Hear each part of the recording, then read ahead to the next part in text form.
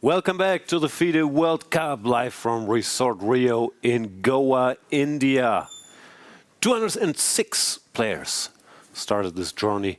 Only 32 are left. We've lost favorites like the world champion Gukesh, Wesley So, Anish Giri, and the remaining contenders, main favorites like Praggnanandhaa, Arjun, Erigaisi, Vincent, Keymer, facing a bit of a mix between seasoned veterans. Levan Aronian is in, Peter Leko is in, Radoslav Wojtaszek, and some young up-and-comers. I'm Grandmaster Jan Gustafsson, joined in the studio yet again by Grandmaster Yevgeny Miroshnichenko. Miro, what matchups are we looking forward to today? Well, now that the number of games is down to 16, we'll try to cover most of them.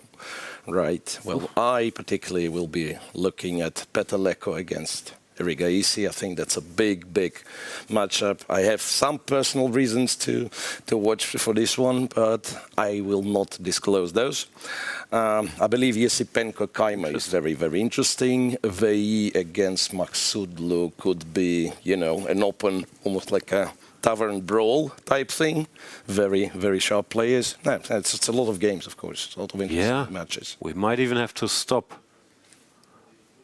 our boycott of Yu Yi. He's facing Sindarov. That looks like could be a very exciting match. Overall, I haven't done the math, but looking at the remaining players, it doesn't look so much like a youth movement as we're used to in chess now. Yeah, truly. It's not like we've lost a lot of young talent. Well, Fausti being the outlier maybe, but we didn't expect him yet. With all honesty, I didn't expect him to go like too far in this World Cup, right? And then, yeah, most of them are well-seasoned players. Again, like one could debate how do you look at Pragg? I mean, he's one of the best players in the world, yet he is very young. So no, of course he's young. So is Keymer, but those are established top 10 players. And then when it comes to the quote-unquote surprises, we see Gabriel Sargsyan in his 40s, Peter Leko in his 40s, Radoslav Wojtaszek is in his 40s. To me it is. So maybe experience is a bigger factor with this World Cup that has a very particular rhythm and this steady tension. Yeah, it's a very special tournament, of course, and the unique format that you don't get to play anywhere else. Okay, we will switch to the playing hall where Charlize will tell us everything that's happening over there. We are live in the playing hall after yesterday's free day, which was such a fun day for both the players and everyone working here, officials. You'll see a video on that later. But for now, we're back to the tournament where it is round 4, and what an exciting day it's going to be. We have so many interesting clashes, you know, between generations like Erigaisi and Leko, countrymen like Donchenko and Bluebaum, and even teammates like Grandelius and Harikrishna, which, by the way, I haven't seen two opponents so happy to see each other before a game before. We also have a lot of spectators here today, including a school. Let's find out who they're rooting for. Hi. Sorry to stop you. Can I ask you who you're rooting for today? Praggnanandhaa. Praggnanandhaa? Yeah. Okay, well, let's see how he goes. Thank you. Hope he wins. As you can see, there's a long line of school children. Remember that they have opened up this event, the World Cup, free for all schools and pupils around Goa, which is very nice. And it's clearly being taken advantage of as we have a lot of exciting spectators here today. So let's stay tuned. Game 1, it's still going to be a simple day, I think a quieter day, but anything can happen. So back to the studio. Thanks, Charlize.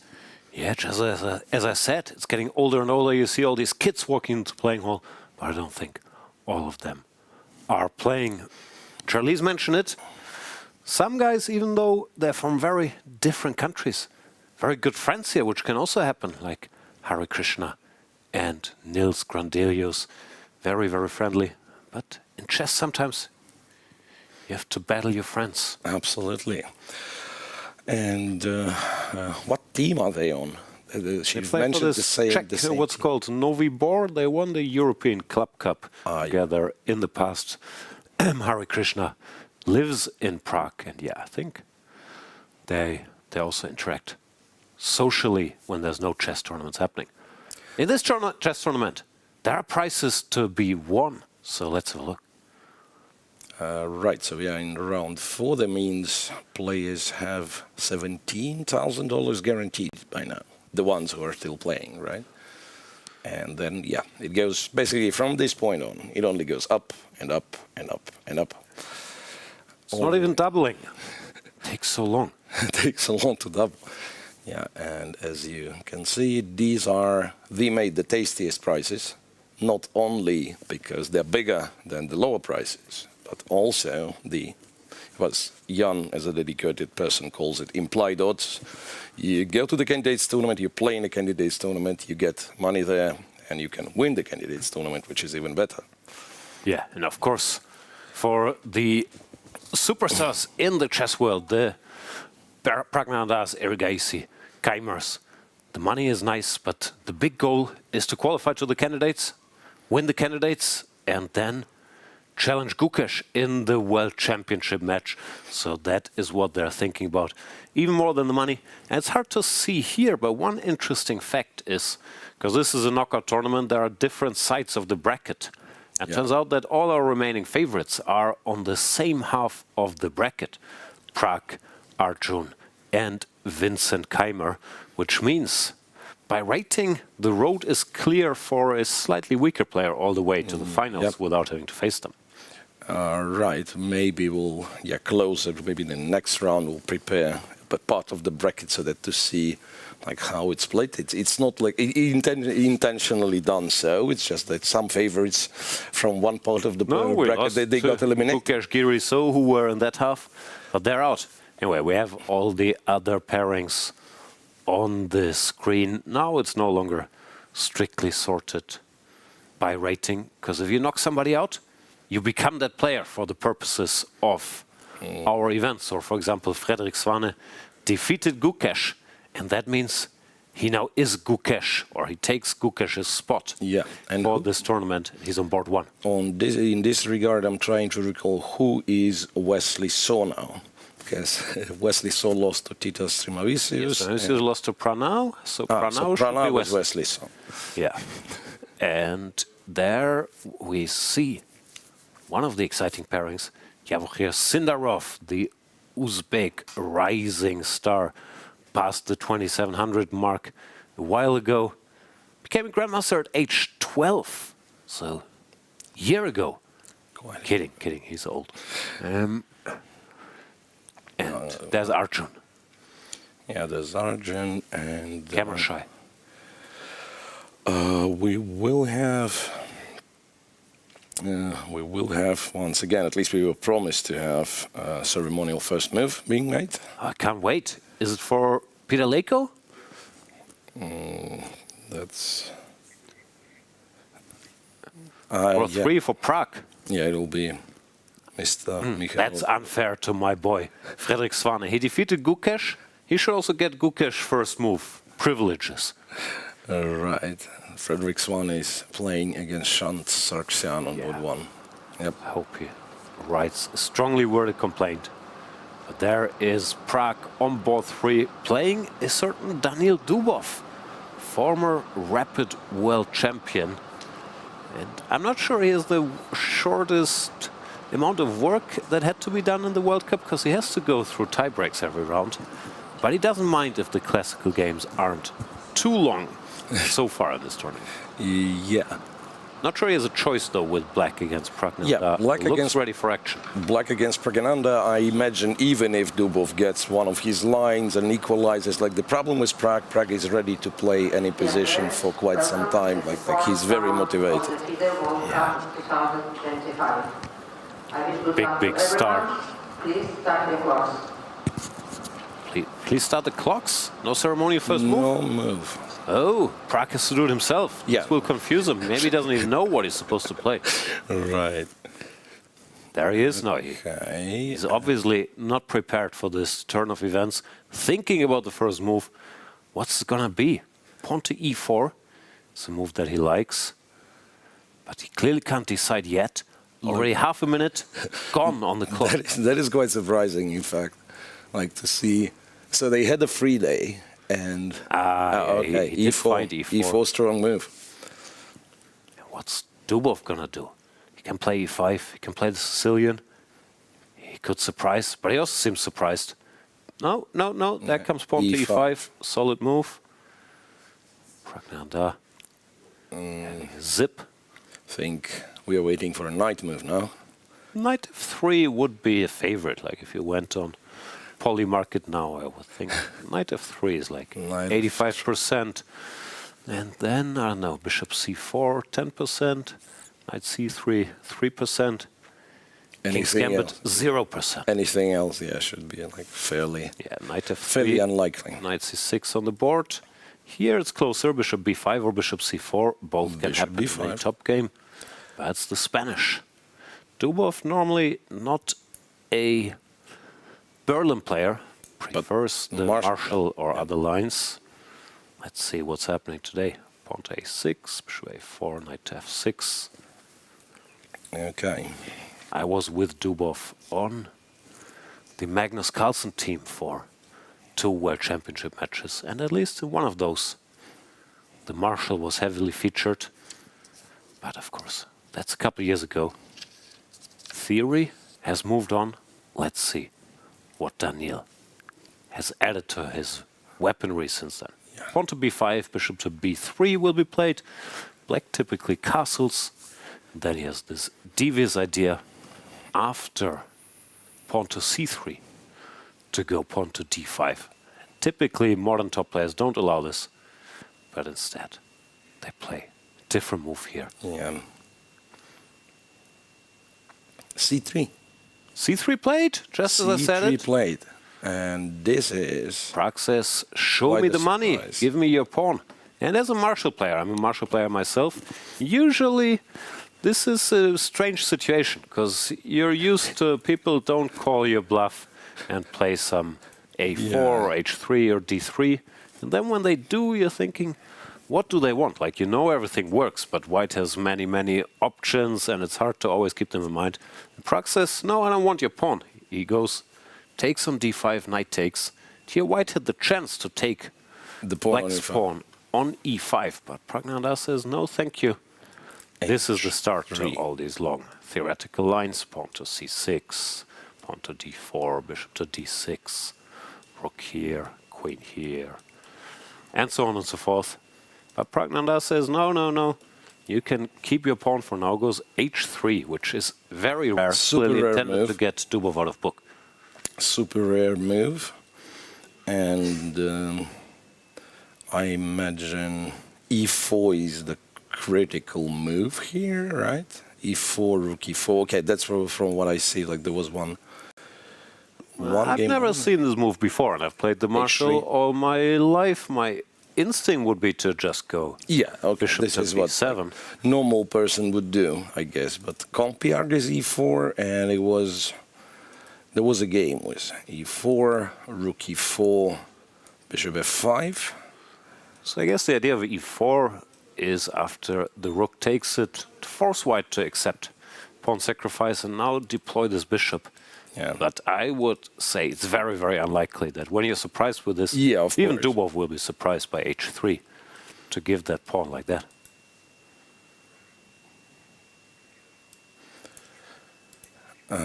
So bishop b7.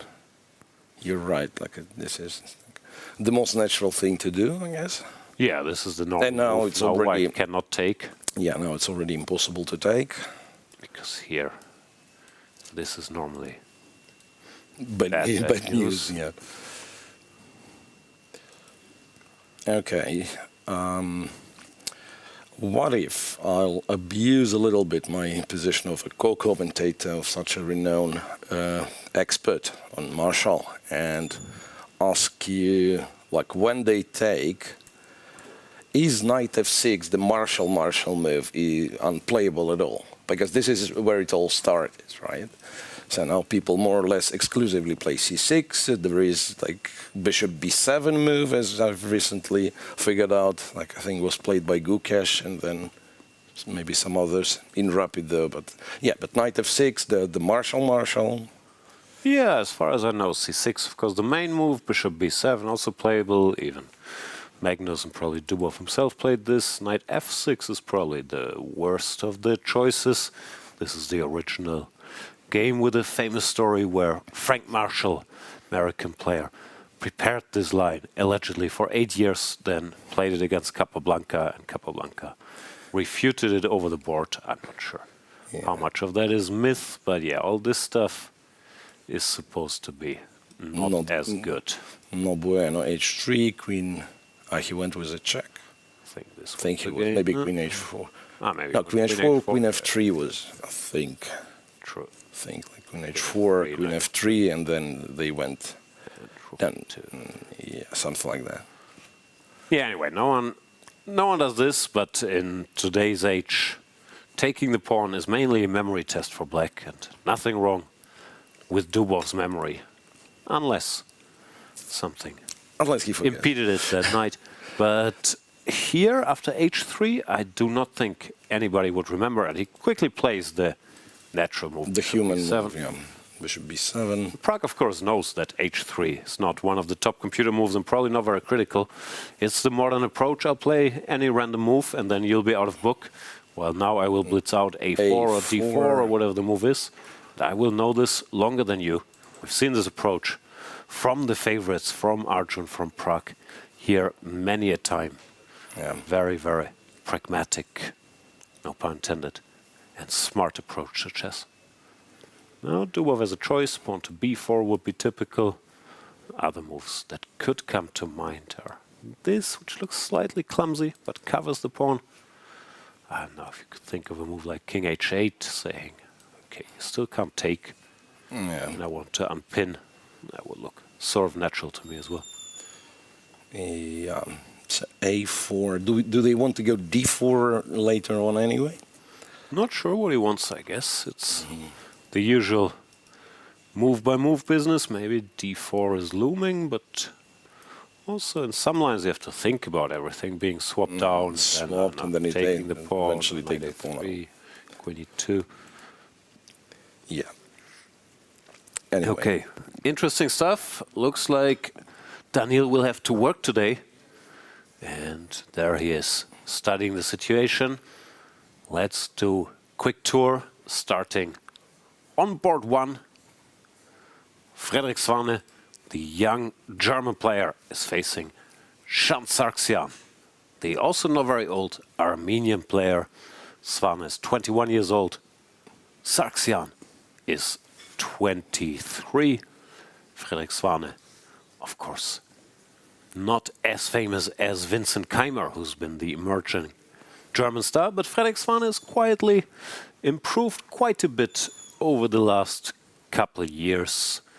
Won 2 medals in the European Individual Championship, I think a bronze and a silver. Won the gold medal his board at the last Olympiad, and his rating was even higher than it is now. Went to 2670. So for German standards, I know 21 is not old in other chess parts of the world. For German standards, he finished his school, and since then he's been playing much more, improving at a good pace. I do think he's a very strong player, as he's shown against Gukesh. And also against Edis Gurel, who's also not a slouch here, eliminating both of them. Alrighty, so these two apparently only played one classical game. Exciting, it was a draw. It was, there was indeed a draw. There was one blitz game, whatever it means here, but a blitz as in like official blitz game, I guess. Yeah. And then some online encounters. Yep, Shant Sargsyan with the black pieces also had success early on. I think former junior world champion, and also won some other medals at junior world championships. General Armenian chess, Armenia, not a big population, don't quote me, around 3 million, but has produced so many fantastic players and has won 3 chess Olympiads. Ever since Levon Aronian, who's still in this tournament, went to represent the USA. It's been a bit unclear who's the leading player. Gabriel Sargsyan is a legend. He's also still playing here. Haik Martirosyan is very strong. But Sargsyan was board 1 at the latest tournament, and maybe he's emerged as the leader of that gang. I'm not sure. They would agree. Very stable player, very well prepared, very tricky. It's going to be a very interesting match. Right. Do we know something about this particular line? So there is an attempt to play 2 knights, d3, no knight g5 business anymore. It is the Italian. I'm not a big specialist on bishop e7 lines.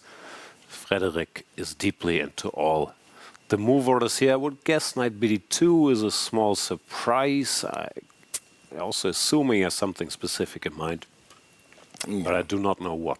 Yeah, it's like rook e1 is more common here. Looks, yeah. So he said played what, knight d2, a4, rook e1. He's almost like he doesn't want to play c3 for some reason, right? Because like looks unnatural. I'm not sure what he's trying to avoid. I could imagine in one of the lines with h6 here or whatever you can do without rook e1, for example, and after bishop e6. It's a different ball game, but I have to admit I'm a bit out of my depth when it comes to all these move orders. I know Frederik is a specialist, but Shant knows his stuff very well as well. Right. h3, h6. The usual stuff. I guess you still go c3 now. Can you go knight f1? I don't know. It's also typical structure. I know you like that structure because you played it against me long time ago. Long time ago, yeah. That was the only game we've played. No, but here, yeah. I'm just trying to find a point why not like to play c3 natural move, and maybe aiming at this structure. You actually don't want your opponent c3, even though maybe you still do in a kind of longer run. Could be. But here. Yeah, not sure. I'm also always confused after knight f1 when black should take and when black should do d5 and sometimes win a gambit. Yeah. It's very, very complicated. So these positions, yeah, computer says equal, but it always looks a bit easier to play kind of with white because you have this grip. Yeah. All right, so let us go to a clash of the generations on board number 2. We should mention, if you want to see more of one particular matchup, there are individual streams for everyone, I think, of the top 12 boards. So you can just follow those. They should be in the video description if you're on YouTube, or just try to find them, and then you can watch the entire game there, if you so choose. Leko, the former vice world champion, lost this dramatic match to Kramnik in Brisago 2004 against Arjun Erigaisi, who was probably born in 2004. What's going on here? Well, the Sicilian with bishop c5, and I don't know how much of that is. It's very hard to prepare for Arjun. He will always find some new line that you have not some side line that you didn't check. Here, queen c7, a6, or knight f6 are the popular moves.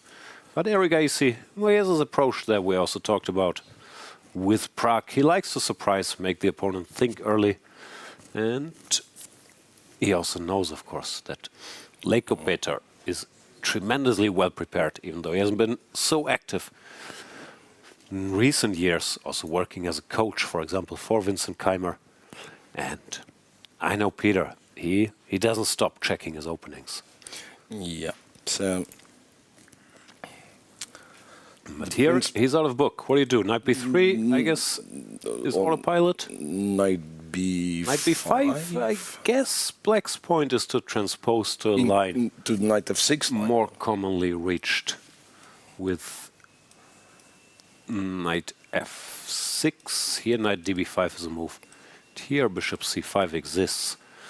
The trouble, because I used to play this line, is it's not that great, and this is something Peter could know. So if you end up here, like knight d6, king e7, bishop f4, the big question is, can stuff like this. I mean, it's not exactly losing, and probably Arjun will blitz out 18 bunch more of moves, moves, yeah. but it's very dangerous for Black. Yeah, so that's why I'm kind of pausing, trying to understand if there is an alternative to knight f6, Not sure. because like if he wanted this line, he could have started with knight No. 6. Or Knight you f6, don't you like to allow knight knight f6 6. and many other Maybe that's the point. Yeah. Maybe he saw, I don't know this, that Peter meets knight f6 with knight takes c6 or with bishop e2 or whatever. He's therefore assuming that Peter might not know this that well. Because Still, if White wants to, he can also play this very safely. Bishop f4, castle, bishop c7, queen e7, bishop here. Takes, and now there are many moves. The most aggressive one being long castles. I think Arjun achieved his first objective. Get the very strong theoretician. Peter Leko out of book, thinking. Also Peter likes to think for a long time when he's out of book, which is exactly what Arjun wants to see. yeah, and with this particular time control, it's quite a bit trickier, right? Like for players like Leko, who admitted himself that he's used having more time. Yeah. So this 7-hour time Good old control. days. So yeah, we'll see how it goes, but has some potential to get really sharp. Yeah, this is the first encounter between these two, which is not too surprising, because both world-class, but Peter has not played a whole lot the last 10 years. So when should he have played against Arjun? All right, we let Peter Leko think and go to the all-German clash between Matthias Bluebaum, already qualified for the candidates after his sensational result in the Grand Swiss a couple months ago. And he's facing Alexander Donchenko, who defeated Anish Giri in the last round. We see a Grunfeld on the boards. What's going on here?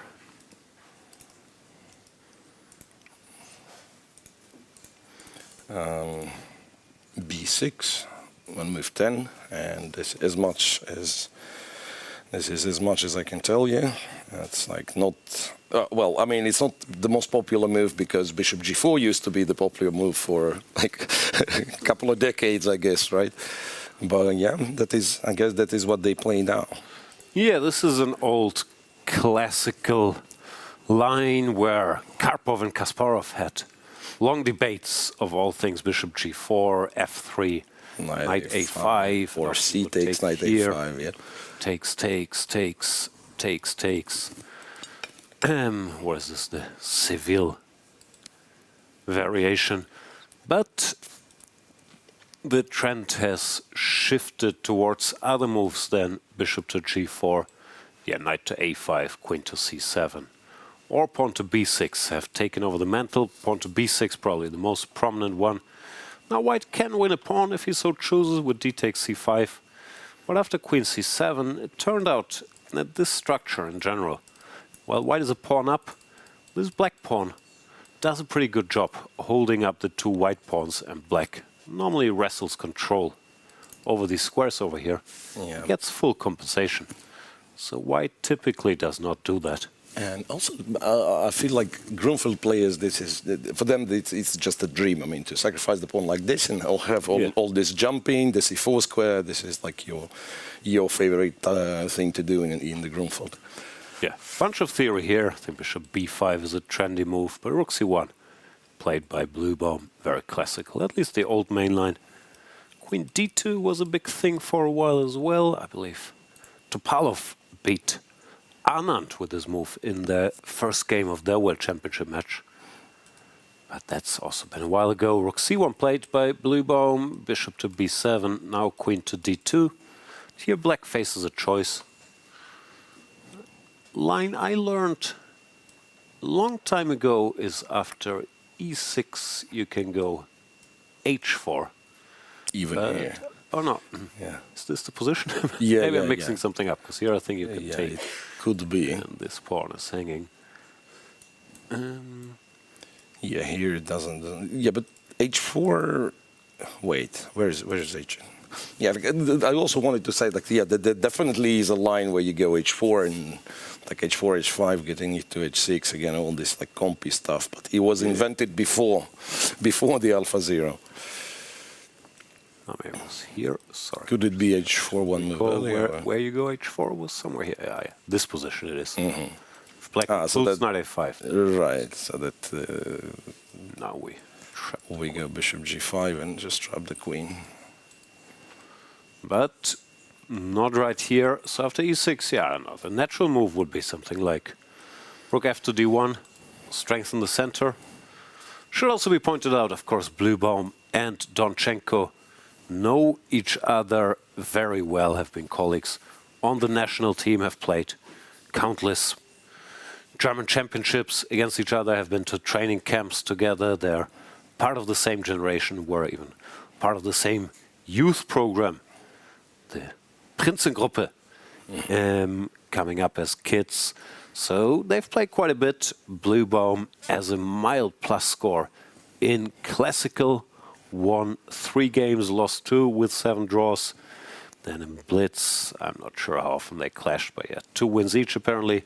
And in online Blitz, the score is a bit in Bluebaum's favor, who's a big online Blitz specialist. But Donchenko in good form here, has won games against Bluebaum in the past. This could go either way. And I think Donchenko, even though he had to play 3 matches, he hasn't had a single tiebreak yet. No, So neither won, is Bluebaum. German boys yeah. were bragging that none of them had a tiebreak yet. Like neither Frederik, Svane, Bluebaum, Donchenko, nor Vincent Keymer. Only Rasmus Svane played one who got eliminated last round. All right, moving on. Pranav and Yakubboev on board Yakubboev against Nodirbek. And also we need at least one of Pranav and Pranesh in the tournament. So Pranav's still around, still going strong. He defeated Strebavicius, who had eliminated Wesley So. Probably surprising road there for Pranav, but here he is. And this is what? This is strange knight, if I want to say. E5, G3. Making a bit of a comeback. No, I haven't seen this move for 20 years, but now you see it more and more again. Yeah. Knight D2, bishop E7. So yeah, B5, the typical Najdorf move. Knight D5. Knight D5. Hang on, is it the one where you take on D5, go rook A7? I think We've that seen there that was something very similar in the Jeffrey Jean game in round 1. Yeah. With takes, rook A7, bishop E3, what was it, rook B7. Rook B7. And knight E7, knight F6. But Yakubboev plays knight D5, knight BD7. Pranav is not blinking, doesn't take the bishop, but says, no, all I wanted was to put my knight here. Which is hard to explain to me, but it is the first computer move. Which it's is not always the easy explanation, but why you play it, I struggle. And then what do you want? Like to put it on F5 and eventually take the bishop? And take on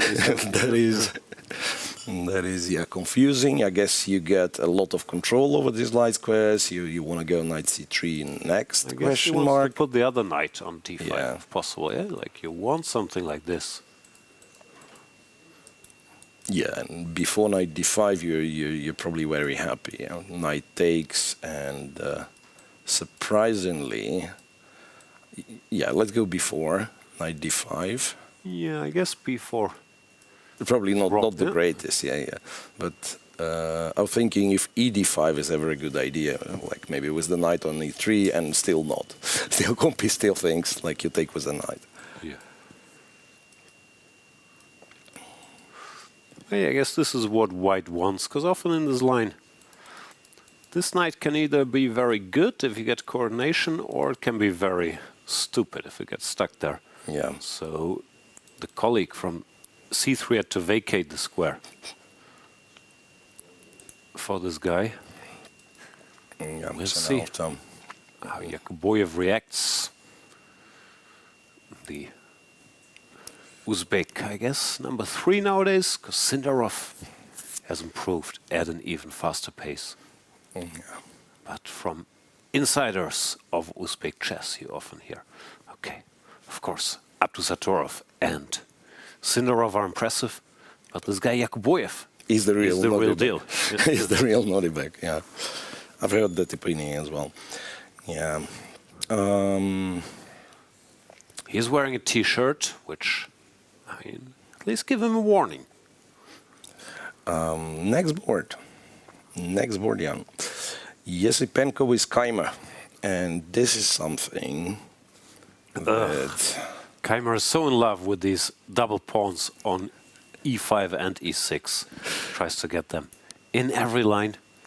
I've tried to explain to him many times. Double As German pawns. national coach, double pawns bad. They will open the center and you will be there with your stupid pawns.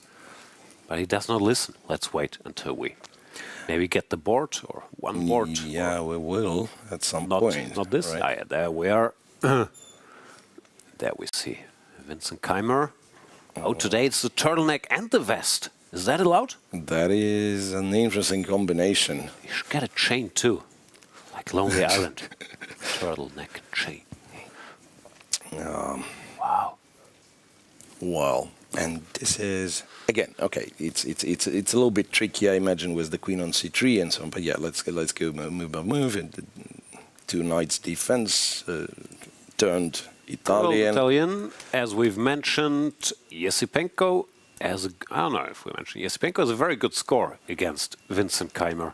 3-0 in classical chess. And they're not that far away in age, so Vincent wasn't exactly A young kid. a beginner when he lost these games. So Esipenko was in the Vaikanzai top tournament. But, of course, Keymer now is a different player. Number 4 in the world, gained a lot of rating recently. Still, probably, there's always like, I know, even if you lost to somebody as a kid and you're now, whatever, 300 you still points are remember, rated, that history always stays, You still stays with you, remember and this sometimes one. it can, yeah. Yeah, there have been some examples that I can recall through the years, like think Morozevich being like up there in top 10, and he turned to play an open tournament, Aeroflot Open that is, and he lost to Roman Ovechkin because it turned out that they've played as kids, and Ovechkin always thought, oh, okay, this guy, I mean... Yeah, it's very hard So it to happens, yeah. overcome this. Anyways, for the opening, the usual Italian subtleties. And here, queen to e1, which looks weird, but it is the first computer move. Yeah. Modern chess, I guess, keeping an eye on this square, so preparing pawn to a5, and also keeping an eye on the bishop. And if this gets taken, now you can take with the pawn. Here, often they go queen e1 anyway to either prepare knight here or queen over here. So Esipenko knows his subtleties here.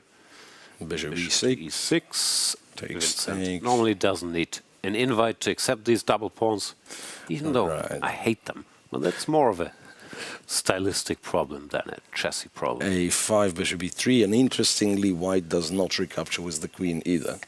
Yeah.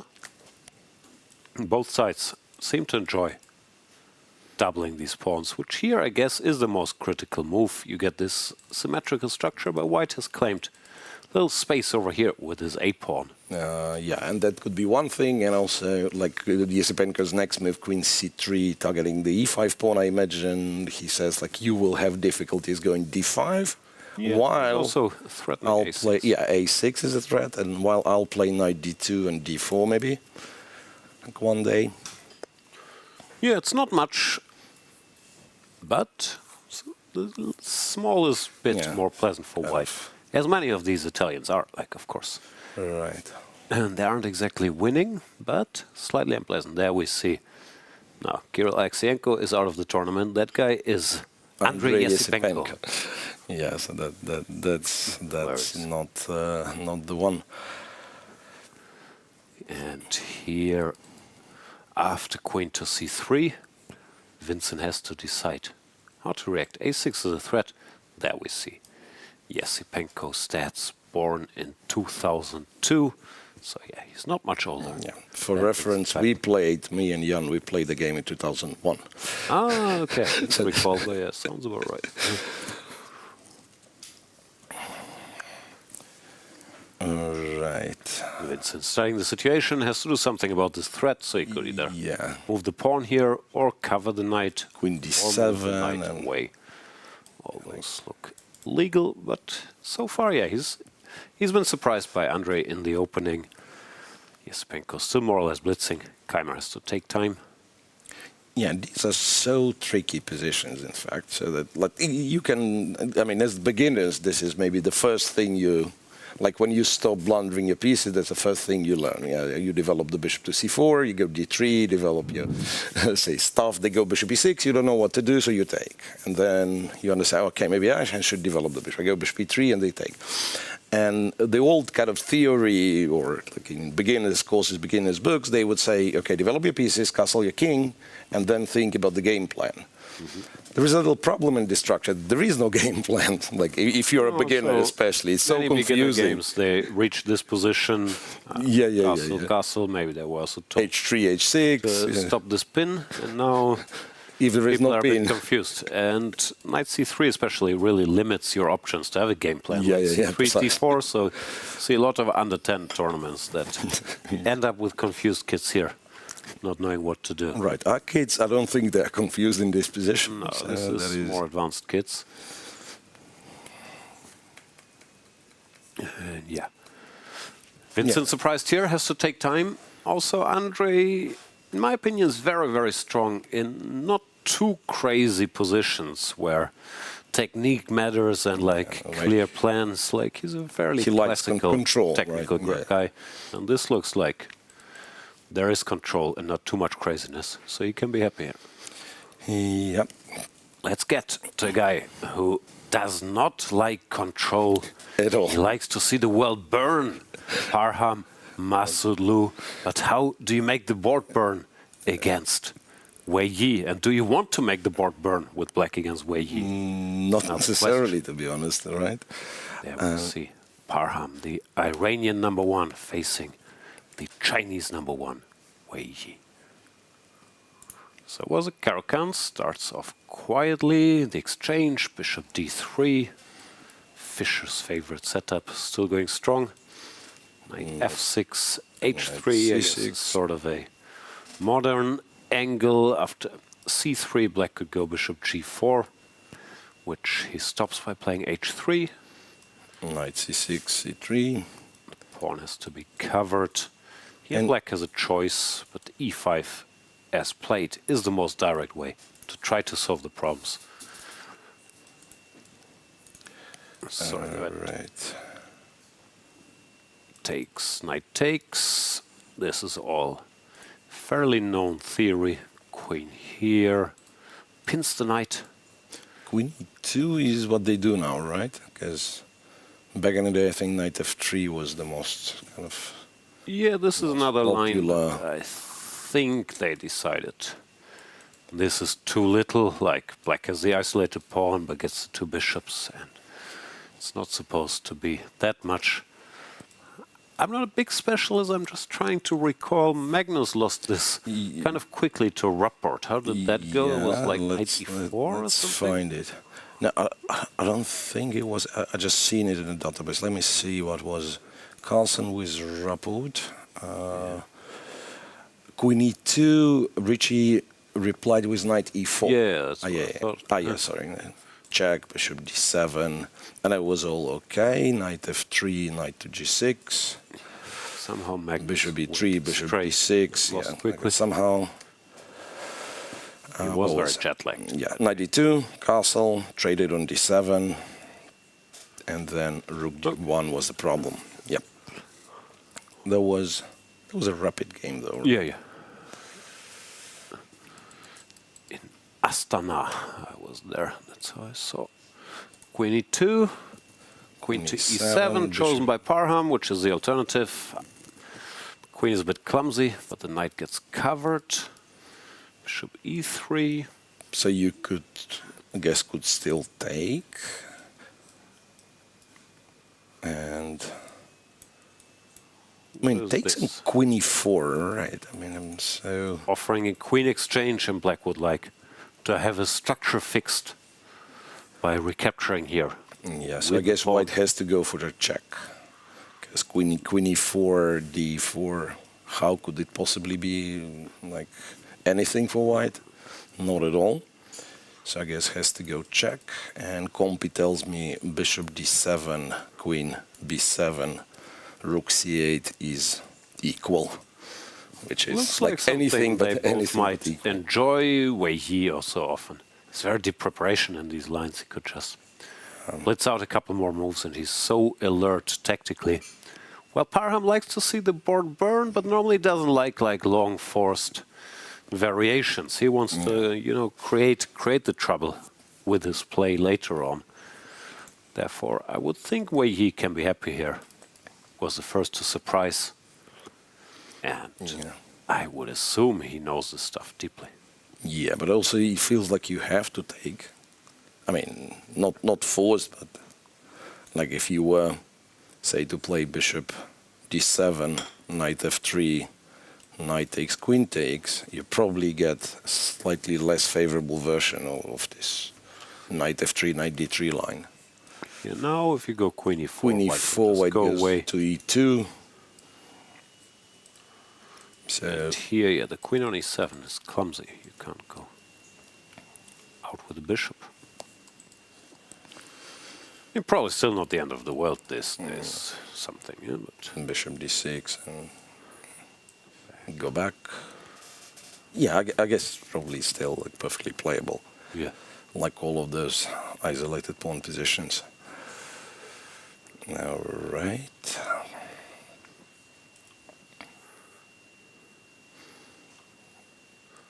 Okay, Parham taking his time here, surprised by Wei Yi. Wei Yi always tremendously well prepared, but Maghsoodloo is a very tenacious fighter. This could be a fun match. Oh, Let's conclude our tour. 16 games is still a lot. Until the break, Yeah. we will barely made a quick tour through all of them. But it's also fun to get to meet the players who's left. yeah. So on the next board we have Alexey Sarana against Jose Martinez. Two online legends, both feared on the internet for their speed and, in general, overall skill in fast time controls. Sarana and Jospim. Sarana, I think, for a while was more or less an online professional, doing very well in all these Title blitz Tuesday and thing is rapid. Yeah, I think no one can live from Title Tuesday, but there are a bunch of tournaments, or from Title Tuesday alone. There are a bunch of tournaments out there, and I think Sarana did very well. Jospim, as he told us in the interview himself, Jose Martinez, played every online tournament there is for a while, but now it's new Jose. He has a new focus. He has a sponsor. He wants to work more on his classical game, on his openings, travel, and it already got him to the round of 32 here after eliminating Nodirbek up to Satorov. yeah, which is sounds like a huge success, right? Sure. To anybody in this field, like winning a match against Nodirbek. Yeah, these guys, it's probably their first meeting over the board in Yeah. classical chess. But as to online legends, they probably played hundreds, if not thousands of games. The official stats are 17 wins for Sarana, 9 wins for Martinez, and 7 draws. But these are just like tournaments, like Title Tuesday and Yeah. so on. Well, I haven't checked, but I would guess they played hundreds of games, both among the very top players in online blitz.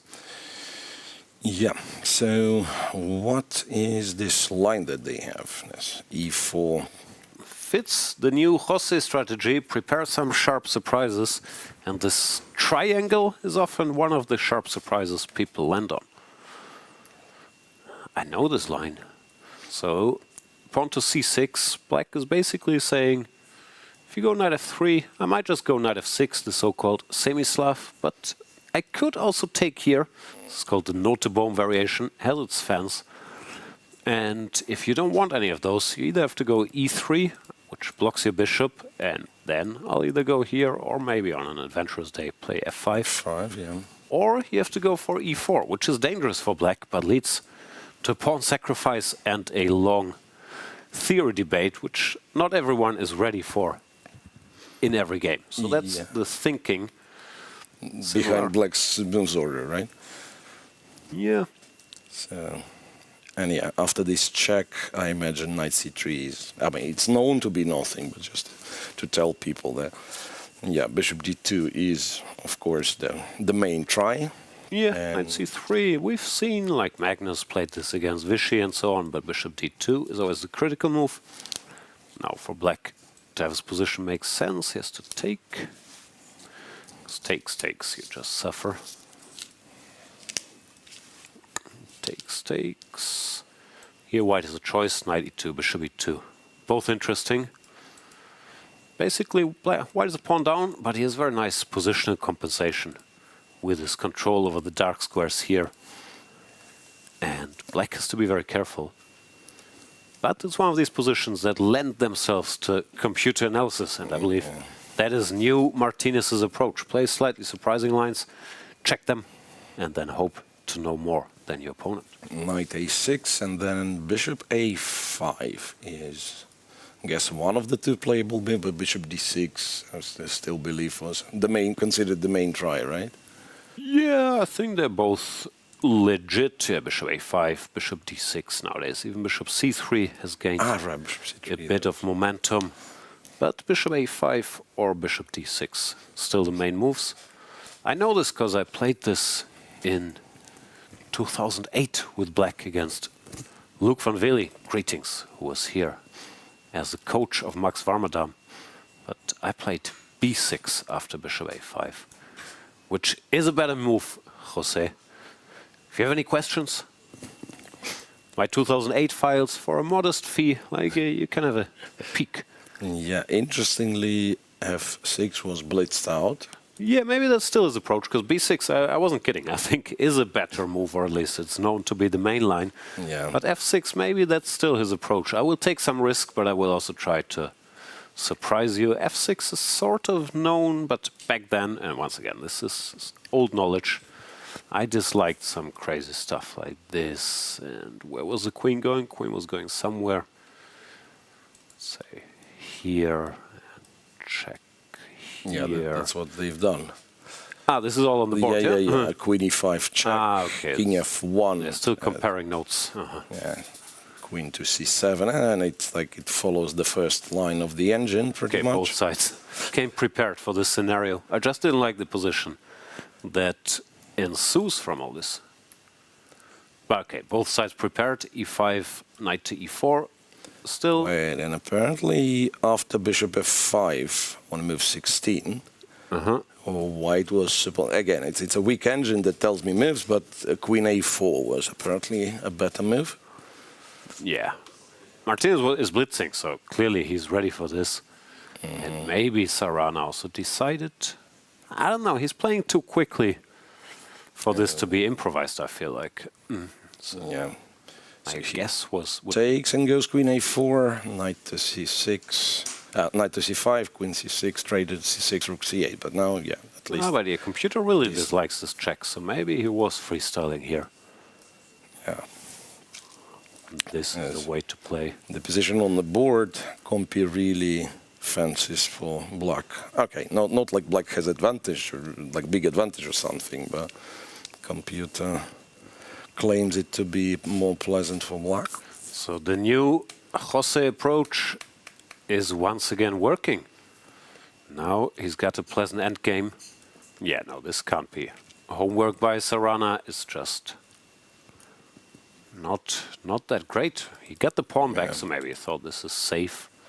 Somehow black is so active now. Yeah, there'll be a lot of jumping. Yeah, knight a4 is at strength. Yeah. King here, pawn to e4. Interesting. Great prep by Martinez.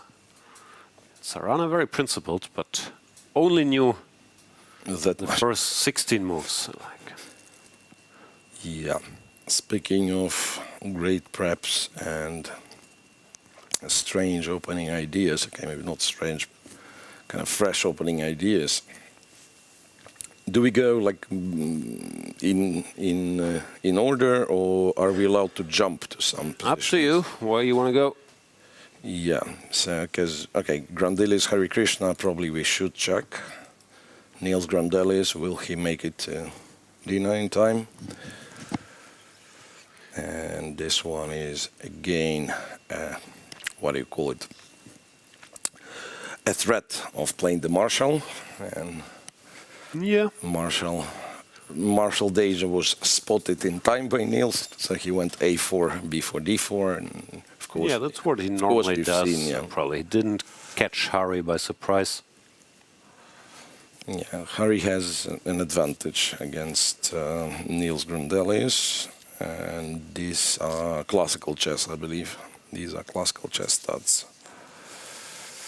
Yeah, they know each other well, as mentioned. And after d4, d6, d takes e5. We've already seen a couple times in this tournament. Didn't go so well for Jan Nepomniachtchi, for example, and he lost this position to Diptayan Ghosh and was eliminated. Grandelius tries Bishop g5, which I guess is meant as a surprise. But we don't only have new Martinez, we also have new Harikrishna after working for Gukesh in the World Championship match. He seems much better prepared than he used to be. Blitzing out all kinds of things. Knows all the sidelines, right? Yeah, I don't even think this is necessarily like Gukesh territory, but Harikrishna clearly has been working quite a bit on stuff. Yeah, but I imagine it's also what changed through the years, right? So that nowadays the main line, like everybody has the access to the same very powerful engine, and then you start looking at like what other move that doesn't lose can I play? So it could be like move number 8 on the list of computer moves, and if it doesn't lose, you prepare it a little, and then you try in 1 game, 2 games. Yeah, of course. Chess is so big that there's always new spots where you can do this, so it always takes time, and you either make that time because that's your priority, or you have other stuff, it looks like. Yeah. Harry made it a priority recently to click stuff. Or maybe he just got lucky and guessed, okay, Niels always plays this, so let's check. Right. And after all this praise, maybe he misplayed it a bit too, no? I take everything back, he just played quickly. So we got this, knight bd2, knight ft7. Usually 7, queen e7, changed. h3, and apparently had to keep the pin for now. That's what computer wants to do, to go bishop h5, right? Maybe, but also, and I'm thinking, since he's played so quickly, that maybe he saw this position, I don't know, on his computer screen this morning and recalled bishop e6 is fine. But he did it including knight takes f3, knight takes f3, bishop e6, which apparently makes a difference, because if you do this directly, then after bishop here, you can take, and white is take back with the pawn. Which, I don't know, I guess, sort of playable. And now he starts with takes, bishop here. Now maybe we can do this, and then take with a queen. Bishop d5, and if you take, it's queen takes. And again, it doesn't look like much, and oftentimes isn't much, but I guess the fact that the pawn's on b4, somehow the queen side is a little bit loosened. Right? Yeah, in general, I don't think many people will win the game right out of the opening, but these are top grandmasters playing solid lines, so it's often like, does white get, I don't know, 0-3 and a time advantage, or does black show his prep and you get nothing at all? Shake hands, or you get an equal position. Right. So Niels now also out of book, which is also typical, because he knew, I guess, bishop here or bishop here, which are the computer recommendations. And often you only know, okay, this is not as good, so now he has to think. But apparently even knight here gives white an advantage. Yeah, after bishop e6, knight d4, and yeah, it's actually Black doesn't take, right? Bishop b3 with take with the pawn, interestingly enough.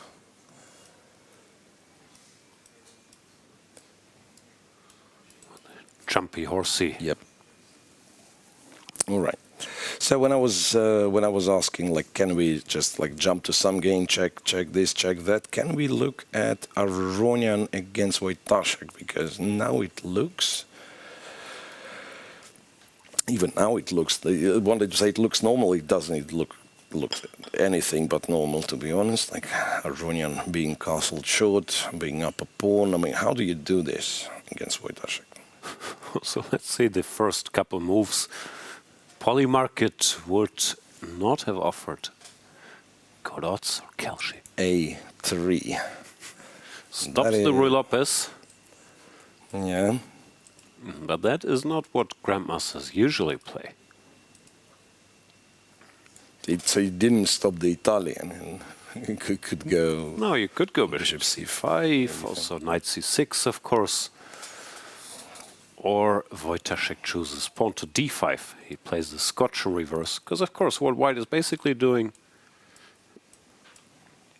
is playing this position where he played a6. Yeah, but that's kind of cool now that I'm thinking, because in the Scotch, this queen h4 line, it would be not a bad line if not for knight b5.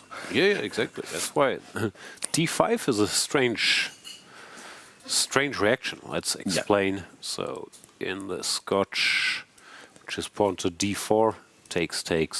Yeah. This is an old line which doesn't quite work because argue about the move order, but in general, because the knight has this square and white is just better. While here, Wojtaszek plays d5, far from forced, like knight c6, so bishop c5. Yeah. And then white takes, goes queen h5, so it's the same line, but this extra tempo that white has naturally from starting the game. Yeah, a2, a3 covers a very, very important square. Also, if white plays a3, I mean, this is Levon Aronian, it's not a beginner, he probably has something in mind. Like, what's his point, right? I mean, which would be the line that he accepts to play with black, right? So that a2, a3 actually makes sense. And you quite quickly should arrive to the conclusion this one's not great. No, I mean, this is probably fine, but at least this is something Levon checked before the game, and Radek, I'm not sure if he did. Normally a3, not high. So bishop b5, and now black is more or less forced to sacrifice. I don't know, queen d6 maybe, but Wojtaszek goes bishop e7. Aronian takes the pawn, knight takes, bishop takes. Pawn takes, queen c3. All, I guess, preparation. Knight to f3. Pawn to c5, and it looks like Wojtaszek also, he didn't play that slowly. Maybe he knew even this stuff. He's a great theoretician and thought it's compensation with the two bishops. But it's still a strange choice to me to go for sharp territory. Opponent obviously checked. Yeah. So Compi wanted, actually was saying that, yeah, compensation is enough, but wanted to take on f3. Double the pawns, like instead of rook e8. So now with, but very direct, bishop f3, here. gf3, and some. This, I guess, is fine, but you better be very sure, yeah? And who spends their time on 3a3. So. I'm a bit surprised. I mean, we would have to ask the players what the reasoning was, but to go for something, quote-unquote, that sharp, you can, I would assume just play this. It will go here. Now you play d5. No, but this one's also funny, right?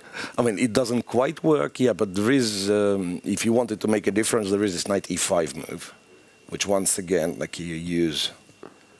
Yeah, e5, knight e5, knight takes e5, which doesn't work for black. I mean, black gets in trouble. This one, I don't think white's worse. Like no, queen e2, not. Probably also not better. I don't remember which is the kind of proper reaction. Okay, there's one. No, this one's actually, I think this one's actually kind of good, question mark, whatever. looks kind of fine. But yeah, so there, the difference is once again that the square can be accessed. Some bishop before in some lines, yeah. Okay, even Yes, if I you want to agree. go g6 here. Yeah, I but agree. lost. D5 was a little bit careless, it seems. Okay, yeah, he played bishop e3, rook to e8, naturally enough, but after a long castle, long, queen d5, queen and here. apparently there is just like not much for blacks. Compy says white's better, and without like doing something out of this world, like h2 e1, possible move to find, and then This is not a threat, yeah? Just check. actually takes the pawn, yeah. Actually takes the pawn. Levon Aronian, the only player in this competition who's already won the World Cup. Not And- once, but twice in 2005 and 17? 19? Yes, One of those. 17. 17 Georgia, yeah. Tbilisi. Representing the USA, like Maytop players, setup shop in St. Louis. Okay, born in 1982 makes him one of the oldest participants. Yeah, And, yeah. who are still in the mix. Yeah, so Peter Leko is older, and that's about it. So I don't know off the top of my head, but I guess Sargsyan could be more or less same age. yeah, maybe same age. And when we say Sargsyan, it's Gabriel Sargsyan, right? It's not Shant Sargsyan. No. Sargsyan is only 23. But Gabriel Sargsyan, those were the backbones of the Armenian national team, Aronian and Sargsyan, along with the late Karen Asrian. Vladimir Akopian as well. Yeah. And yeah, we did not stay with Leko's game for long enough, so maybe now we will revisit it, and maybe we will get some updates on what happened in the game and so on. Yeah. Whenever we are ready, yeah. Ketty, tell us what happened in the Leko game. We saw he was thinking after bishop c5. Yeah, well, after bishop to c5, there was a move. Move 5. Yeah, they played actually very fast. We can quickly see what happened here. Seemed like white was controlling all the dark squares, but here black found this very nice idea to break through the queen side and played b5, sacrificing the pawn. And here we have this position. Leko here accepted the pawn sacrifice, and they repeated few times this position. This was the first time Arjun went the rook back. Leko brought the king back on c1. There was one more time, and now this is the moment Peter is thinking. Peter will think for an hour, and then he will think, okay, it's too risky. Let's go king c1, make a draw. So this is the situation. We can see that Arjun has prepared this at home. 1 hour and 33 minutes. He has actually extra time on the clock more than he started. Yeah, Leko is thinking a lot. What do you think? Is there any way here better than king to c1 that white can keep it going and just say like, I have extra pawn and I'm gonna win this game? Is there any other move? It looks like computer says white is better and there are moves. But if I'm given even money, I'm betting on king c1 here. Leko is surprised by the favorite. He's down on the clock and he likes control as well, I think. You find a way to talk yourself into the move repetition here. Yeah, that's a very good way to put it. So that like at some point you start kind of having conversations with yourself. Like, okay, maybe it was like, I don't know, whatever the move, like rook h e1, maybe it was a good move, but half an hour ago. And I'm already down on the clock, you know, and the guy, of course, will know the main kind of lines in this position. And yeah. Yeah, sometimes when you take too much time from the clock in this kind of situations, you just take it and a draw, because then time will be a big part of the game. Well, and here we have the are king to C1 is on the board. Yeah, that game, I guess, is over. What's interesting is in the opening, because this line that Arjun was playing, I've played a few times myself, and it's basically a bluff. Like after, even later, long castles, a6, knight d4, knight e7. This is all known, and a4 is an interesting move, but allows us b5, which. Yeah, the game ended in a draw, just to be clear. Leko repeated moves. But instead of a4, last time I checked, h4 is just good for white. And I'm sure Arjun knew this and took a calculated risk, but these positions, h4, knight e8, even queen h2, but queen b4 is also good. I mean, if you dig deep enough, you can't play them with black. But there's also Arjun's magic. He will play a new of these surprise lines every game, and you can't prepare them all. Yeah. But yeah, got an easy draw as a reward. Yep. Yeah, exactly. It now matters who spent most time yesterday analyzing the positions. Probably will not be happy with the draw, but anyway, this goes already tomorrow in equal situation. We will not have a tie break. Obviously, we're going to have second game, but yeah, first game has been done.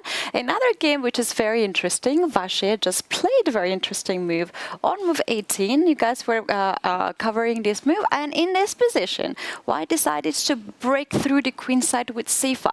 After taking on c5, obviously, White's idea is not to take it back, because after bishop to h2, you lose the queen. But instead of that, White's idea is to bring now the queen into the game, get over the d file, and the next move is basically you just want to take the pawn. Knight is hanging. We also have a pin over here, and now whatever black does, let's say black moves the knight back, I take the pawn on c5, and I kind of created here the weaknesses on the queen side, and White's pieces seems to be much happier. The engine here suggests two moves, either queen to g6 or queen to d5. The idea is similar here, to take the pawn on h2 and to win the queen. So currently here we have this position, and what would be your evaluation in this very position? I can't calculate that fast. Like, I can see computer says it's equal, and it doesn't look like what White is doing should be winning, but he's certainly asking questions. Queen to d5, which looks more natural somehow than pawn takes pawn. Takes What's the going pawn. on there? Okay, rook to b8, counterattack. Queen goes to a4, apparently. Takes, and bishop goes. Can I take here? It looks very risky Yes, to there's take some here. pin, yeah. Rook After d1. rook to and d1.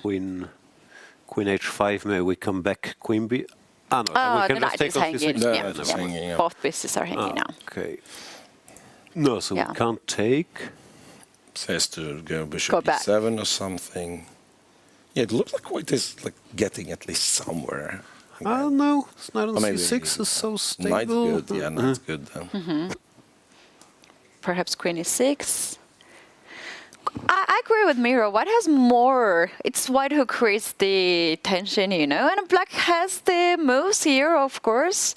The not so difficult moves to find, but it's White who is attacking. And it's so important to be the But also side of the White attack. played Black played the Petro, and this is like you're describing kind of the plot of the entire opening. White tries to create something, and Black has to react properly. Do we have 97 in the game, or it was my move? I think that was No, us. he's still thinking after Okay, queen b5. Yeah, and some updates of the playing venue. It looks so small from where we started, and now what we have, it is really small playing venue. We basically have one long row with all the top boards, and then on the other side we have only 3 or 4 boards. But we have a lot of space for the spectators, and we are inviting, of course, the chess fans to join us and go if they're somewhere close. And yeah, in general, the playing venue was still full, because a lot of people, we had today actually the students from schools coming in their forums. They were looking really cute, and they're observing the situation here, getting some inspiration, and it looks a little bit sad because like we have already huge playing venue and just a little space for the chess players. But this is how the World Cup is usually working. Another detail, when I was in the playing venue at the beginning, I noticed that Levon was walking a lot. He was just going, drinking coffee, walking around in his fancy shirt that he's wearing, and it was so interesting. What happened? Because he's playing against Wojtaszek. It's so difficult to surprise any grandmaster at this point in the opening. But you guys have seen the move a3 at the very beginning, and that was the moment when I saw this pawn on a3. Seems like he just surprised Wojtaszek, and it worked well. Yeah, thanks a lot, Katie, for the update. It is getting lonely here. There used to be hundreds of people I could awkwardly ignore at breakfast. Now it's just tens of them. It's rough. We will go to, where do we go? I believe highlights from yesterday. Or day before yesterday, technically, from the tiebreaks. Then we'll come back. Thank you so much. See you soon. And like and subscribe to all the FIDE Chess social media. It's important.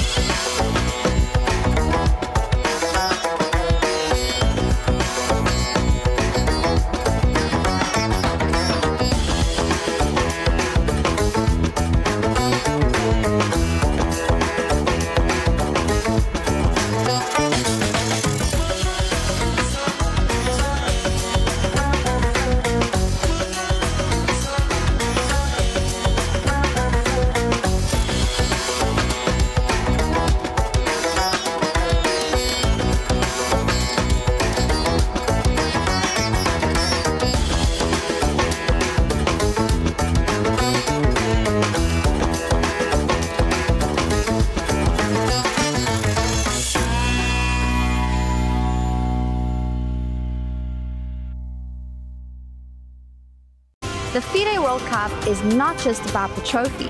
It's a gateway to the FIDE Candidates Tournament, where the next challenger for the world champion is decided. The top 3 finishers in Goa, the champion, runner-up, and 3rd place, qualify directly for the 2026 Candidates Tournament unless they've already secured a spot by other means. That's why the 3rd place match matters so much. It's not just for pride. It can decide who gets the final golden ticket to the candidates. For every player here, the World Cup is a dream and a step toward the ultimate title in chess.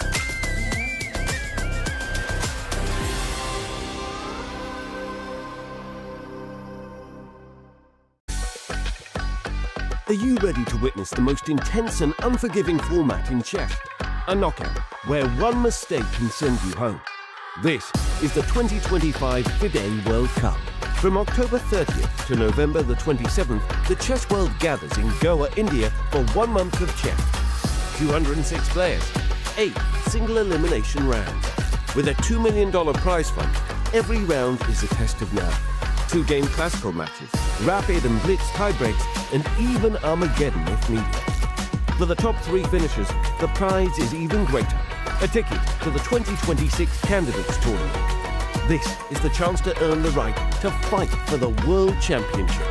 The FIDE World Cup 2025. Only the strongest will survive.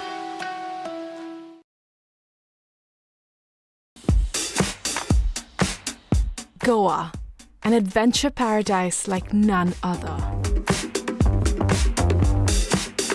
From lush forests to rugged hills, from pristine ocean beach stretches to stunning lakes, there is something to explore in every corner of the state. And some adventures are wilder than others.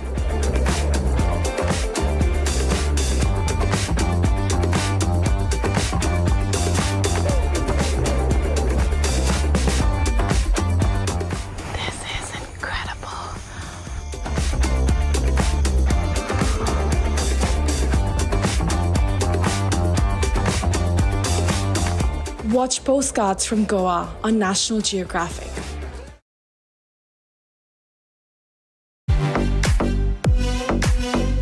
In December, the world turns to Doha, Qatar for chess at its fastest and fiercest. The 2025 FIDE World Rapid and Blitz Championships bring the globe's elite to battle under lightning time controls. December 26th to December 30th, Rapid and Blitz formats designed to reward precision, courage, and creativity. In the heart of the Middle East, Doha offers more than a board, a world-class venue, a cultural backdrop, and a stage worthy of legends. With a €1 million prize fund on the line and the title of world champion at stake. The 2025 FIDE World Rapid and Blitz Championships, the ultimate test of fast chess.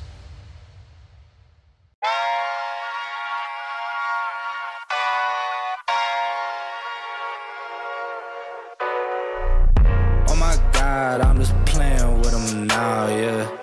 Oh my God, what she saying, say it loud, yeah. I can't respect it, I'm in the gym, but I am not flexing. Came from the woodpecker method, because practice makes perfect.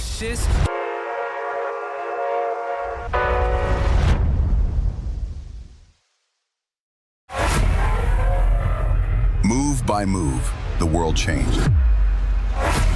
City by city, the league grew. United Arab Emirates, United Kingdom. Now, the pieces take position again, this time in India. Not just another move, the mega move. Tech Mahindra Global Chess League, Season 3. December 13 to December 24, 2025.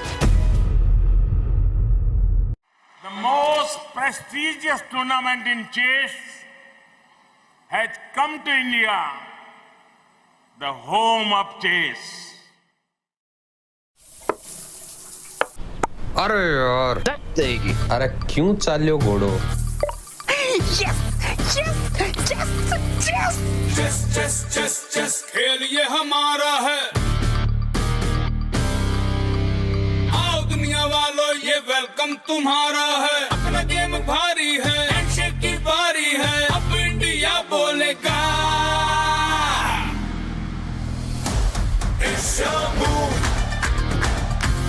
it's your move, Goa कर रहा है wait. It's your move, come come come don't be late। It's your move, ये तो कोई खोर। चतुरंग के सारे रंग सदियों से हैं अपने संग, शतरंज बिछता है हर आंगन, विश्व को दिया हमने विश्वनाथन। डंका बजा है गोवा सजा है, खेल जमेगा खूब। It's your move, हो न जाए checkmate। It's your move, check में भी होगा just। It's your move, Goa कर रहा है wait. It's your move, come come come don't be late। It's your move, इस तो करो। It's your move, एक दो ढाई। It's your move, it's your move, it's your move, it's your move, it's your move। The FIDE World Cup 2025, starting from 31st October to 27th November in Goa, India. It's your move।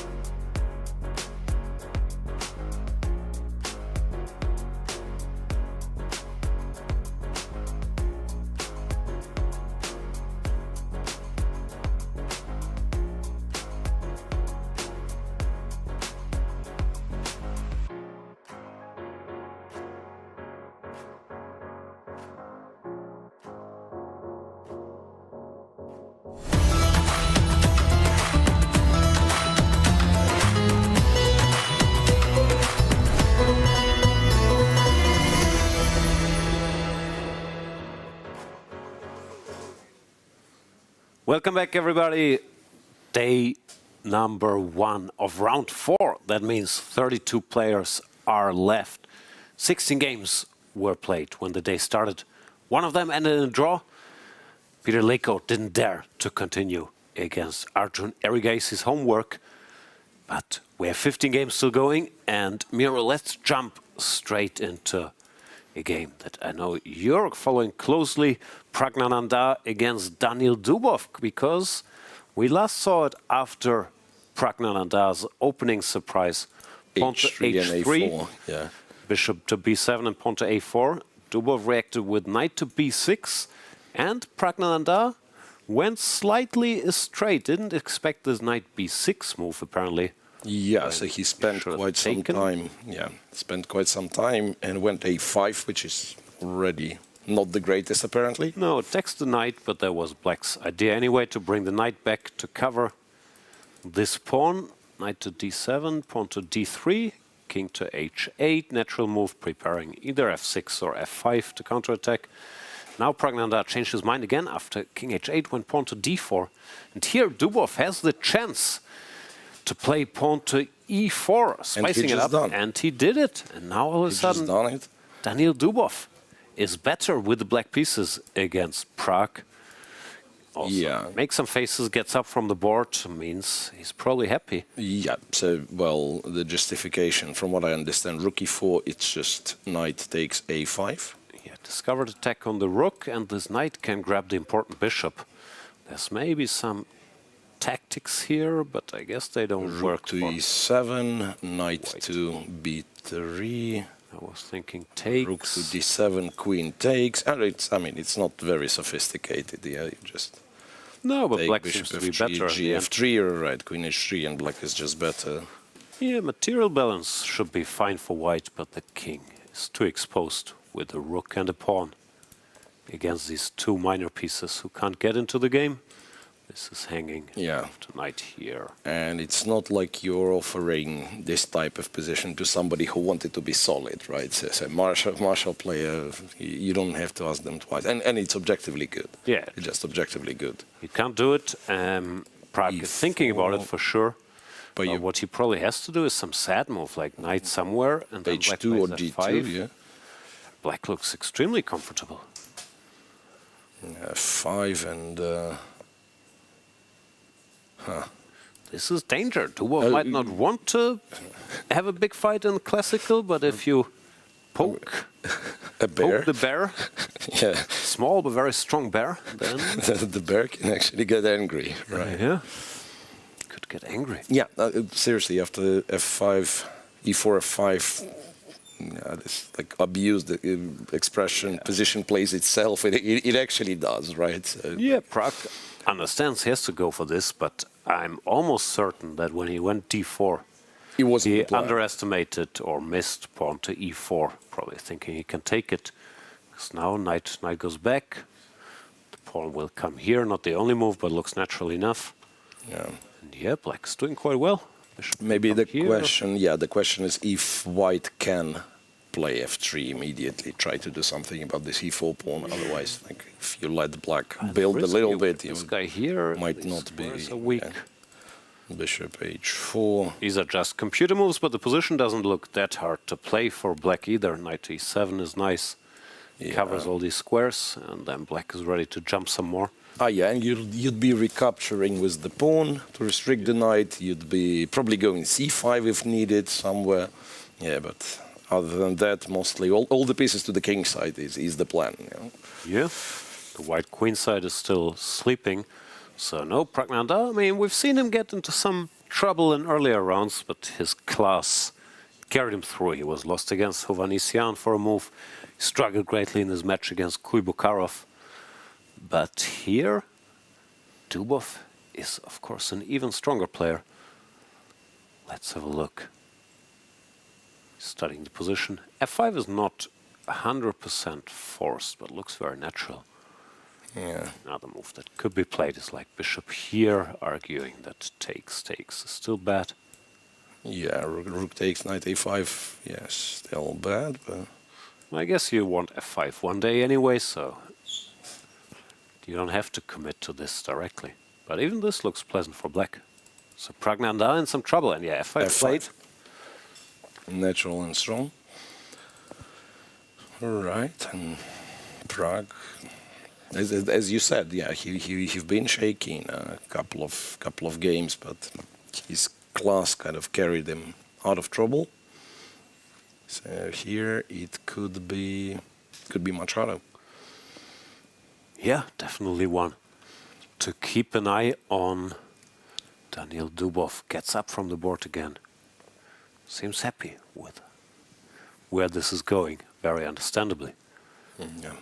Let me check in with the German clash. Next to them, Bluebaum against Donchenko. Fairly standard Grunfeld stuff. Still some games in the database, and I imagine correspondent games. Bishop moves. Bluebaum took quite a bit of time, so I'm assuming he's out of book, but the moves look quite natural. Bishop g5, a nice touch, threatening this and sidestepping. Then knight c4, yeah. Double attack. Bishop here, also good. Rook attacks queen. Takes. Queen d3 apparently is the move that was already played, right? I mean, in the current position, d5. Yeah, he went d5. Nice. Sort of typical Grunfeld struggle, like white can build this passer, but black has control over the c4 square. And the question, what weighs more heavily? So he jumped, queen goes here, pinning. d3, yeah, b5, I guess. So b5 either. It's either b5 or e d5, now, d5, or next b5. move. Yeah, this looks like a very textbook Grunfeld position. Not sure what you do if you can go here and d6. Went b5 immediately. Still this idea is here, bishop here and pawn here. Matthias Bluebaum, one of the qualifiers for the candidates tournament we keep talking about that we already know, along with Anish Giri, Fabian Caruana, most likely Pragg, Nakamura and Praggnanandhaa, and the three remaining ones for this 8-player tournaments will be, of course, disclaimers, should Pragg make it, could get complicated, but will be our top 3 finishers in this tournament. Yeah. So that's why it's very, very important to do well and to do well for the entire month. Even if you lose in the semi-final, you get a chance to get the 3rd place, which also qualifies you for the candidates. Yeah. Right. Shall we check some games we did not look at just yet? Yu Yang boycott. And, okay, we can lift it briefly, but nah, this position is dull. Nah. Boycott's back on. Boycott's back on. Bishop b7. Technically, white is a pawn up, so it's not dull, but black is so active. Looking at it, it's very, very hard to imagine how white wins it. So it's yet another tricky Catalan. Yes, Sindarov, I've seen this before. This is not exactly new, but plays a sideline with h6 and knight c6, more common. Is to bring your bishop out. Yeah, and then bishop g5, and it all gets h6. And Sindarov here, this is not a blunder. He decides to give a pawn, b5, a takes b, and rook b8. Similar to that other line that I think Alexander Grishuk was playing, right? b5, a4. Spirit to this. Yeah. Which is probably still a fine line, but somehow went out of fashion because maybe too many tries for white. Yeah, black was struggling a bit to make a draw there, but you often get similar scenarios where white has an extra pawn, but all of black's pieces are active, and it's actually, normally it's not so much move by move, it's just hard to do anything with this extra pawn. It's not going anywhere as long as that piece is on the board. Black will stand somewhere. Again, the structure is so compact, for blacks. Black basically doesn't have to care about anything but white's b3 pawn or b2 pawn, and then just keep it in check. And still, having said all these things, if you have to choose a color, you choose white. No, I mean, if white lost the b2 pawn, it would still be equal. So only white can hope for something. Yeah, fair point. And I mentioned earlier, probably we'll visualize it some point later, that the bracket turned out very differently because we lost many of the favorites on one side of the bracket, meaning that Praggnanandhaa, Erigaisi and Keymer will all face each other before the finals, if they advance, of course. So the three top favorites are in one half of the bracket, and in the other half, I believe Yu Yang and Sindarov were playing here, are the highest very rated much up the rating list. I'm not sure if the highest rated or it was them and Leko. So it's kind of secretly. So this is sort of a secret semi-final. Yeah. Quite impressive. We see Sindarov shaking his legs. Became a grandmaster at the age of 12. I don't know how old he is now, like 18. But yeah, has established himself as a proper world-class player.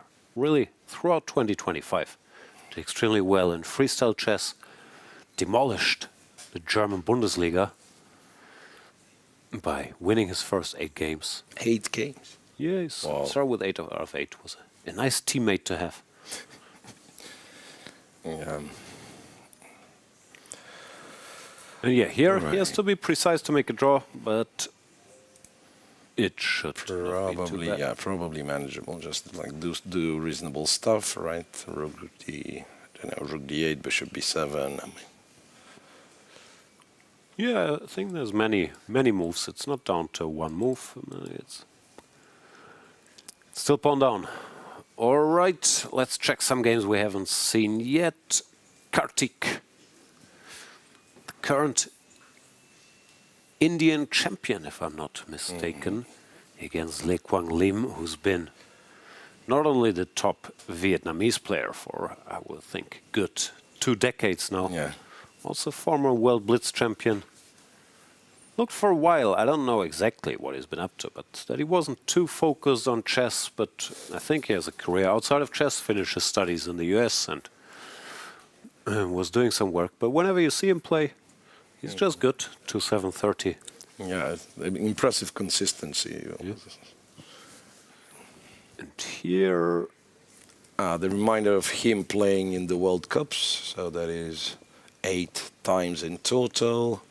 The best, what we see, around 4 on a couple occasions. Lost to Aronian and lost to Swidler. Very stable, but he's never made it past this round. Maybe this time is his chance. He's playing Kartik Venkataraman, who is a rating underdog, only, quote-unquote, 2576, which I haven't checked. This might be the lowest rating still left in the field, no? Yeah, could be.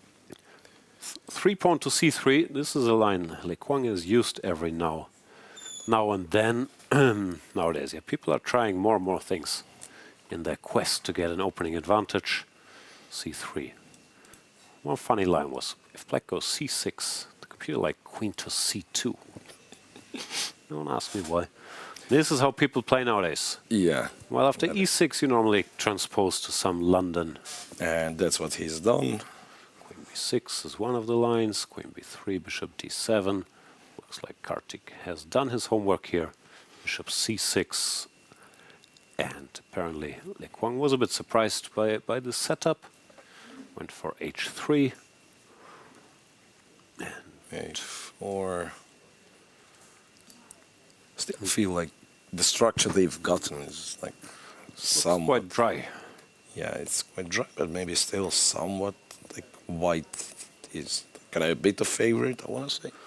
I'm not even sure. Like b7 is well covered. Can't c3 also be slight weakness? Yeah. Okay. Yeah, well, maybe. Yeah, 3 rook b1. Yeah, I was thinking of like, let's say, structure standpoint that like c4 is easier to get than b5, but maybe you go c4 and doesn't give you much. Yeah. Last move though, b7, b6, another. That's a small surprise to me because it looked like that pawn was so well covered by the bishop. I guess it's still fine, but it's slightly surprising. Okay. still not like... Because white is also tied to the defense of the a4 pawn, so he can't easily target this pawn further. Now, looks all right for black. Right, quite solid. Keep catching up. Sam Shankland with Richie Rapport, something. With him there, where's that? Next to Leko and Kartik, the very next board. Because apparently Richie is better with black in this position. How do you do that? He was, why was there? The Rossolimo? Yeah, this I guess is some kind of theory. Takes, d3, bishop e6. A rare setup. Normally the knight goes here.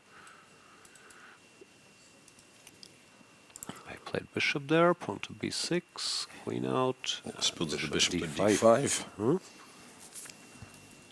Takes. c3, apparently not ideal. White should go for an immediate d4. For this directly. Did Sam shave? He looks different. He had a beard, no? Yeah, well, right you are. Or maybe that is not Sam. Something's different.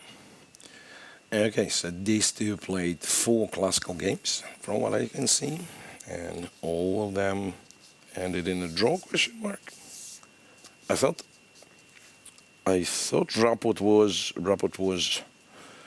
so he has a huge advantage in rapid, which is not very relevant to today's game, but potentially, if you think of it. So what's the position now? Black has this kind of nice knight on e6. He also played h6, so it can't get exchanged. And he just went pawn to b4, which looked logical, but is disliked by the wise computer that wanted to prepare it further.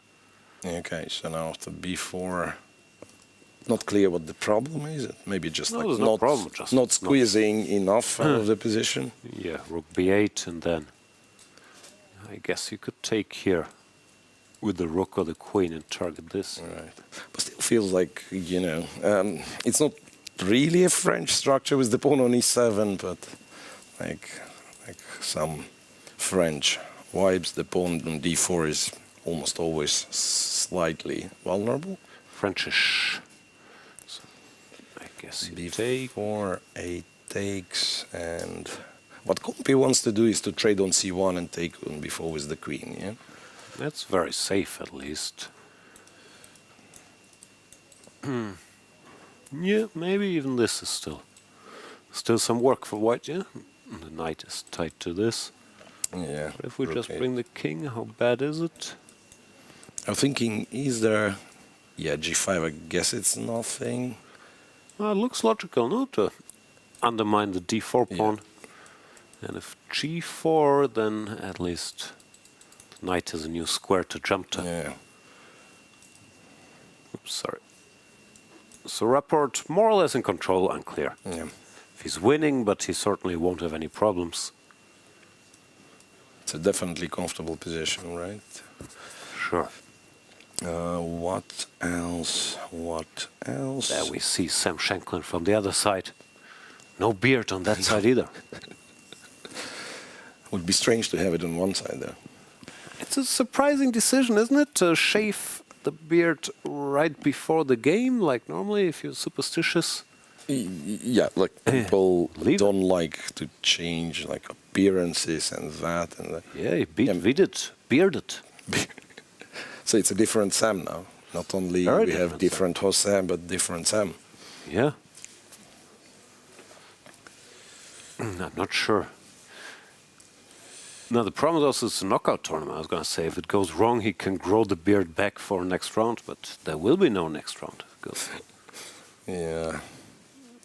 Yu Yang-yi, he's desperately trying to get some camera time by now just standing in front of the board we're covering. We're on to you, Yu Yang-yi. Yeah, we've looked at your game a little bit at least. Right. Aronian, is still a pawn up. They've simplified it a little bit. Yeah, let's look at this one. Just want to see this briefly. Aronian's compatriot, or former compatriot, Gabriel Sargsyan, with black against Awanda Liang, who eliminated Rasmus Svane last round.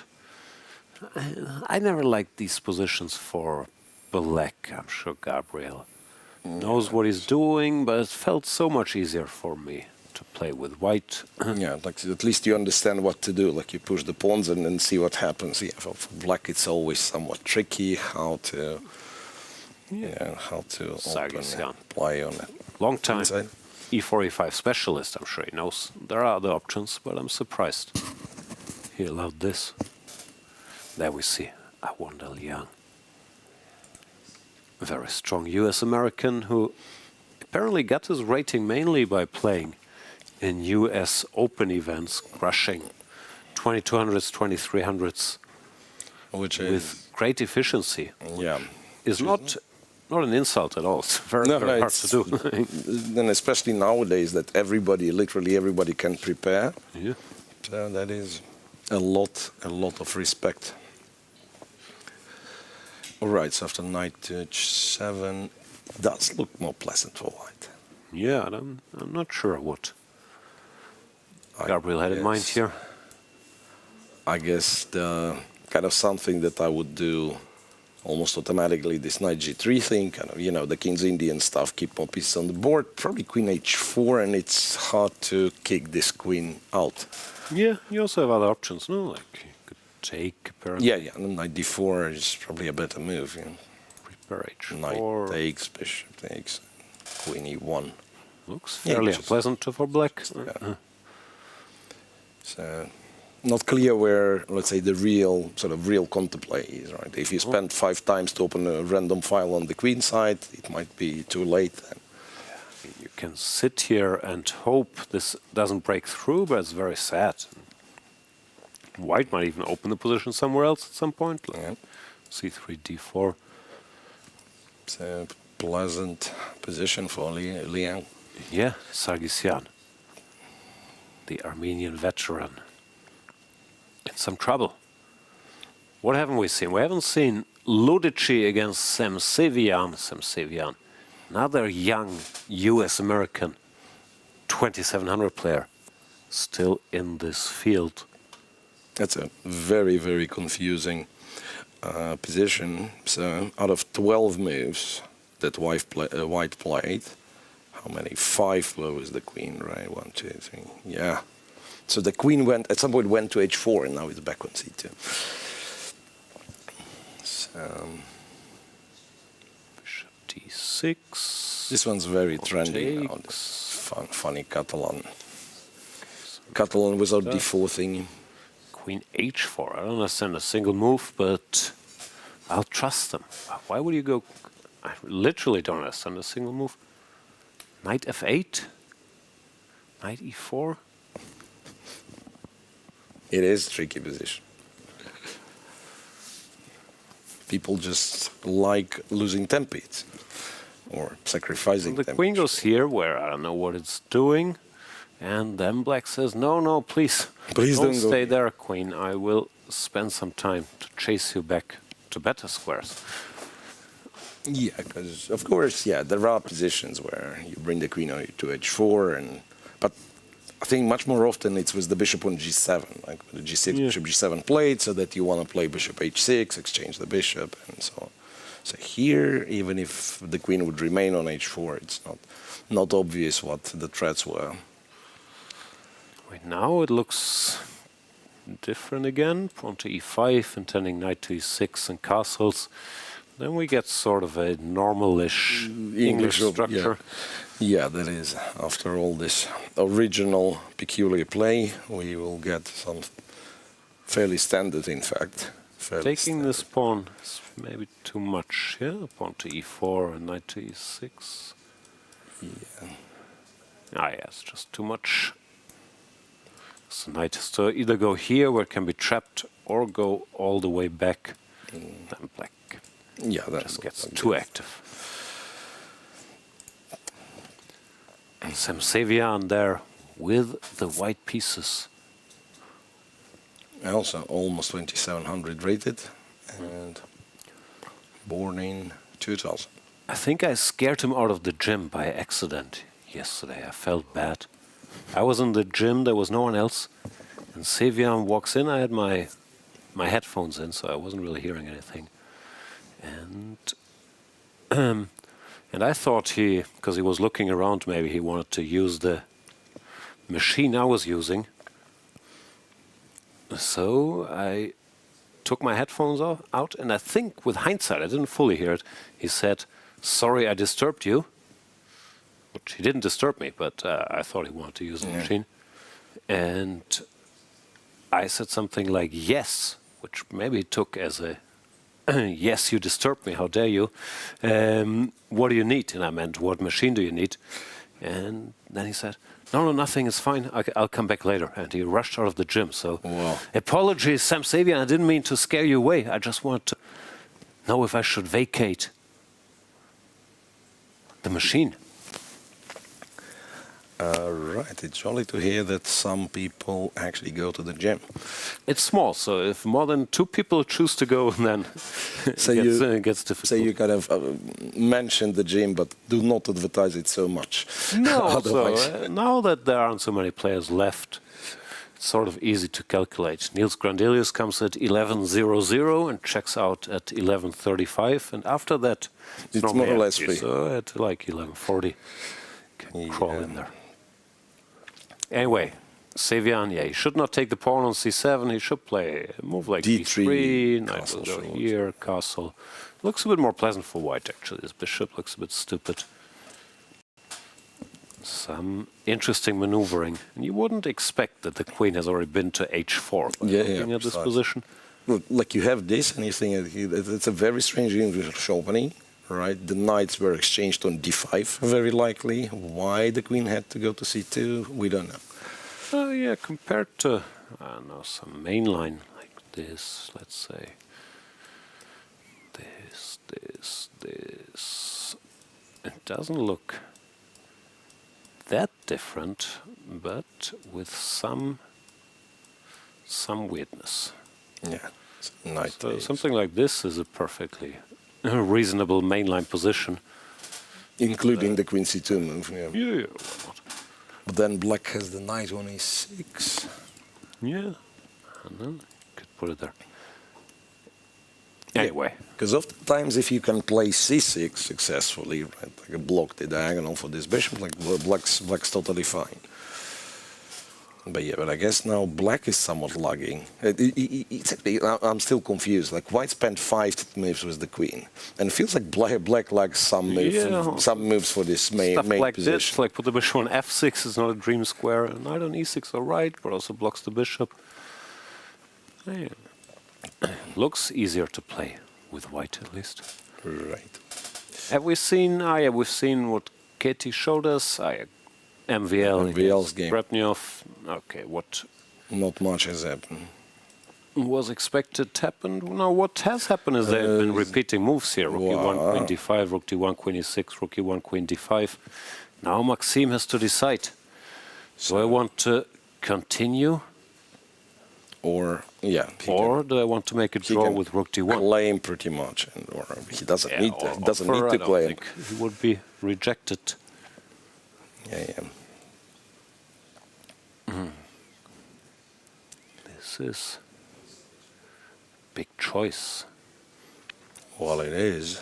Do you go Sam for control of the entire realm here, or do you retreat and come back tomorrow?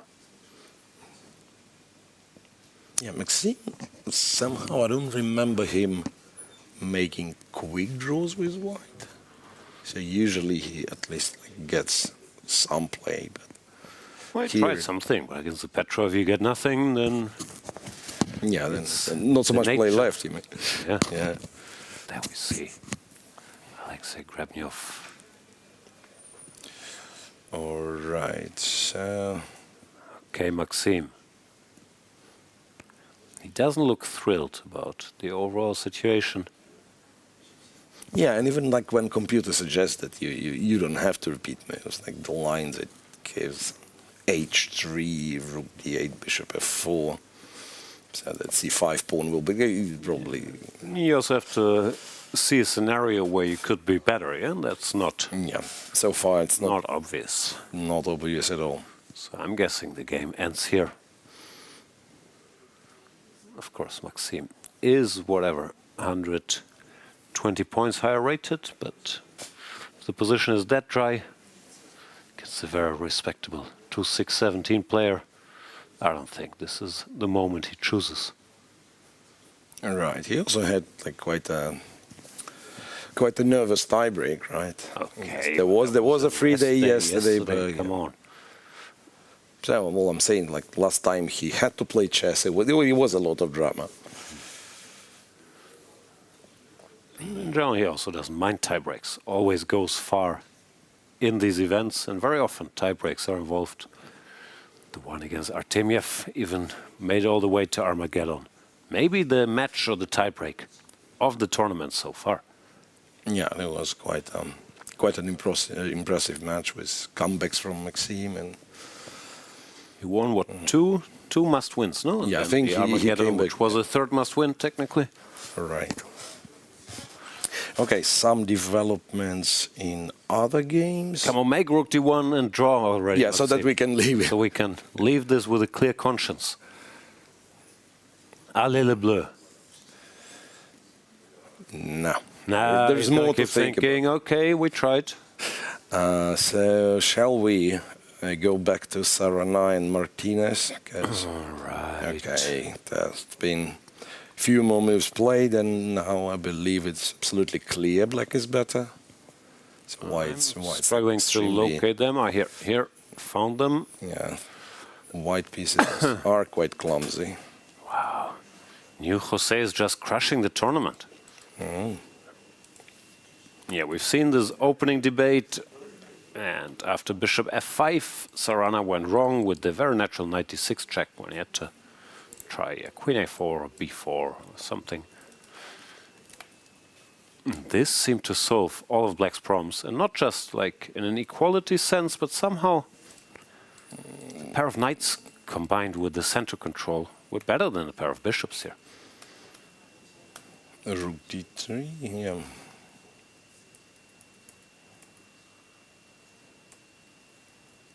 Some jumping was done.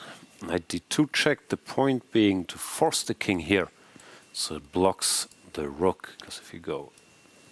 Okay, you can't go f4 anyway, because of rook takes e4, but let's say you try here, then you knight cannot can't capture with the knight, yeah. Even this wasn't bad, but that's a story. Right, so went check, and I guess something to be said here that like black probably better like in every single aspect, but white has two bishops, right? Yep. So if you force white to trade one of the bishops, then it like completely clarifies it. Like bishop d2 is of course out of question. It's just super bad. Now after f4, gf. I guess seems more or less forced here. Yeah, gf, knight f4. Well, for the time being, you have king h1 check. I mean, king h1 is the only sensible move, but the fact that it's with a check allows you to preserve the e2 bishop. But still, strange situation. Yeah, like king f7, and what you do? Bishop g. Well, actually, bishop g4 is the only move. Too complicated for me, like why this is resigns, I don't understand, but yeah, but apparently not a lot of room for white's pieces. So this apparently forced. Rook goes, bishop goes, and yeah, white keeps struggling, but it's not lost yet. Still impressive. So forget Martinez also beat up to Saturov with the black pieces. Yeah. Seems like he's doing it again, and it seems like his new approach is choose a sideline. Choose a sideline within the sideline, here f6, and then memorize everything. Yeah, and play your good opponents moves. might struggle. Right. So, shall we... you know what? Wei Yi with Maghsoodloo, it was, I've put such a you know, such a lot of kind of praise to these two being like super sharp, and of course what they get is, well, maybe not the dullest, but you know. And yeah, Maxime is claiming a draw with Rook D1. I don't think he needs to claim. Just shake hands, guys, and you're good to go. I know it's probably before move 30, so that's why they had to claim. Maybe they had to get the confirmation from the arbiter, but yes, this game is also done. The claim is accepted. There we see beardless Sam Shankland. A rare sight, right? Oh, wait. What was the last time? And there was some time. Yeah. Anyway, this seems to be kind of pleasant for Rapport, but nothing special, I guess. And we are shown. Yeah, this is what we looked at. Still a bit unpleasant. Yes, Wei Yi and Maghsoodloo. Can we just quickly update? Yep. So somehow Queen E4 was played. Yeah, we've seen this and Bishop D7. Yeah. This was the computer line. Bishop D7 takes Rook C8. But I imagine Parham didn't want to enter this. Could be very sharp, so he decided. Yeah, quite understandable. Doesn't want to give a pawn. To be solid, knight E5. So the other knight comes to E5 exchanges, and yeah. So yeah, white is the tiniest bit better. I'm slightly surprised. Not too surprised, I guess, but that he doesn't try to keep the queens on the board here. I feel like in the end game, even if things went very wrong for black and he loses this pawn somehow, yeah, we normally still make a draw with the bishops. Right. Not sure there's so much to hope for here. Yeah, so bishop E7, castle's long, HE8. Yeah. Yes, very but also, like you just sit and wait, I guess. I mean, if anybody is better, it's white, but I don't think white can realistically win this. Yeah, maybe something to mention, yeah, that like I don't think black is advised to go bishop F6, bishop D4 no, too early. Can avoid it, because, you probably shouldn't, yeah.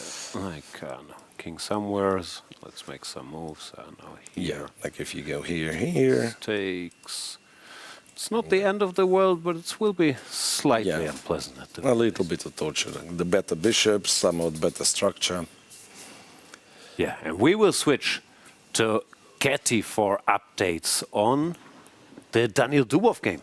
This game is my favorite, Dubov versus Praggnanandhaa, and right now Praggnanandhaa just made key move F3, and in this position black has two options, either to take the pawn on F3 or to push it, which is actually the strongest move here in this position, to sacrifice the pawn in this way and forcing white to take it, because if you don't take it, then this pawn will be gathered by F pawn and it will be the strongest piece on the board. So let's see what happens after taking here. This is the typical Martian position, which black actually earlier sacrifices the pawn on E5. In this position, white did not really take it, guys. You were analyzing this somewhere at the very beginning, and now it is already by the force. Dubov can just give it up this pawn. After knight to E7, then we do have the ideas of getting knight on D5, knight F6 to D5 as well, and black has this beautiful bishop on this diagonal, another very beautiful bishop on B7 too, and white is kind of struggling here with H2 knight. The queen side is also not developed. I don't know why the engine suggests here move F4. As you guys see, this is the first suggestion here. Like in this position, everyone wants to give the pawn just for free, but still after this is the moment when Dubov can actually increase his slightly pleasant position. Any thoughts? He hasn't played E3 yet. Yeah, you think? No, this is the current position. No, I was also checking, and I was surprised. Bishop to D6, which he played a move earlier. One move earlier. Yeah. Looked very natural, but the computer said if instead of Bishop D6, if you go for like Queen to E8 to bring the Queen over to G6, then black is in very deep trouble, because after pawn to F3, like in the game, you have this bishop to h4 hitting the rook.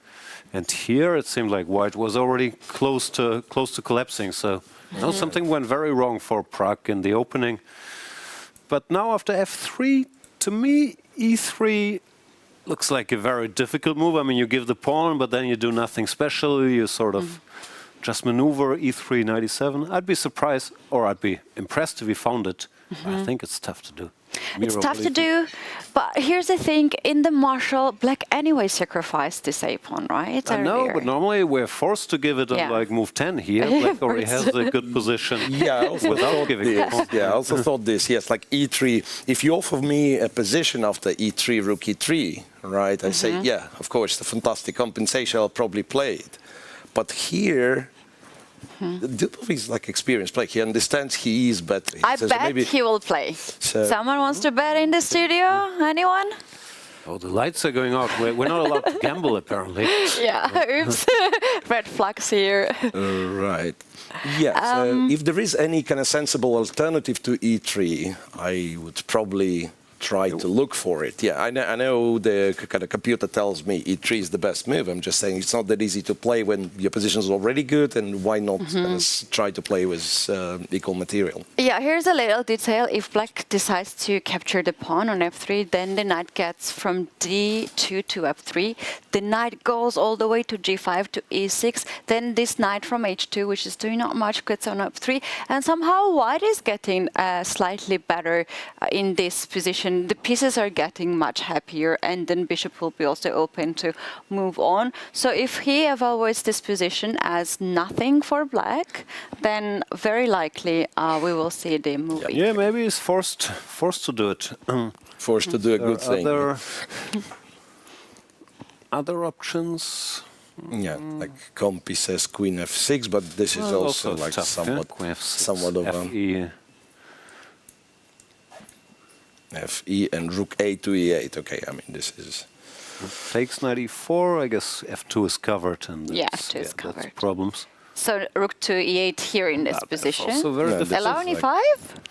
I guess. Oh, wow. No, I mean, I wouldn't be surprised like if e5 you just take twice and it's too... there's too many enemy, right? I mean, just take twice and... Apparently, again, it's much easier to suggest this when you see that computer likes it, right? But this... No, we will see. The more alternatives I see, the more I think you're right, and e3 is not so E3 unlikely. Yeah, Dubov is taking a lot of time already. Yeah. He's down to 32 minutes. He had about, when this move was played, about 44 minutes. He's taken about 10 minutes in this position. My favorite one, guys. This one is something that I was already thinking that going to be a game of a day, but very often the game of a day goes in a very easy draws and a fast draws. But these two guys take it at the different level. Yeah. All right, exciting stuff. Thank you, Ketty. We will go for a little breather and then more action. We'll find out if Dubov played e3 when we come back. We are at the beautiful Resort Rio, host to the 2025 FIDE World Cup, and this is your official venue tour. Most players are staying in the hotel itself. As you can see, the bungalows are well spread out. There is so much nature everywhere. It really is a go-in paradise, which is perfect for chess players, as we all know how much they love their walks during tournaments. The dining hall, which gets packed full of players enjoying the cuisine, which is both foreign and local yummy Indian cuisine. This is the entrance to the hotel, where guests are greeted by wonderful friendly faces, funny signs, and of course the FIDE help desk, which is here for every player's needs. I'm here with Matthias Bluebaum, who recently arrived. What do you think about the venue and the hotel so far? I mean, I enjoy the food quite a lot, and I haven't yet. I mean, yesterday evening I went to the playing hall the first time. I haven't played so far, so I can't really comment on playing conditions, but it looks very nice, so I'm looking forward to play. Let's check out where exactly the participants play. The playing hall, where all the chess action is happening. Tickets are also on sale for fans to enter the playing hall and watch their favorite players live. There are so many cool spaces around the venue for fans and spectators to interact, and we're expecting this to fill up very quickly once the top players arrive. And as with every major FIDE event, we also have a FIDE merch store. What is available here for our fans? Hi, so we have different categories. We have all our collectibles, we've got bags, we've obviously got a chess set, we've got stationery, and we have some cool merchandise like your t-shirts and one hoodie by the FIDE itself. There's also a space dedicated to beanbags and comfy chairs where fans can watch the action on the TVs, but of course right now they're enjoying the live commentary. Right next to the hall there is an awesome fan zone where fans can even get treated to live commentary by some of India's best voices from ChessBase India and Chesscom India. Now let us take you behind the scenes to the video broadcast room where you've got the hard-working video broadcast and media team, as well as our awesome commentators Evgeny Moroshnichenko and Jan Gustafsson. Are you ready to witness the most intense and unforgiving format in chess? A knockout where one mistake can send you home. This is the 2025 FIDE World Cup. From October 30th to November the 27th, the chess world gathers in Goa, India for 1 month of chess. 206 players, 8 single elimination rounds. With a $2 million prize fund, every round is a test of nerve. 2-game classical matches, rapid and blitz tiebreaks, and even Armageddon if needed. For the top 3 finishers, the prize is even greater. A ticket to the 2026 Candidates Tournament. This is the chance to earn the right to fight for the World Championship. The FIDE World Cup 2025. Only the strongest will survive.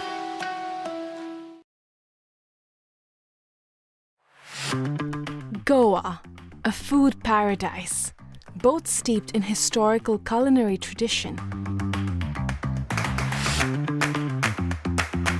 and at the forefront of a modern-day food revolution that is fresher, more local, and more global than ever before. I'm embarking on a journey across the state to explore the very best of food here. This is honestly my favorite way to eat an egg. Break bread with some of Goa's most loved chefs and understand what food really means to communities here.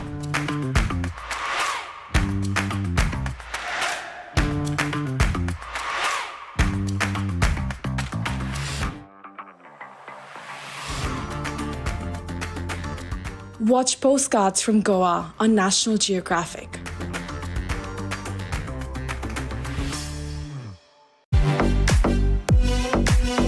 In December, the world turns to Doha, Qatar for chess at its fastest and fiercest.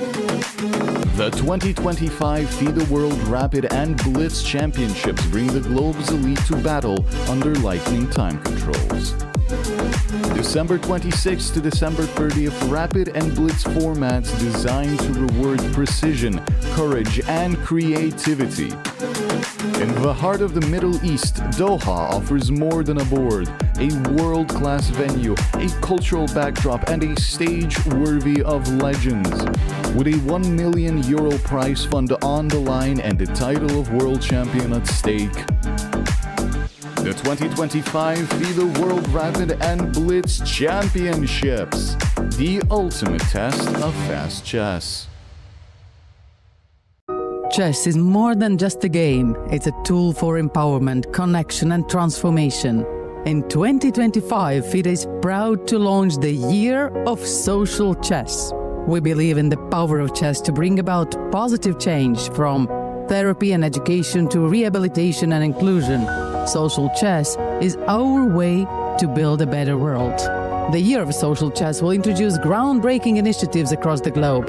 Monthly themes will address critical social challenges: chess for protection in refugee camps, chess for cognitive health among the elderly, and even chess for addiction recovery. Through this initiative, we are mobilizing communities, conducting research, and creating opportunities for all to experience the joy and impact of chess. Join us for online chess events, global conferences, and even a documentary film festival that will showcase the power of social chess. Let's make 2025 a year to remember. The Year of Social Chess is here. Let's change the world, one move at a time.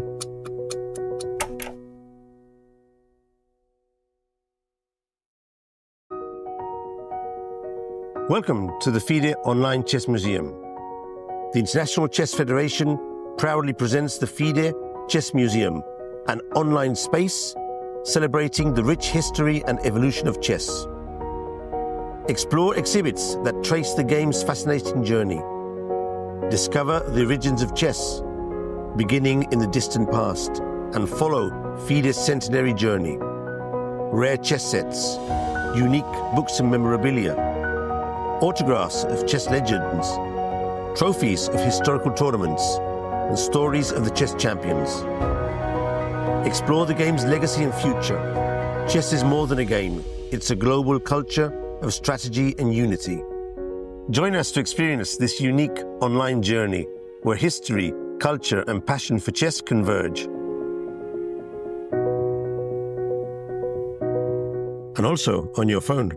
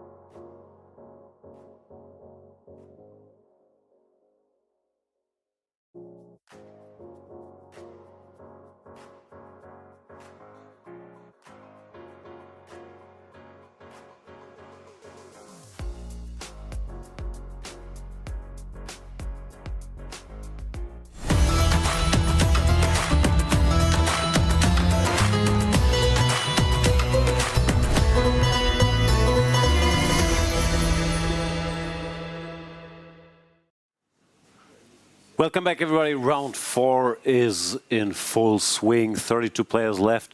No one gets eliminated today, tomorrow, and the day after tomorrow are the elimination days. But, of course, if you lose today, it is bad news. And let's check back in, Miro, with the Praggnanandhaa versus Dubov game, which we've seen just before the break. And after pawn to f3. E3 was not played. No, this is e3. That was a tough move, some long term. Pawn sacrifice. Dubov played the more natural move, knight to f6. The point being white still cannot take. This time around, knight takes a5 is even stronger. Yeah. So instead, he should probably take once after knight f6, and then play some other move. Like bishop to c2 here, is what computer likes.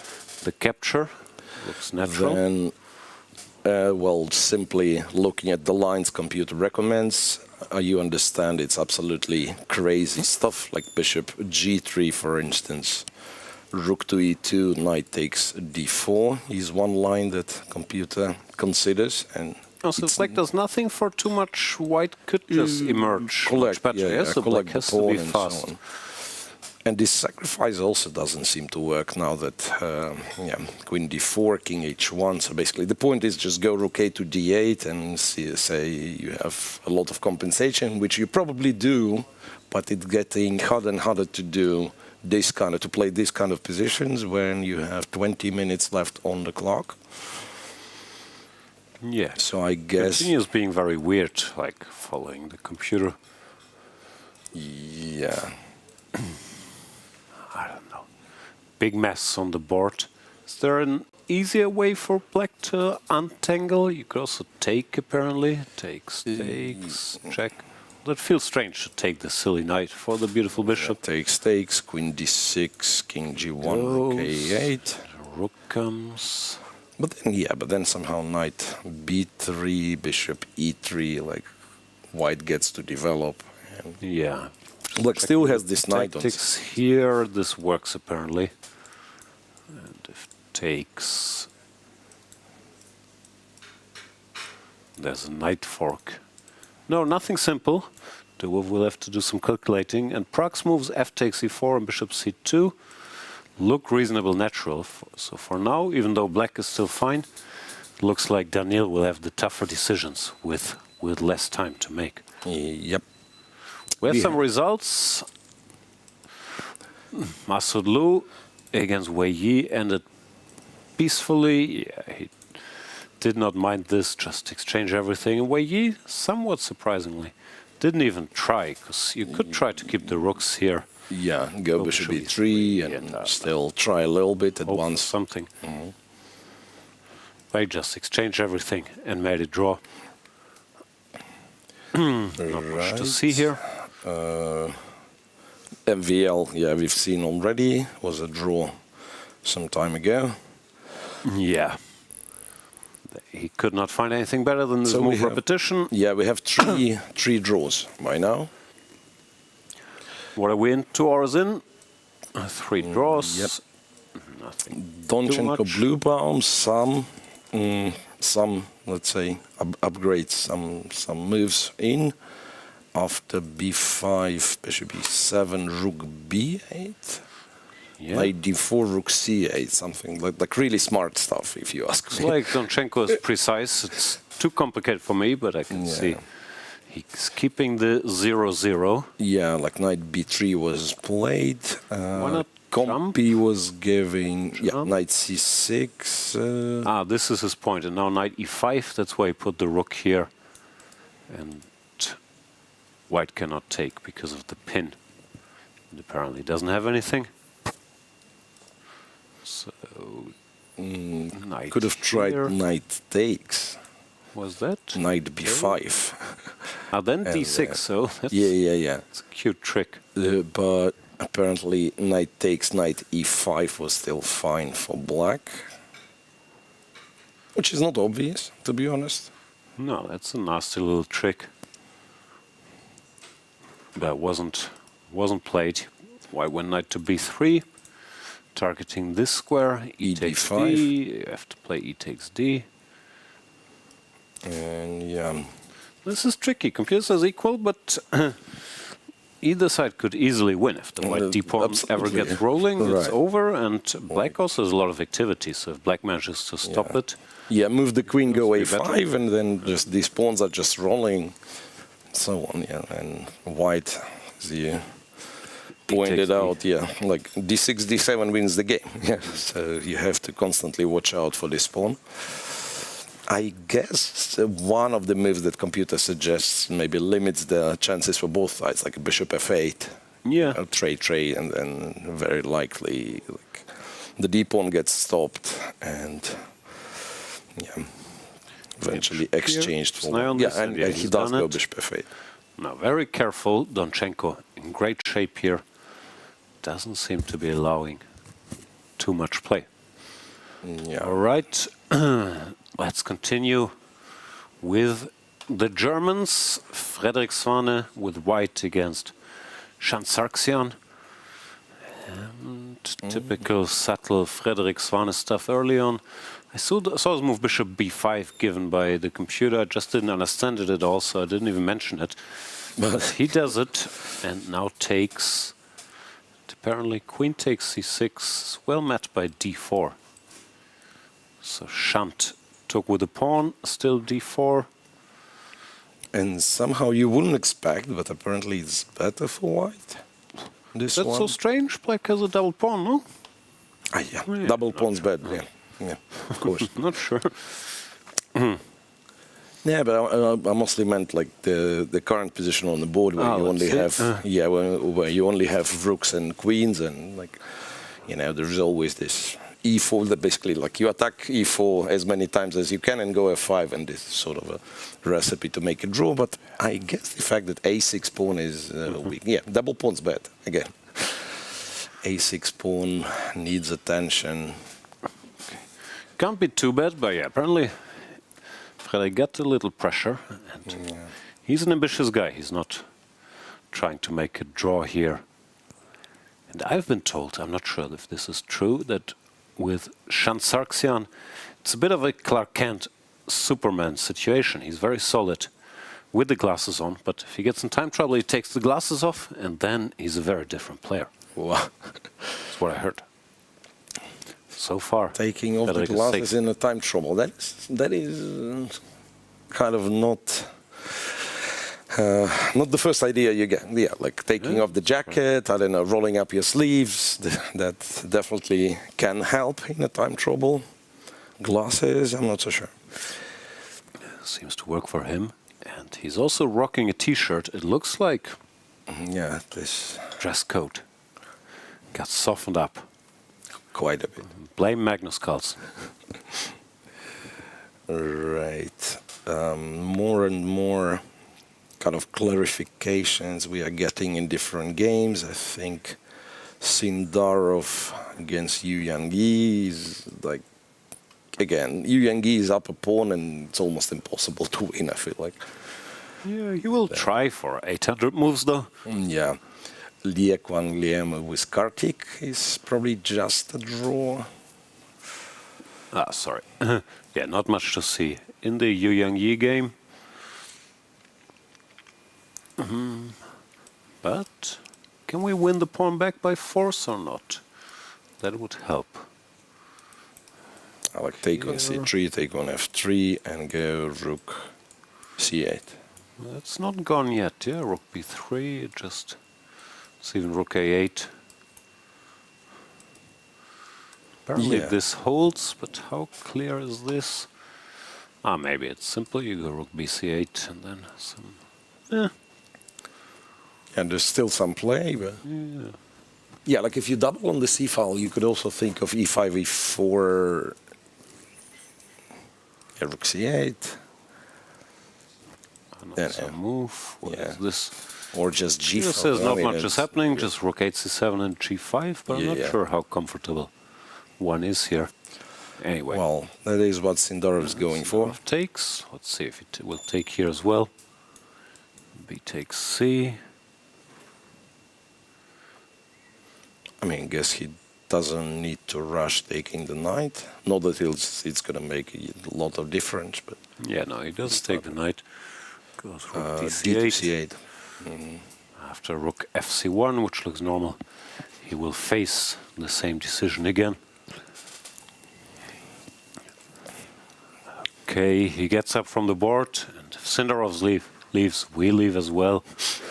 You mentioned Kartik against Leko Lim. Yeah. This looks drawish. Yep, as drawish as it gets, I guess. A way to improve for black. The king is the king is locked shut out. And f6. There is a check, so black is nothing better than this and draw. And they just ended the game. Is what they did. Draw agreed. Solid performance by Kartik yet again, holding his much higher rated opponent to draw with the black pieces. One of the 5 Indians still left in the tournament and leaving Very good impression here so far. Yeah, played really, really solid. How's Richie? Is Richie pushing? Richard Rapport? Not pushing not enough. much. Not much. And in fact, yeah, if anything, Compi says that it's back to being equal. Sam has the knight on f6. So basically what happened, g5 at some point, right? Yeah, he did this stuff, which looked natural, but apparently it's not the end of the story. Because g4 was winning the central pawn, but white gets a pawn right back. Yeah, and it's not like white pawns are getting isolated or something. Yeah. No, it's good knight defense. f6, f4. By Sam. Over. Check. King would go somewhere. Give another check. Make a draw. I thought here, but apparently even this is nothing. Ah, but white switches to activity at some point. Yeah, that's what I thought. Knight. And then like rook h1 and... There's enough counterplay always. You actually have to be a little careful, right? Because rook h7, king g... I don't even know. Even g4. Check. So basically there is a checkmate kind of construction, Checkmate would right? be g4 and rook here. But not it's, so easy yeah. to manufacture. We're dropping the f4 and pawn immediately, king e3, knight d1, yeah? But maintain the balance, white can go here. And if the king tries to run, we stop it. Yep. Well, if it doesn't try to run, now g4 is a threat. So black has to do something. This would be unfortunate. So I have to go to h6, rook takes. No, I guess rook takes, take, it's a check. Then the pawn runs. Yeah. I haven't calculated, but apparently it can't be stopped. Yeah, Compi calculated it for us. So instead... yeah, you go for the there are some known constructions to make draw. Once again, this is not recommended. And this apparently is a draw. Okay, so still some tactics left in the position. But with two such strong players, nothing they can't navigate. Yeah. Levanoronian, is he just winning with his knight c3, a3 opening? Looks like, okay, I mean, he's a pawn up and seems to have everything under control, right? Yeah, this was the surprise opening of the round, and Radek went for a principled pawn sacrifice, but then couldn't back it up here. Apparently he went wrong, had to do something more direct. The way he played was suffering. Yeah, what's interesting, you'd still say with two bishops it's not that easy to convert, right? Yeah, I'm a bit surprised it's so bad, but okay, white has this massive mass of pawns that can coordinate. Yeah, no. Black, I guess rook c, rook c5 is the threat or something, because I've seen, yeah, like black knight took, kind of forced to trade. Bishop has Knight to go. takes, bishop goes, and some b4, c4, Start whatever. advancing somehow, yeah. Okay. No, yeah, apparently it's quite bad. Sarana's completely lost, according to the machine. Wow, Jospam keeps crushing. Well, it's seriously, it's -4. So I don't know what exactly happened after king g2, f4. White did not take. He didn't take. He went rook c3, but then black e4 kept happens. advancing. e4, bishop tried to run away. e3. Exchanging the one active piece. Yeah, somehow he was trying to avoid something and made the situation even worse. The other knight comes, and yeah, this looks unpleasant. Now, this is just too much. Knight df3 is needed, otherwise the position is not as dominant, but... Apparently it's just winning. Knight df3, if the rook moves, then knight d4 is a double attack. So I imagine he, banks on bishop e4, and then, you take on g1, takes, bishop d3. This is a double attack. Yeah. And the rook can take on d3. Yeah. I mean, knight f3, bishop goes. I thought, yeah, but yeah, just rook d3, just a piece up. Yeah. Okay, so Jose Martinez, if he wins the first game with black, he'd be in prime position to take down another favorite after he just eliminated Abdusattorov. Impressive showing by the young Mexican. All right, just to let you know, you guys who were worried about Niels Grandelius' schedule, he'll be on schedule. No, he's not done yet, but will be anytime soon. Okay, so we can stay here until they shake hands. This should be over any minute. Yeah, the king's in the middle already. Yep, draw agreed. Niels, he was a bit better outside the opening, but here after bishop e6, he went for pawn to e5, which gave away all the advantage. While knight d4, bishop d5 would kept it. Yep. But now queen f6, queen takes d6 also looked fine. Right. Knight c5, and there was nothing, right? There was not much in Harikrishna. Good technician won't get in trouble in any of this stuff. Yeah, these guys are friends, but what can you do? Still, Harikrishna will be white next round. We will see if this goes all the way. Can we return, please, to Praggnanandhaa Dubov, because some stuff has happened again. So knight f6, and Pragg decided to give Daniil one more chance. So he went bishop c2. I imagine taking on f3 would be bad. So once again invites the capture on f3, but bishop g3 was played, rook to e2. And now this e3. Now e3 was actually done. Yes. Pawn sacrifice we saw earlier. But apparently now it's not even the sacrifice, because from what I see after rook e3, knight d5, Compi gives the exchange. Because I imagine rook e2, knight f4 is just too much. Oh, this is apparently just lost. Yeah. Whoa. Okay, Pragg, yeah, he keeps taking chances. It feels like, okay, he got away with it so far, but it still feels like he's not fully fine-tuned in this tournament with how much risk he's taking.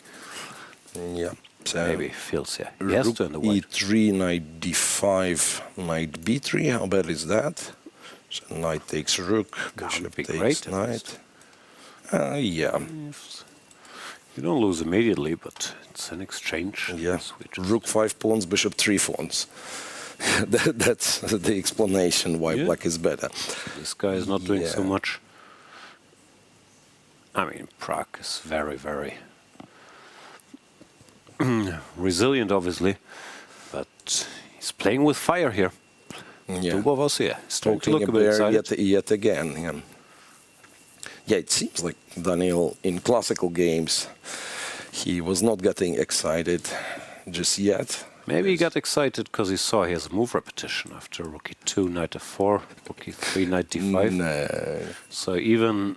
It's not like he doesn't want to play, like he doesn't want to play dull positions, and like both of his opponents were very, very solid in round 1, round 2. Also from Pragg's perspective, I guess he just missed or underestimated e3, because, I mean, worst case, black has this, so it's not like he's putting any pressure. And after queen g5 you resign, and this would be spotted. Yeah. Threatening to take here. And again, it's not like you can plan anything else after e3, right? Like knight f1 is just absolutely ridiculous. Oh, well, I mean, it's sad, but you might, like if you might consider allow, if you allow this, I mean. No, but now the choice is to play this position or to play the position and exchange down. Neither of which are particularly tempting. So my theory now is that he, for whatever reason, he didn't like something in fe4. Yeah, and probably that's why he went for knight takes d4 or whatever. Yeah. I mean, one can easily see ghosts there. Maybe they aren't even ghosts. It's just that with the engine, of course, you say this move good, this move bad. But Imagine playing something like that over the board. It's like you have to do insane amount of calculation.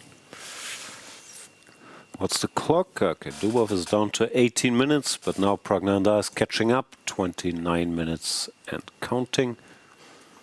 Plus also, like this way or another, but the tension, I would not say like tension release, but at least like you get clearer stuff to calculate. Yeah, this looks much easier to play now, and also the lines are much more human, like 95 with tempo, 94 with tempo. This is not rocket science.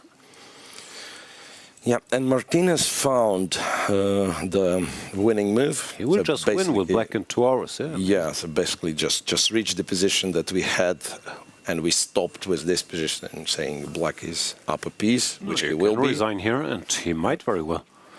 Zoom in. Tough game for Sarana. And that's quite impressive. So yet again, like winning first game with black is like, it's not a lot, not a lot to be done for Sarana. I think. No, and if he has weaknesses or had maybe, it is the opening. But so far, yeah, he's done amazing with this, preparing sharp surprises. Also a lot of work, because he must remember so many random lines playing this stuff. Yeah. And yeah, Sarana can resign, probably. Probably will. And probably Dabda in progress, the 5 stages of grief. Not sure where we are, but yeah, he's losing a piece. Resigns is very legit, because this is a big threat. And the bishop is attacked twice. Yeah. Yeah, I mean, it's just there is like nothing to discuss even. No, knight gf3 was precise, knight takes d3. Doesn't look bad either, but then after bishop c3, this knight is actually the horse trapped. is getting trapped, and you would think maybe some like f3, king g1 back rank threats, but apparently rook d2 works. Yeah, like knight f4 was thinking, but rook d2 is good enough. And the tables have turned. No, tough for Alexey Sarana, former European champion. Okay, so any other updates? Yeah, so far, call me biased, but I think Dubov's game is the most exciting from what we have. Yeah. Evan de Liang is still better against Sargsyan, but no, let's say, no dramatic changes just yet. No kingside attack launched. Yeah, just like white just plays control. Sindarov walking around, comes back to the board against Yi. Sindarov actually steered the game in a different direction. So he did not take on f3 at all and let Yi move the horsey, traded the bishops. Is Yi gonna win another very dry game? It's probably not lost yet, but clearly white has achieved something. The c-pawn stays, is now a passed pawn that can advance. The Catalan knight d3. Yeah, this looks unpleasant. If the c-pawn, like if you don't win it immediately, then it's... hang on. There is knight to e4, and if we go c4, black can actually take. Yeah. And then it it's is like sort of concrete. Rook a4 is what Compi does, right? Because here it works for black. Equalizes. So knight a4, rook a4. What is rook a4? Where? Now I can't take for some reason. Rook c3, rook e4. Yeah. And if knight c3, rook a3 wins, like on a pin. So rook a4, can we go f5 or? I mean, it's not my favorite move anyway.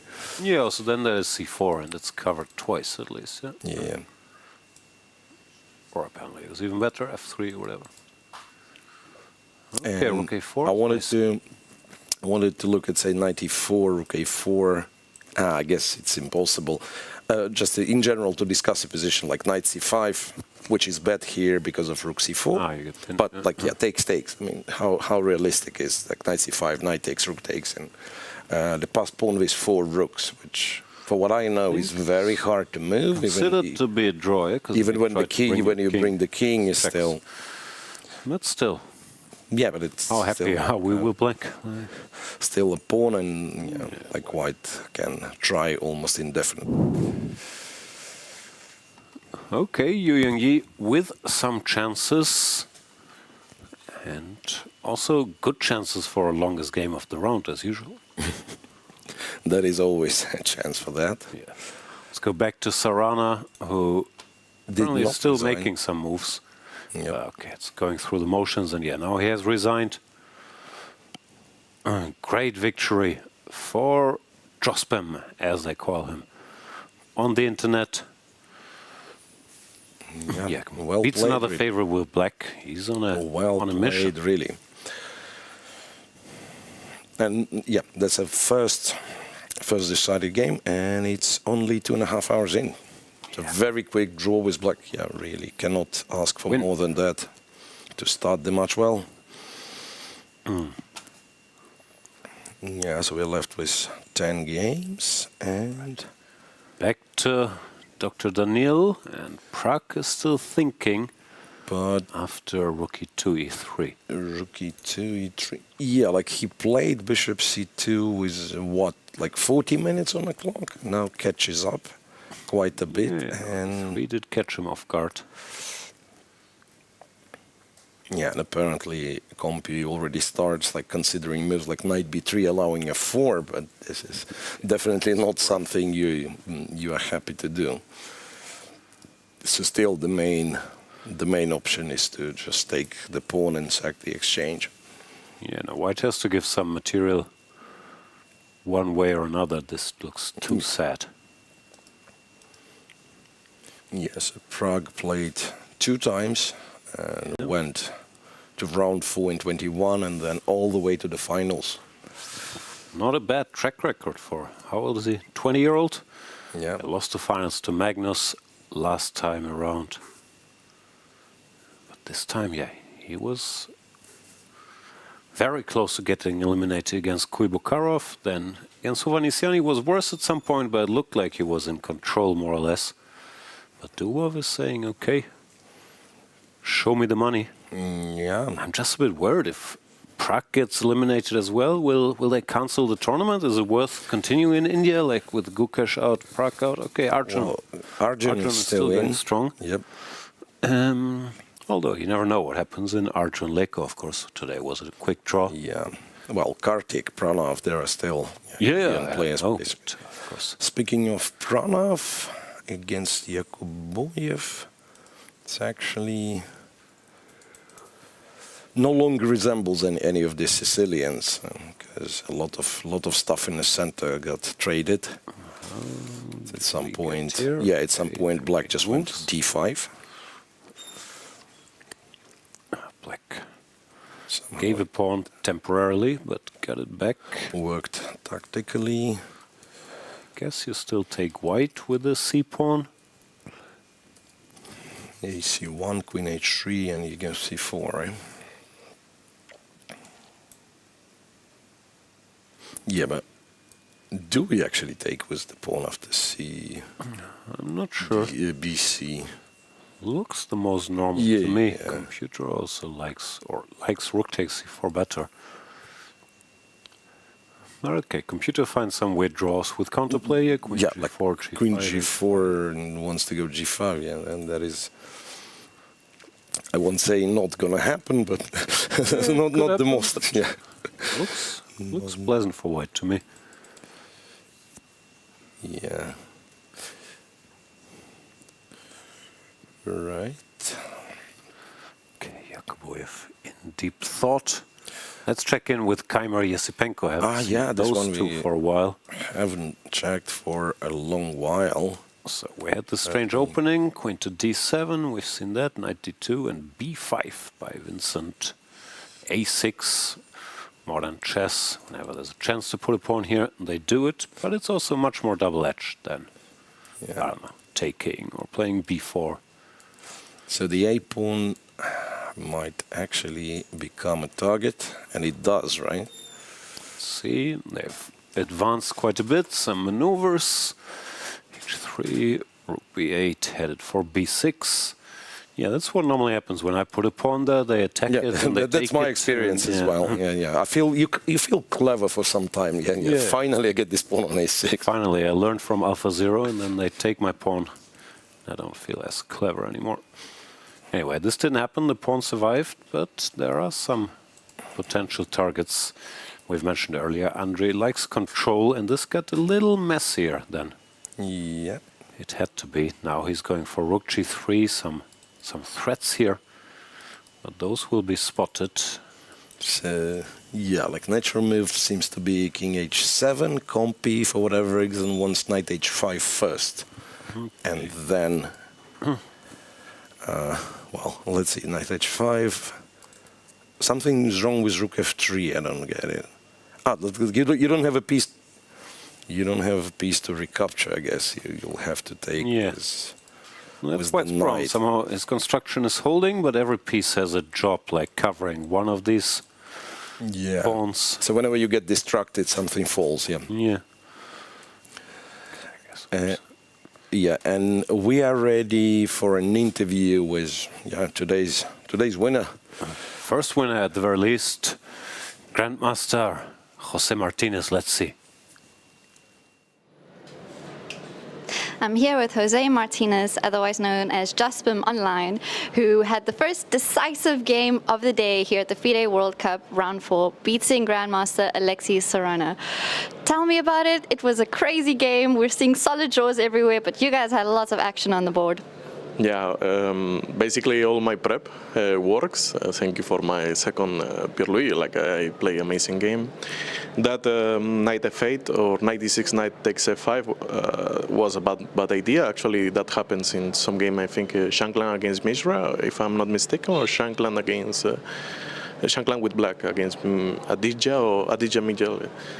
Black is better, but I was not sure because the position I remember is when he played f4 and I need to play e4, but I didn't remember if I need to play rook c8 or rook d8. But yeah, hopefully all went really well, and I was not sure if I was winning. I calculate a lot of positions which I am dominating, but I don't have any execution, like any easy way to finish the game. But for me, it seems like even if I'm not winning, I should have advantage, and for him is like a nightmare position because he cannot move any single piece. You told me now that you think your play is better now than even before against Abdusattorov. Tell me a bit about that and why you think that. Yes, because now I play a serious defense, serious opening, not at Philidor's. Now I'm trying to play a little better openings. I was well prepared, but I think I'm happy because I know I can do 100% better. I know like if I train like these guys like 10 hours per day, I can like be more better. But if with this amount of training I have, I'm doing these results, that boosts me a lot. Actually, I will be happy if I continue this road. For sure, I will be humble. The match is not winning. I need to at least draw tomorrow, like the Nodirbek match was crazy game, the second game, but hopefully I maintain my nerves and I won. Okay, he forced, it was a draw, but he forced and I won against Nodirbek, I mean. Yeah. It will be important to remain calm, but you seem confident, you're on this amazing momentum. What do you think is the reason for that? Yeah, it's first of all, it's the sponsorship I am having these days. This boosts me a lot. The people who is helping me, all the people who is saying good things in media, in socials, like are rooting for me. I'm trying to play the best chess I can. I'm not trying to play like blitz because. Actually, these last months, I'm playing worse blitz, but I am becoming better at classical. Yeah, my results in blitz are decreasing since April. I think I didn't have any top 3, for example, just come events. But I am improving in chess. I'm improving in classical chess. I hope I can be 50 times better in 3 years. My goal is in 3 years be 50 times better than now. I think I can reach it because I have a lot of big space to improve. I think I can like be better. Yeah. Jose, I heard, in your interviews, when you talk, even posting online, you really have a sense of community. You thank the people around you quite a lot, which is very nice and very sweet that you acknowledge your roots and people where you came from. In Africa, we actually have a saying called Ubuntu, which is, about that. So do you have any message for the people, so many supporting you on your journey? Yeah, thanks for the whole Latin American people, or even if you are not Latin American and you're supporting me, rooting for me, it's thank you. Thanks to Mexico, also thanks to Peru. A lot of people in Mexico and Peru, some people told me it's fighting because now I represent Mexico. I don't represent Peru, but I born in Peru. Okay, it happens. I love Mexico. I love Peru. I'm now representing Mexico thanks to opportunities. I love living in Mexico, but I don't forget Peru. I think I will love if people don't fight for the nationalities. Nationality is just sometimes a flag. It's more than what you are feeling it. And I hope we can go far in this tournament. Well, you're for sure representing South America here as the only player. Good luck. We're all watching your journey, and we'll see you tomorrow. Thank you. Impressive stuff from Jose Martinez there.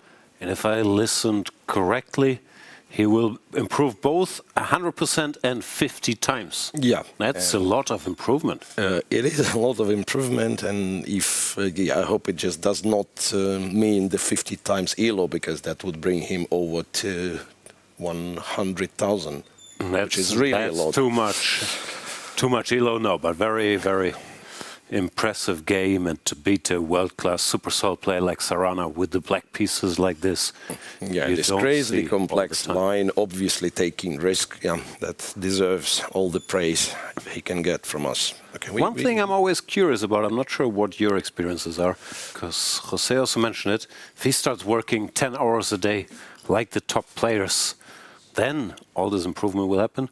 I've been around top players in general, around chess players. I know very few that have a steady routine of working 10 hours a day, but everybody thinks, but the top guys, they all work 10 hours a day. What's your opinion? Yeah, okay, I haven't done it with the very best, right? And never worked with World Championship match participants or something, but yeah, it's almost like this game theory problem that you kind of have to work because the other guys do. And your team always seems a bit, lazy, maybe we don't do enough, and maybe everybody thinks like this. Yeah, I have a feeling there's this mutual thing. Then again, if you're at a tournament, for example, of course, everybody works more than 10 hours a day, probably. I mean, you see the couple hours they play, but there is so much that goes into it, not just absolutely the prep, but your routine.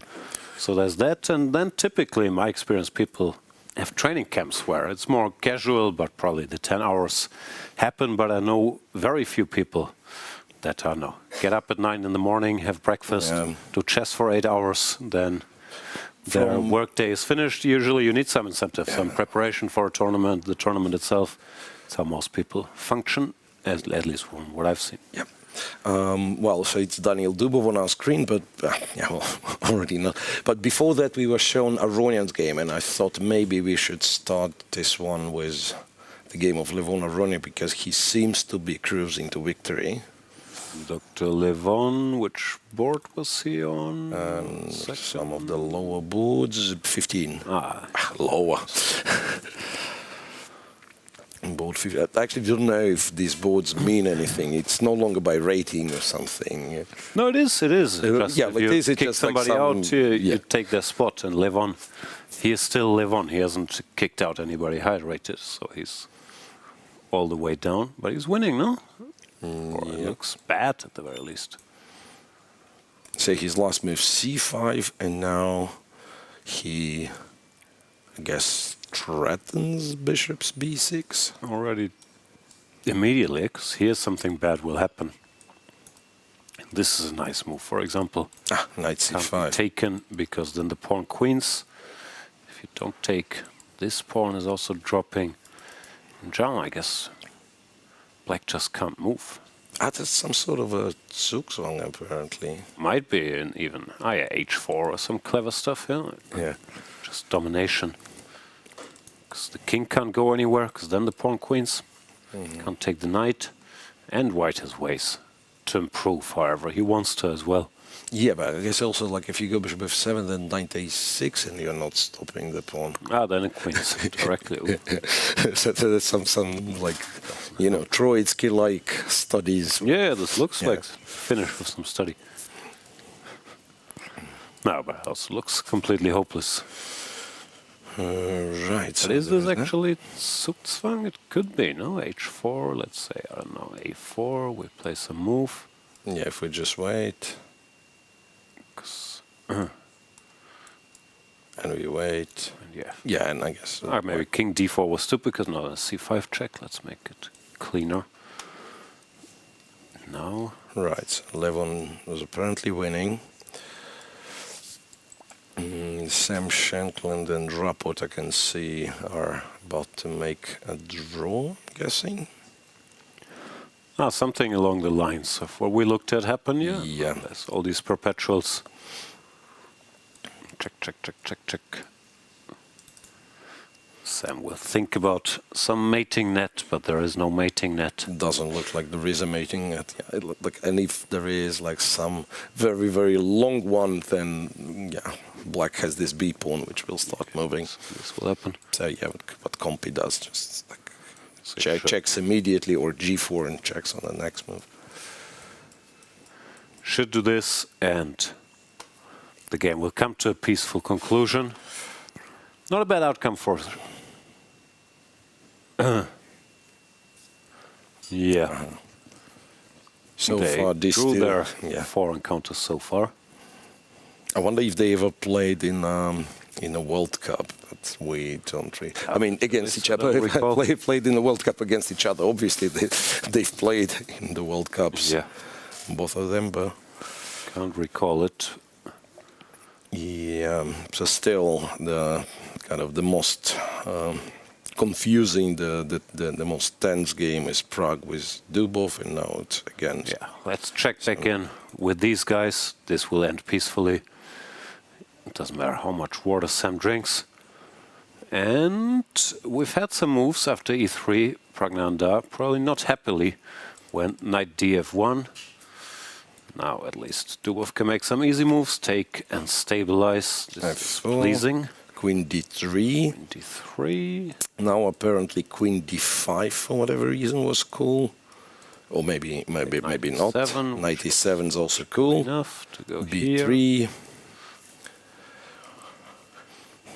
Yeah, okay, still fighting to be done. Black has to be fine with this incredible trump here, but he still has to find a way to create more inroads into the white position. Yeah, so like basically white, I'm not even sure, like white looking for the way to play g3, or it's not realistic. It's probably not realistic. It will never happen. Yeah.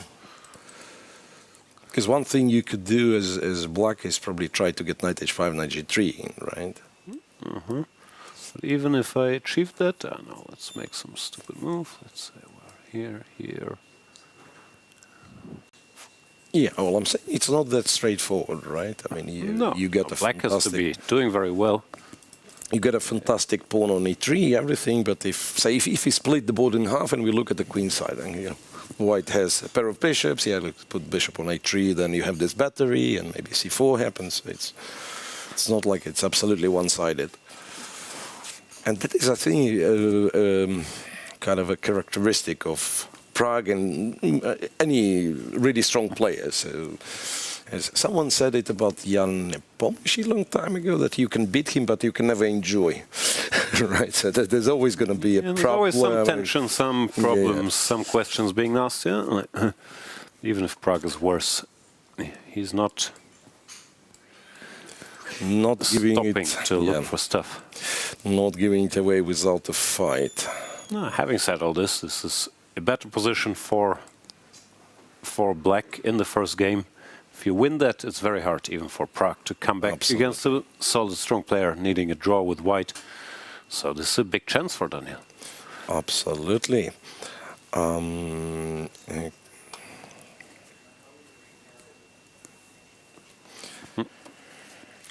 Let's have a look if anything else is finishing or about to be finished. Frederik, Svane, oh, no, there's still tension on board one against Sargsyan. Not clear, like Bluebaum, Donchenko. Compi says it's equal, it's simplified, but still, like, I don't think they'll agree a draw. I don't even know who should be better. Somehow it feels to me like black achieved more than white. Doesn't mean that black is better, I guess. But you feels mean like white should in try some to make cases, a draw. in some cases, the king starts to attack the d pawn as well, right? Yeah. Even if queens get exchanged, the d pawn falls. It's not moving. I mean, apparently, it's just equal, but quite tricky to play, Donchenko right? Playing very well. Yep, and apparently Esipenko is slightly better now against, or maybe more than slightly better. Oh, what happened there? Against Vincent did something Vincent. wrong? Oh! So last time we checked, Vincent was doing quite well. Queen H5. H5. Queen H5, but that's a bit... Queen H5 and... A bit too complicated, no? Go King H7. Anyway. Rook F1, Knight B4, and apparently it allows D5, which I don't understand what... D5 takes A7 Rook or F5. what? Say I take... Oh yeah, Queen A7. Oh no, Knight... Whoa. Sorry, this computer stuff. But this is okay. Wow, takes. That's one really cool tactic. Queen A7, but I don't think... Yeah, like sometimes as an experienced player you can tell like that this tactic, even though it's complex and so this one you can find it and something like that. It's just like our brain is not wired for this type of trajectories. Yeah, no, it's unlikely because you have to think of it and normally after giving up a rook you don't keep going. Yeah, Shankland draw, no surprise there. Gave a perpetual. And yeah, here there's a tactical chance for Andrey. Apparently he's also, let's see what he does. This is an exciting moment. Yeah, but and also he goes Rook F4, F4 which like is a more human move. But it allows some counter tactic actually. Kind of blunders Knight C2, Knight D4, right? This is a more spot. This is something, tactic. this is something that one can actually find. It's not actually winning because white can take, and if pawn takes, there's a check and rook runs away. You know? But it seems to solve black's problems. Then again, I'm not sure if Vincent thought he had any problems. And maybe Precisely. he just so maybe he's stupid simplification. Why would I do that? But even this endgame is still a bit sharp, I would guess. Okay, that fight will continue. We have a bunch of results. One decisive game, that was Jose Martinez. We saw in the interview winning with the black piece against Alexey Sarana. Nothing else were draws, nothing too unexpected here in the round of 32. Day one, people are feeling it out. We will go to highlights from the tie-break 2 days ago in highlights from the rest day, actually. There were highlights on the rest day. I took a couple naps. I hope they weren't filmed. So, highlights from the rest day. That is exciting stuff. Did you go on a trip or something? No. Well, there was a trip organized for the players. I did not join it. Let's see what happened.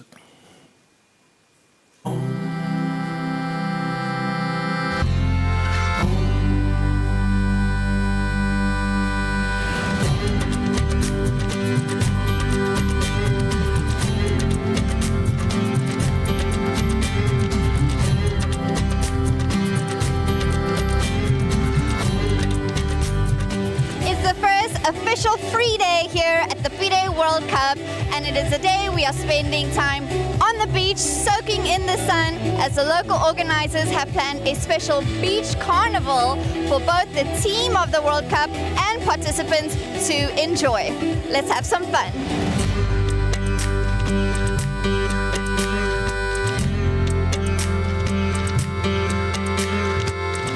Usually most of us here are spectating the games that have been going on, and today we've got some of our own spectators as onlookers have come on the beach to watch exactly what is unfolding. There are all sorts of activities and sports planned for today. And first up is football.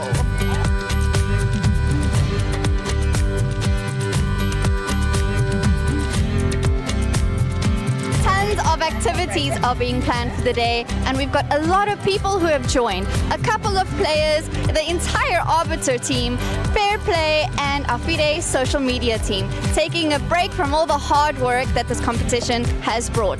Some of us have been here for almost 2 weeks, and this is like the first time we've left the hotel. So let me tell you, this is definitely a much needed break. So we're here at Kalangut Beach having lots of fun. You're playing football right now. Tell me how it's going. Yeah, Goa Gambit has 2 and the Fair Play has 0. So Goa Gambit is leading the game. Laurent from Fair Play team. I have to object that it's only half time. So the game is only finished at the end, but we are having a lot of fun. Okay, we'll catch up with you to see the final score and see the competitiveness play out. Cool, thanks.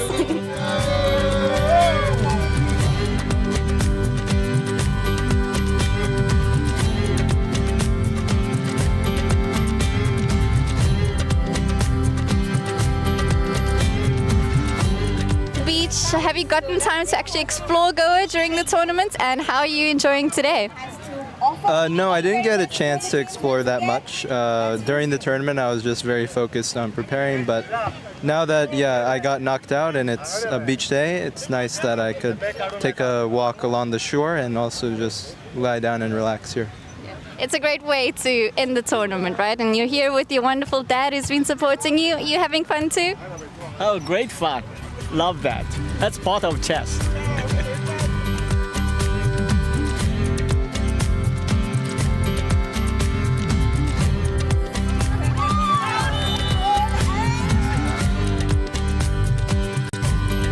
Joined by the winners of the football, the Goa Gambits. Mike, how far did you win and how was it? Goa Gambit, Goa Gambit, hey! Hey! Goa Gambit, Goa Gambit, hey! Hey! Go! Look at you are the captain, Goa Gambits. How far did you win? How was it? Our preparation was very good. In the opening, we were like +2 on Stockfish, but then in a time trouble, we went to very difficult position. But we managed to hold the victory. Next up, volleyball.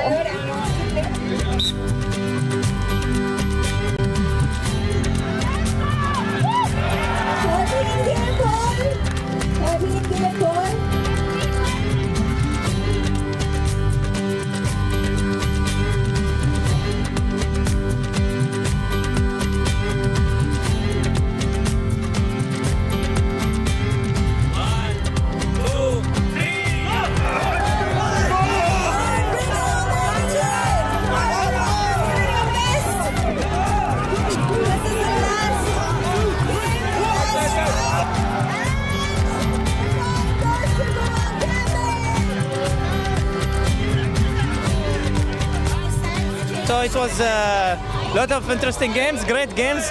Unfortunately, we lost, I think, all games. We won some sets in volleyball by luck, probably. We need mental games. Those guys are strong, but probably mentally we are better. But we will never find out. And now the sun is setting, and what has been an absolutely amazing day here at the Goan Beach. It's been a day of fun, activities, camaraderie, and lots of competitiveness, which we've been seeing in the chess, on the board, but now also off of it. Until then, now we go back to the chess.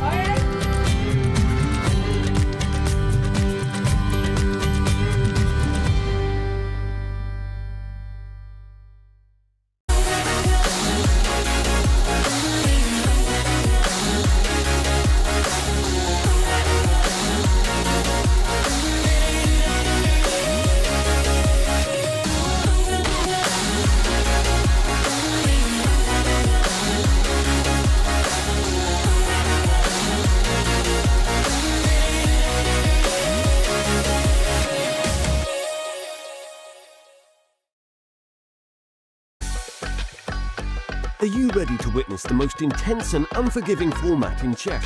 A knockout, where one mistake can send you home. This is the 2025 FIDE World Cup. From October 30th to November the 27th, the chess world gathers in Goa, India for 1 month of chess. 206 players, 8 single elimination rounds. With a $2 million prize fund, every round is a test of nerve. 2-game classical matches, rapid and blitz tiebreaks, and even Armageddon if needed. For the top 3 finishers, the prize is even greater. A ticket to the 2026 Candidates Tournament. This is the chance to earn the right to fight for the World Championship. The FIDE World Cup 2025. Only the strongest will survive. The FIDE World Cup 2025 in Goa is one of chess's most intense events. A knockout that tests stamina, strategy, and nerves. Here's how it works. It's a single elimination bracket played over 8 rounds. In round 1, lower seeded players face off while the top 50 seeds receive a bye into round 2. Each round runs for 3 days, 2 classical games, and if the match is tied, tie breaks on the 3rd day. The drama builds until 2 players reach the final. The semi-finalists who don't advance play a separate match for 3rd place.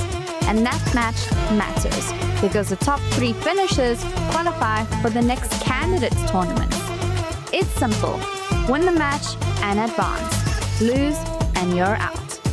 Every game takes a player 1 step closer to the title and to a possible shot at the World Championship itself. From start to finish, it's a fight to survive, 1 match at a time.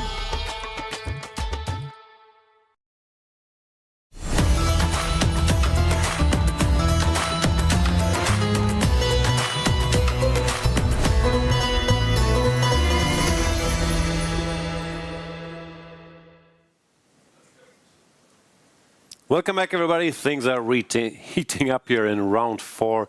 We've seen some more draws. Sam Sevian against Lorenzo Lodici and Matthias Bluebaum against Alexander Donchenko concluded peacefully. But now it's time trouble time. Well, there was one more draw. Yeah. Oh, another draw? Esipenko and Vincent Keymer. Yeah, they found a way, well, not the most expected way, but they found a way for move repetition. For move repetition. And that means after the move repetition, Esipenko still had the chance to be almost winning with this unexpected tactic. D5 thing, yeah. But that wasn't done, so draw there as well. And we are down to 5 games only. 5 games only. That means 4 will conclude now in excitement in the time trouble, and then Yu Yang-yi will play for 3 more hours in some endgame. Let's have a look at Daniil Dubov against Praggnanandhaa. This was the most exciting game of the day so far, and it keeps being extremely complicated.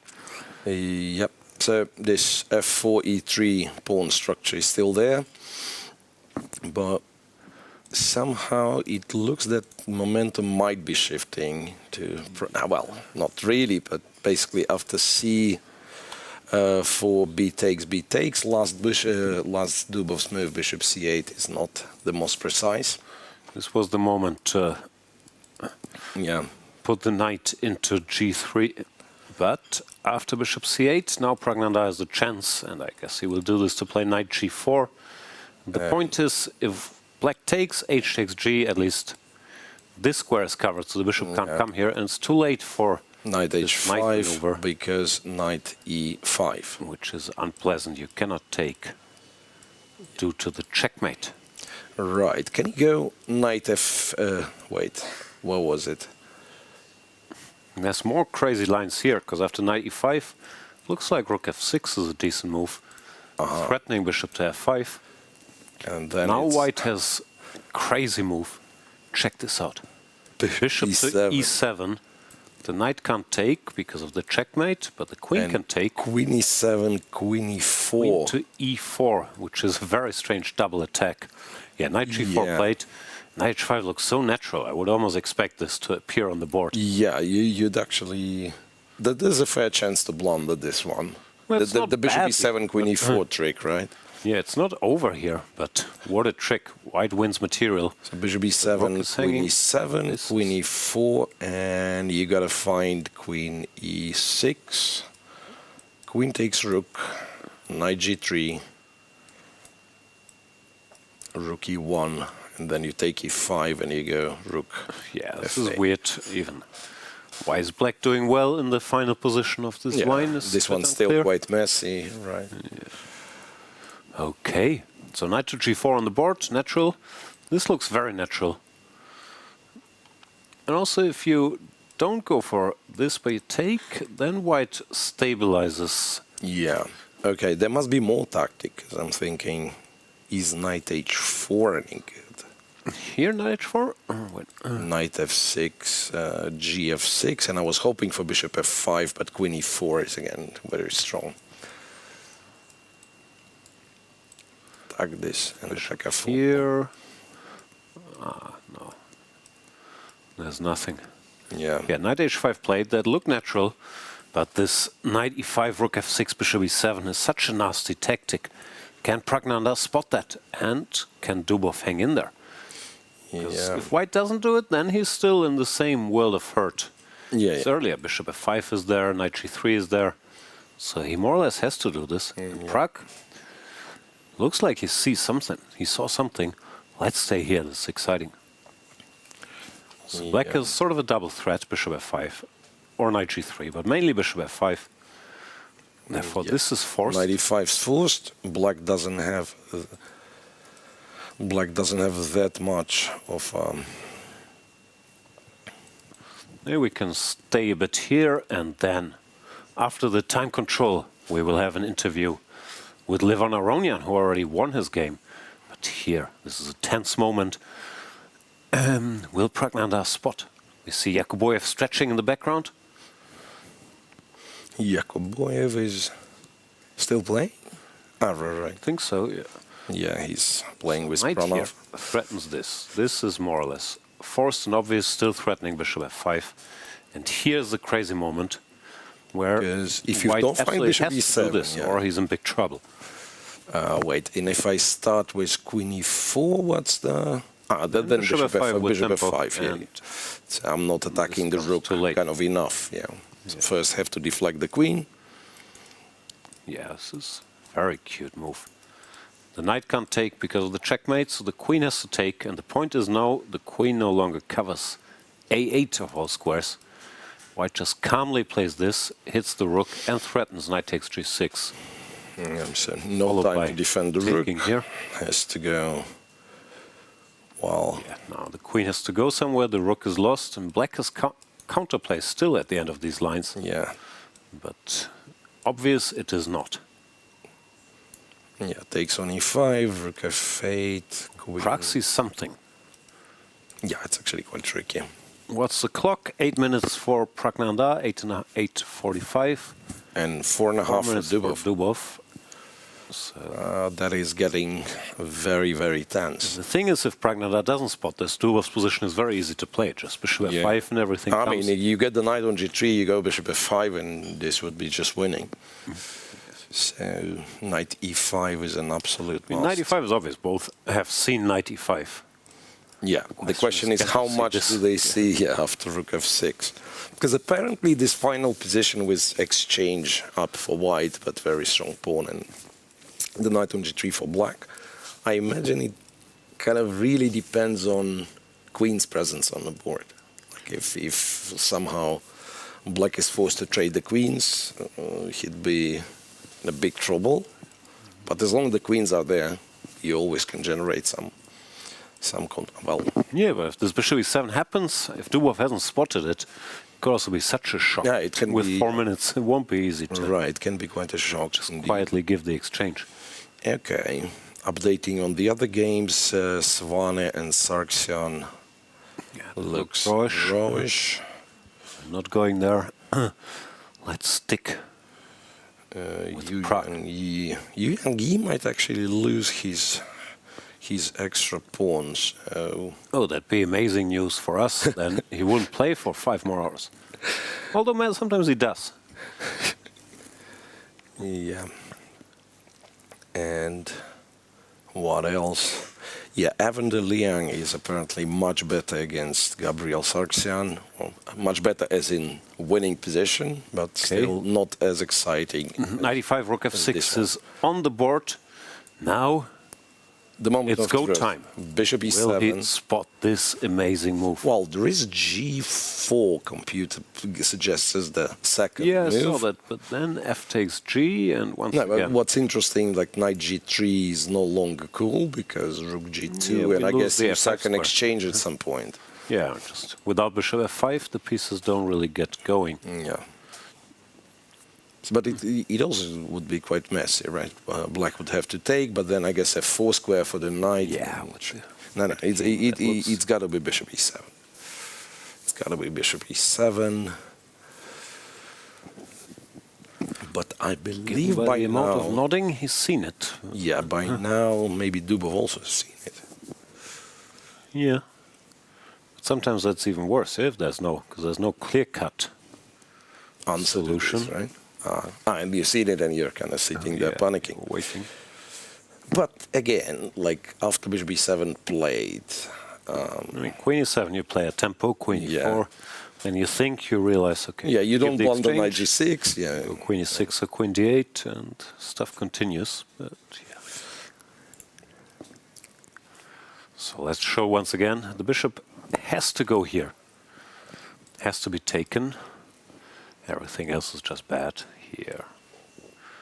Queen takes. White wins material. f5 and bishop d8. Yep. So takes and queen e4. This is the big trick. Double attack. And somewhat surprisingly, or maybe not surprisingly, but queen e6. Yeah. Black is still all right here. But what a mess this is. And even here, I don't know, like, it still feels to me like White gets to have more fun. Apparently Black has enough counterplay. Maybe e2 and just get the queen on f2. Maybe some sort of perpetually, queen e3, knight f1, knight g3 or something. Yeah, but as you say, easy it is not.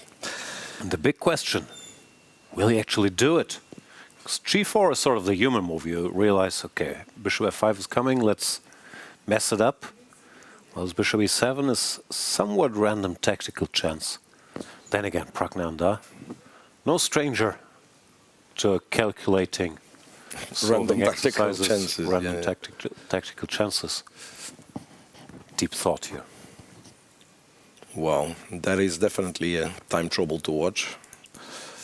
Yeah, both sides down to under 5 minutes.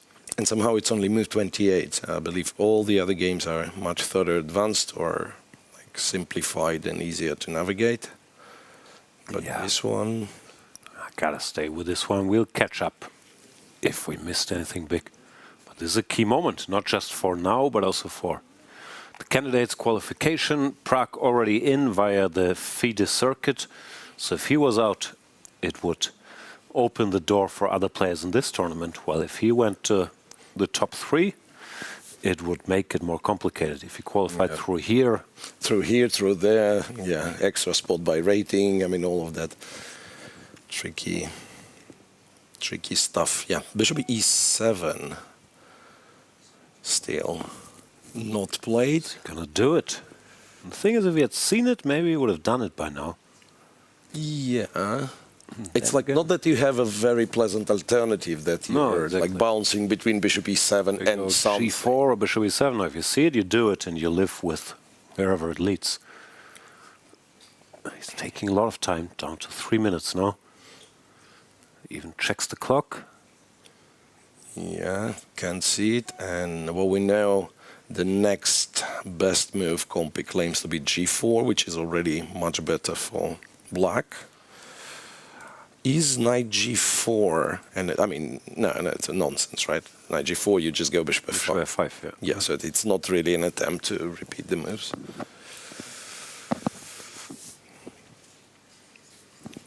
Even Dubov focused at the board, not walking around. It's business time. Yeah, that is. If he's made kind of forced to play, he shows quite levels of concentration. Wow. So the clock is ticking. 2 minutes 30, and Pragg does not do it. Pragg That was plays a tough rook to to find. d1, To which d1, but that allows everything. either knight Dubov g3 or wanted. bishop f5 is just better for black. Yeah. I guess you just play bishop f5 to, you know, bring the piece in. Knight g3 is always a move with a tempo, but it doesn't seem to run away. Both will happen in whatever order you like. Knight g3 here. The bishop comes. White is to move the queen. That's why he went rook d1 to cover the d4 pawn. After And then takes. But now, I mean, there's a lot of forces around. Compi says knight h4.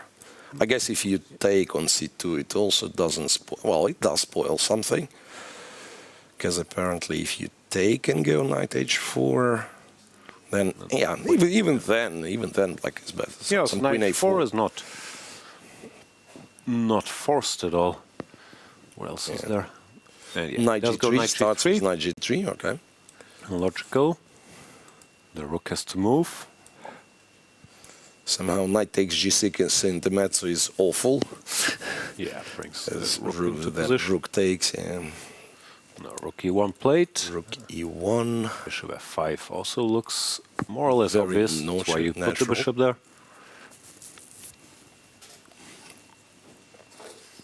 It is very, very natural. And yes, There comes the bishop.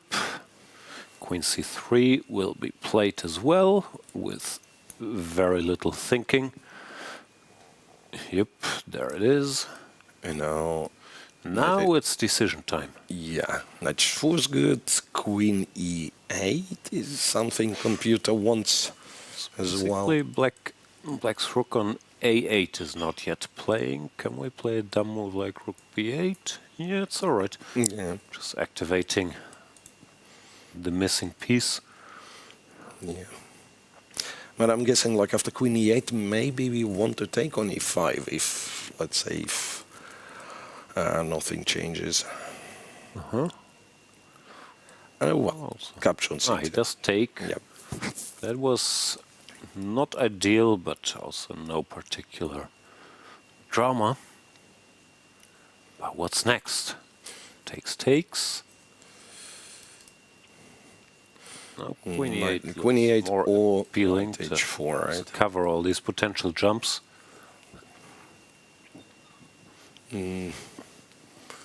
Just play the move. He played the move and I don't see which one. We are not getting updated. Queen is on Yeah, e8. queen e8 played. Yeah. Queen e8. There's also no way for white now to even do something about this f4 e3 pawns, like with the knight on g3. So it's Yeah, those are there forever. really serious positional trump.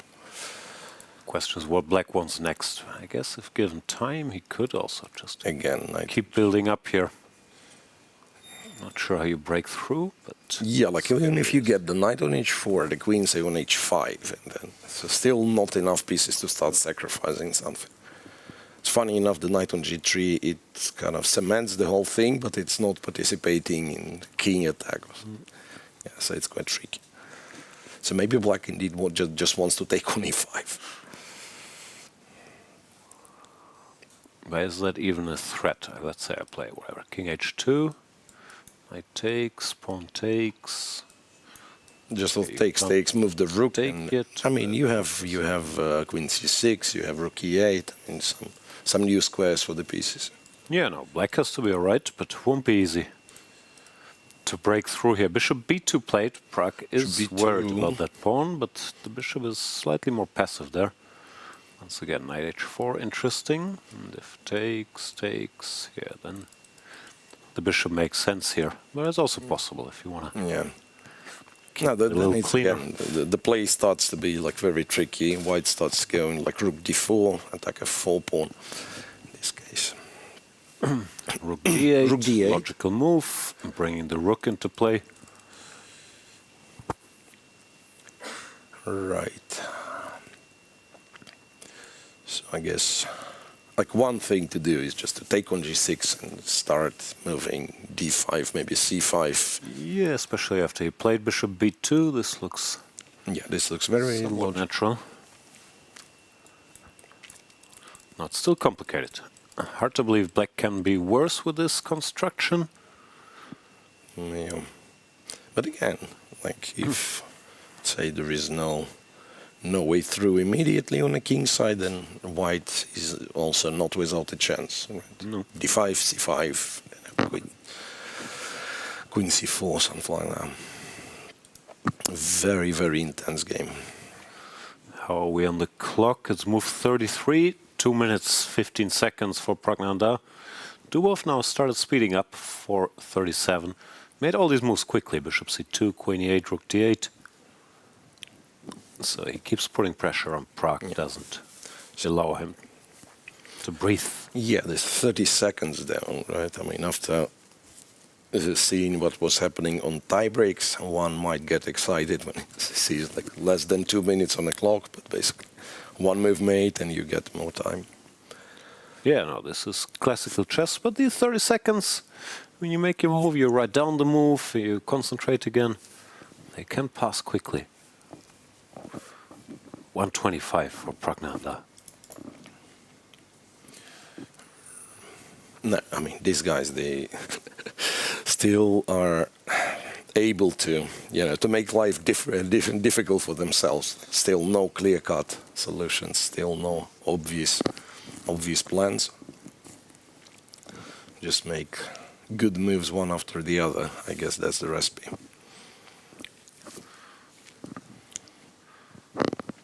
Down to 1 minute. Any moves, Pragg. Down to 1 minute. Hasn't done a lot of moving.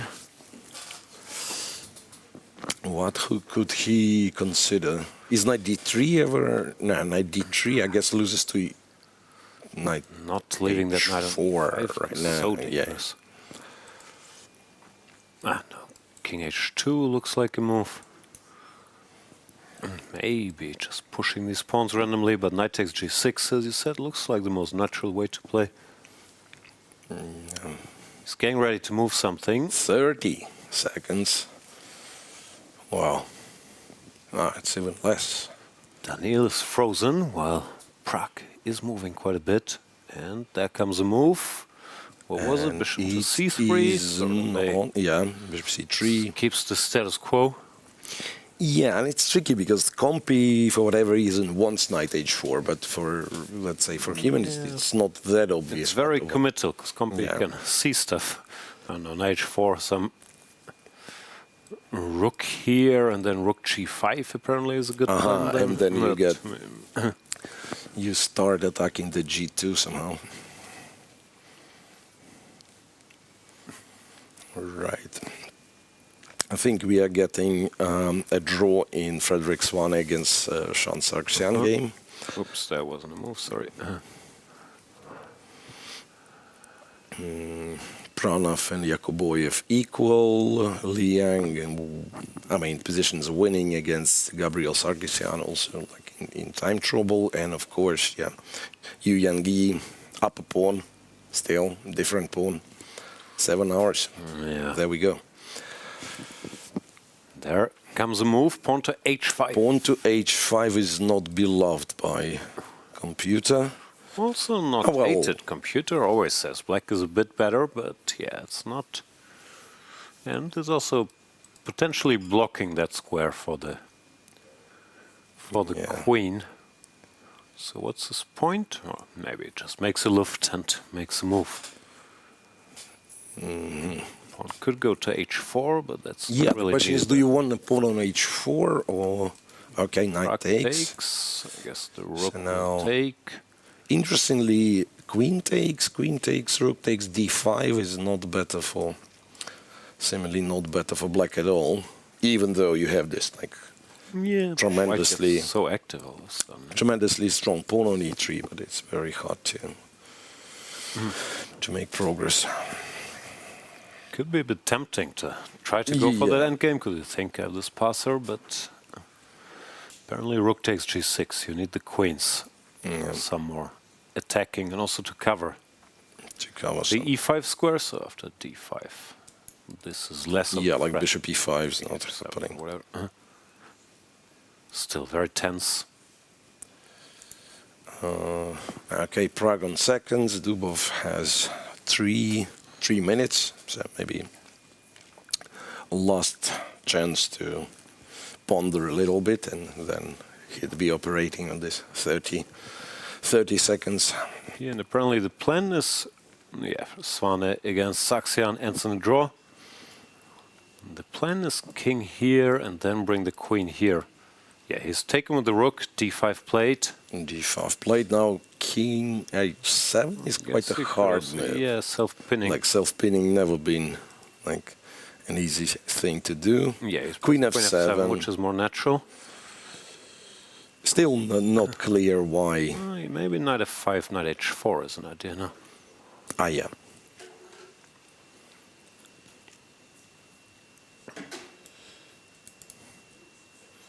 Yeah, by the way, rook d4 played, trying to stop knight f5. Yeah, stops knight f5. Now again, Compi argues king h7. Yeah, that's tough. But it's even tougher to play right now. No, it's not a simple position. No, it's never been simple position. Do you ever go c5, or is it with black or with white? Yeah, with black. Of course, and you blunder rook f4. I blunder rook f4. These guys anyway, would never do. So yeah, he should. Yeah, rook f4 is a threat. So rook g5 also parries the threat. Not a bad move. Rook b1, rook e d1. Yeah, well, actually, Compi wants to move the e1 rook. I don't know. Is it to have bishop e1 somewhere? Because I can get behind rook b1 because it's an open file, but second best move being rook c1 is somewhat confusing. I think he's waiting, like the computer lines rook b1, rook e8, rook e1, so maybe neither side can improve so easily. Yeah, rook b1 is logical enough, but over the board, yeah, like over next? the board. Well, rook e8 is also somewhat logical. You cover e5 once I'd again. agree. You help e2 just in case. So I could see that happening. I'd agree. Rook e8 is quite logical. But what happens if white actually puts the bishop on e1? Apparently, some tactic. Queen f6 hits the rook. Rook has to move, and then you get a chance to go knight f5. Dubov has been the faster player thus far, but Pragg very comfortable playing on these 30 seconds. Yeah, well, it's still, like, for me, it's absolutely incredible how they can like run their clock down to like 30 seconds and then play 10 more moves without visible, visible nervousness. Yeah, used it. Rook e8 played, good move. Just adding some support for the e-pawn if needed. Yeah, it's tricky how you like almost never want to go e2, but you always It's quite a bit speculate. tied up. The other bishop can't go too far away. What would be the scenario black breaks through? I guess getting the knight on h4 somehow. And then f3 would be hanging, g2 would be hanging. To d3. To d3. Oh, and that's a mistake. And it's a mistake That because knight allows f5, rook f4 and something. And rook takes g2. King takes g2 and queen g6 and there is no square. Against the knight jump. Oof, that's not an easy one. That's not an easy one. So not impossible either, I would say. Right. You have to think of it.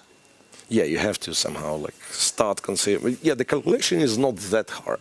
No. Like to consider a move knight f5 is something. Knight f5 is what he wants, but then not to quit after rook f4. Precisely. Like, to considering a move after knight f5, rook f4, not saying, okay, I cannot do it. Okay, very tense moment, and knight f5 almost winning for black here. Yeah, if he sees that basically white will have to just leave the rook on d4 and let black take it. But you have to absolutely spot this tactic to do it. And wherever the king goes, it's either the knight jumps, the queen gets taken, or the king h2, queen g3. Queen g3, queen f4 should everything. be absolutely winning. So big moment here. Is Dubov gonna find this? He's checking the score sheet. Checking the score sheet. Doesn't move look like he's seen 39. it. Normally, Oh, yeah, you can see somewhere. 39. If you spot such a tactic. Yeah, interestingly, it almost wins, but if you don't play it, the advantage is gone. Yeah. Second best move is h4, and white is absolutely fine after bishop e1. Oh, this is a very big moment. Hang on, and rook e4 is not possible because rook takes. Knight h4 is annoying, yeah? Rook takes, and if queen takes, rook g2 again. Do we understand that one? King g2. Yeah, queen g6. You're still being forked, huh? Yeah, yeah, so you go to h1, yeah, g3, h3, g3. What a moment, but it doesn't quite, look like Dubov. Yeah, it is quite confusing. Has seen this. Clock is ticking. No, he's looking for an alternative, I'm almost sure. Yeah. The problem is, like, what is the move if not knight f5, which is, of course, yeah, like, easy when computer tells you there is knight f5. No, I mean, you can always make up some storyline. All your pieces are where they belong, so now it's time. But if you don't see the tactic... All right, so now queen f5. Plays queen f5. Where white is just not worse, apparently. Yeah, in general, endgames without this danger to the king, white was fine. Yeah, Yeah? wait, but there's also this h4 move, which is actually... maybe I'm just trying to make stuff up. h4, because I see Compi gives knight e2, queen e2, takes b1, and... Okay, now Pragg just takes. I think he's happy to have the queens off the board. Queen takes, probably rook takes. I don't know if... is there a virtue to knight e2 check, trying to make a draw? I'm not sure if he wants to make a draw. That's a funny move. King f1. And he goes g3, back. and you're arguing if the king goes to e1, now he can take. Then I can take on f5 with the knight. Rook f4, rook g2, rook f5, rook g1, which apparently also is not better for black. Yeah. No, the normal move would be rook takes f5, of course, but since he hasn't played it, he's thinking about something at least. Let's move 40. Still has to make one more move before, and he's on seconds. He actually has to. Yeah, 20 seconds, and he does. He takes. So rook to f5, and now apparently somehow black is just not better. He probably has enough with this e pawn, enough kind of play so that distract white, but black can't really make progress. While white has some potential with his pawns. Yeah, rook f5. Also looks like black can simplify, knight e2. Rook moves, take the bishop, this would and play some... At least safe. Yeah, it is completely safe. Okay, so they made the time trouble there. Dubov misses, or both sides have, as we said, miss some spectacular tactical chances, which, once again, sitting here with the computer, those are easy, but over the board, far from it. So Dubov, no, Praggnanandhaa had this very nice shot, which wasn't even better for white, but still very nice. And Dubov, in the time trouble, had this move with a very cool idea of rook takes f4, rook takes g2, queen g6, and no matter where the king goes, black is winning. There's trouble. Yes, it was just knight f5 was just winning. At least practically, yeah. Also, non-practically, it was winning the exchange. Okay, Dubov goes for a walk. Let us do a quick tour through results in other games. We've seen Shant Sargsyan, Frederik Svane ended peacefully, perpetual there in the end. Dubov games still running. Bluebaum, Donchenko, just... They made a draw. Yeah, made a draw some time ago. Pranav against Yakubboev. There's still some fight. Something that we've missed, not really. Yakubboev is apparently at least not worse now. With his pawn on h2. Then what else is there? Not that many games going. Liang has been better for a while against He was Sargsyan, winning but at some this point, like looks completely a mess winning. now. So he, think he just like missed something in a time trouble. Sargsyan managed to make it weird.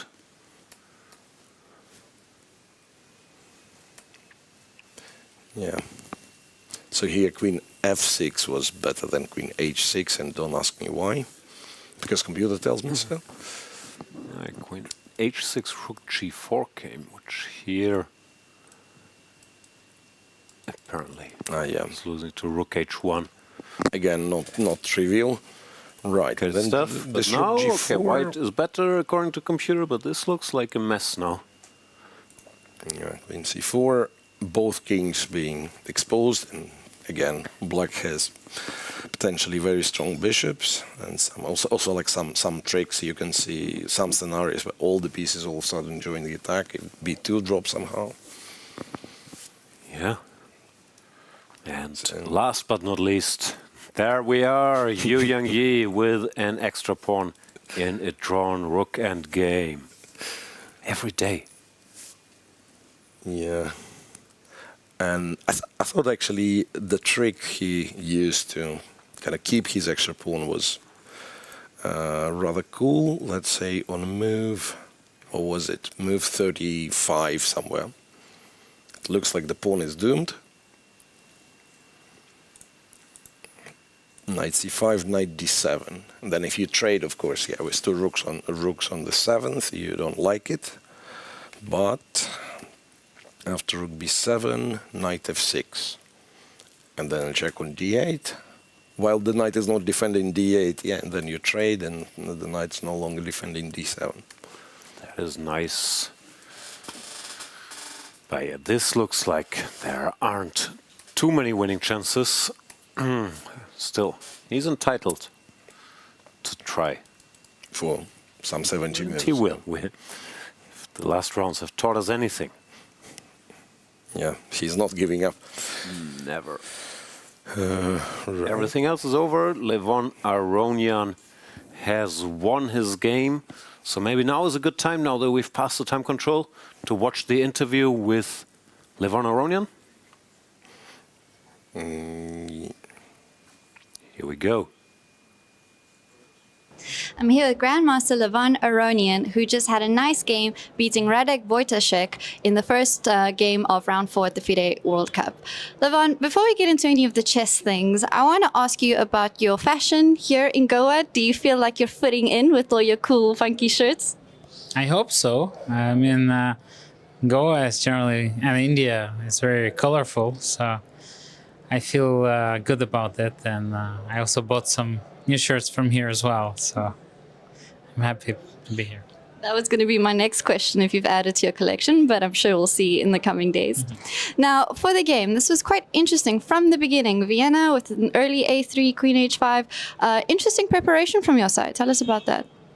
Yeah, I checked this line a bit. I spoke with Fabi about this line a bit. Yeah, it's not a great line for white, but you know, it's definitely good as a surprise weapon if your opponent doesn't know. So I got lucky here that Radek was not too familiar with it. We were speaking in the broadcast room about how this game really exemplifies how you can play anything in chess and get a good game without having to know all this theoretical knowledge. What's your opinion on that? I don't think you can play anything. It's just, it's kind of a desperation. You want to try all kinds of stupid ideas because regular ideas lead to a draw. And we're seeing so many draws here today. Yours is the second decisive game of the day. Do you think players are kind of keeping their cards to themselves because the tournament's getting more intense? No, I think it's just the state of the openings in modern chess. I mean, draw is the most likely result in a game, so therefore people are, even the most fighting guys are not being able to get anything out of the game. Levon, you've won this thing twice already, being even the youngest winner to have won it. So you know what it takes to get to the end. Tell me a bit about that.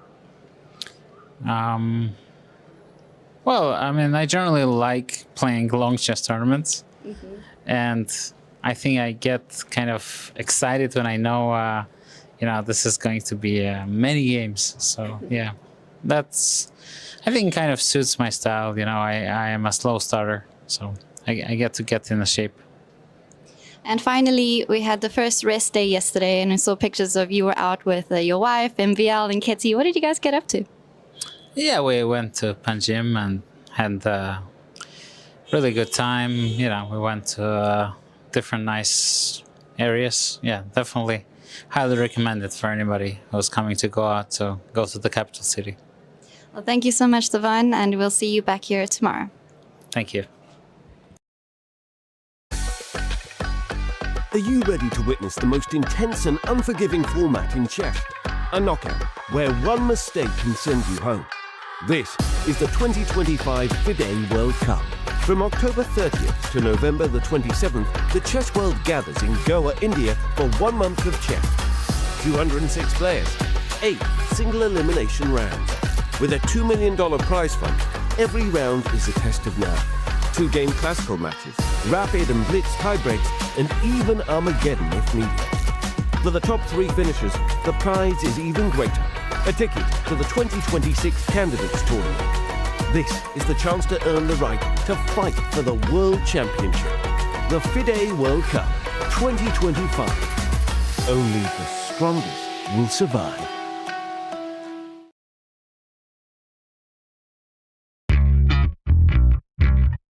I'm on a quest to explore the history of Goa.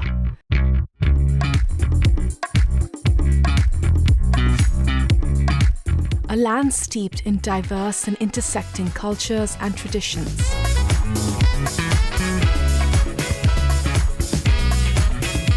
I think this is one of my favorite pieces of art in the city. Here, influences from multiple faiths coalesce in beautiful ways. From religious sites to charming villages and vibrant streets.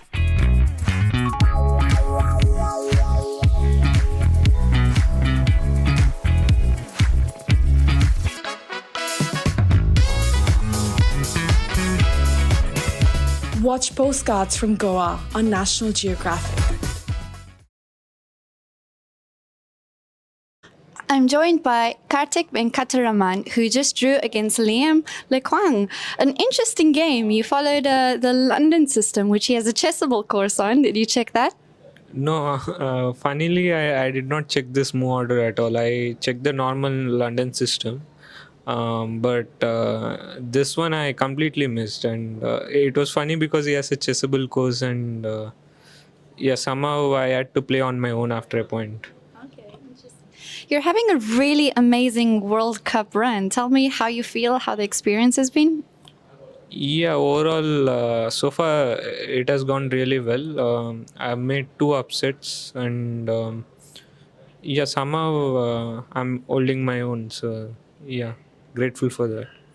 And today was a draw, but you're playing with the black pieces. How do you feel going into tomorrow's game? I mean, you're the underdog in the match, but with all these upsets that you've caused, anything can happen. Yeah, I'm quite optimistic about my chances here. I was a bit worried about getting some slight disadvantage in the opening, but overall I managed to make a draw quite easily. So quite optimistic about my chances tomorrow. And tell us about yesterday. We had our first free day of the tournament. We might have many more. What did you get up to? Actually, nothing. I was just resting and looking at my opponent's games. I thought of going out, but I didn't know what to do. So. And finally, what does it mean for you to be playing here in India with all these amazing fans, watching you, asking for your autographs? Yeah, it's a bit different because every time I play in India, I mean, there are no fans whatsoever. Mm-hmm. So it's a bit different that way. But I somehow tend to do really well in India compared to Euro, which is very surprising. Like everyone says that Indian players are quite underrated and so on, but I tend to do better in India. So Why do you think that is? I don't know. I'm very weird, so I don't really know. Okay. Well, thank you so much. Congratulations. Good games today, and we'll see you tomorrow. Thank you. The most prestigious tournament in chess has come to India, the home of chess. अरे यार देगी अरे क्यों चालियो घोड़ो Yes! Yes! Yes! Yes! Chess, chess, chess, chess. खेल ये हमारा है. आओ दुनिया वालों ये वेलकम तुम्हारा है. अपना गेम भारी है. हैंडशेक की बारी है. अब इंडिया बोलेगा. It's your move. It's your move. Goa कर रहा है wait. It's your move. Come, come, come, don't be late. It's your move. ये तो कोई खोर. चतुरंग के सारे रंग सदियों से हैं अपने संग. शतरंज बिछता है हर आंगन. विश्व को दिया हमने विश्वनाथन. डंका बजा है गोवा सजा है. खेल जमेगा खूब. It's your move. हो न जाए checkmate. It's your move. check में भी होगा just. It's your move. Goa कर रहा है wait. It's your move. Come, come, come, don't be late. It's your move. Esto todo. It's your move. एक दो ढाई. It's your move. It's your move. It's your move. It's your move. It's your move. The FIDE World Cup 2025, starting from 31st October to 27th November in Goa, India. It's your move.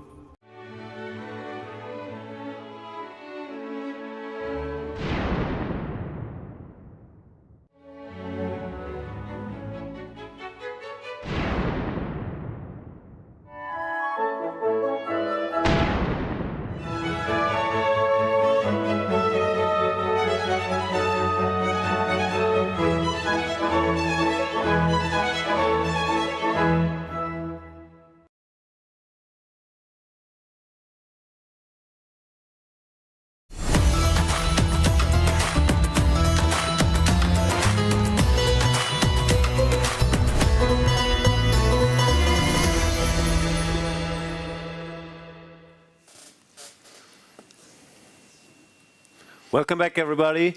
13 of our 16 games have finished, including what was our game of the day, Praggnanandhaa versus Daniil Dubov. So let's have a quick look, Miro, at how it all ended. And then we're left with 3 games.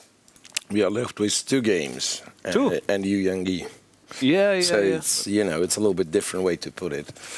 And somehow the players, they had just seen enough here after rook takes f5, rook b2. Yeah, like enough drama, offered a draw, which was accepted. And we can't even blame them too much, because now it looks like it's just, whatever you want to call this, dynamic equality. Yeah, neither side can do too much. No one can make progress, Pawn it has seems. to be watched. And if black plays some random move, now h4, it's very hard for white to do anything, because whenever he moves, he creates weaknesses for himself. So apparently it was a sit-and-wait situation for both. If anybody's better, it probably is black who could hope to somehow improve a bit. Yeah, but what Compi does is just goes king h2, rook d1. And yeah, it does nothing. And says black also is out of breaks. So, draw agreed there, very tense battle. Some chances were missed. Yeah, some chances were missed, although Pragg's chance really just led to another complicated equal position, while Dubov did have the chance. Yeah, the knight f5 chance was a really big chance. On move 38 with this very nice trick. And black is winning. But draw there, draw on many other boards as well. And if we have some results, we can read them. Frederik Svane could not defeat Shant Sargsyan. Leko may draw quickly against Arjun Erigaisi. The first move repetition there was taken in a sharp position. Donchenko Bluebaum was an equal game most of the way. Keymer Esipenko abruptly ended with a move repetition in a situation where Esipenko had a chance actually to be better. Yeah, Wei Yi Maghsoodloo was relatively smooth draw. Then one of the kind of bigger results of today's round was a win for Jose Martinez against Alexey Sarana with black. Yeah. Grandelius Harikrishna made the draw. Sargsyan couldn't do anything with white against Lorenzo Lodici. Vasily Graf draw with white against Alexey Grebnev. Petrov still going strong. Kartik defended himself without much problem against Leko. Sam Shankland, Richard Rappert was a draw. And Aronian defeats Wojtaszek, like funny opening ideas, which we should say Wojtaszek kind of played into. Yeah, he went for the most direct line, and Levon knew a bit better what was happening there. That leaves us with 3 games. Yu Yi versus Sindarov is a drawn rook end game, but what we know is that Yu Yi will try for a bit. Sindarov just played h5. Yeah. After e4, how does he want to h4 clean this up? Is this already only move? Or well, easy move? I don't know. I don't understand the second computer move, which says rook e1, which leads to rook trade, e4, rook e1, and it gives point 80. And what I was told, there can't be point 80 in opponent games. I think both sides get a queen. Yeah, you probably get a queen. With an extra pawn, yeah. So I don't think it should be your favorite way of making a draw, right? Or wait, in this case, yeah, he promotes with a check. Yeah, no, you don't want this. It's probably a draw, but you do not want this. So e4, one has to find h4.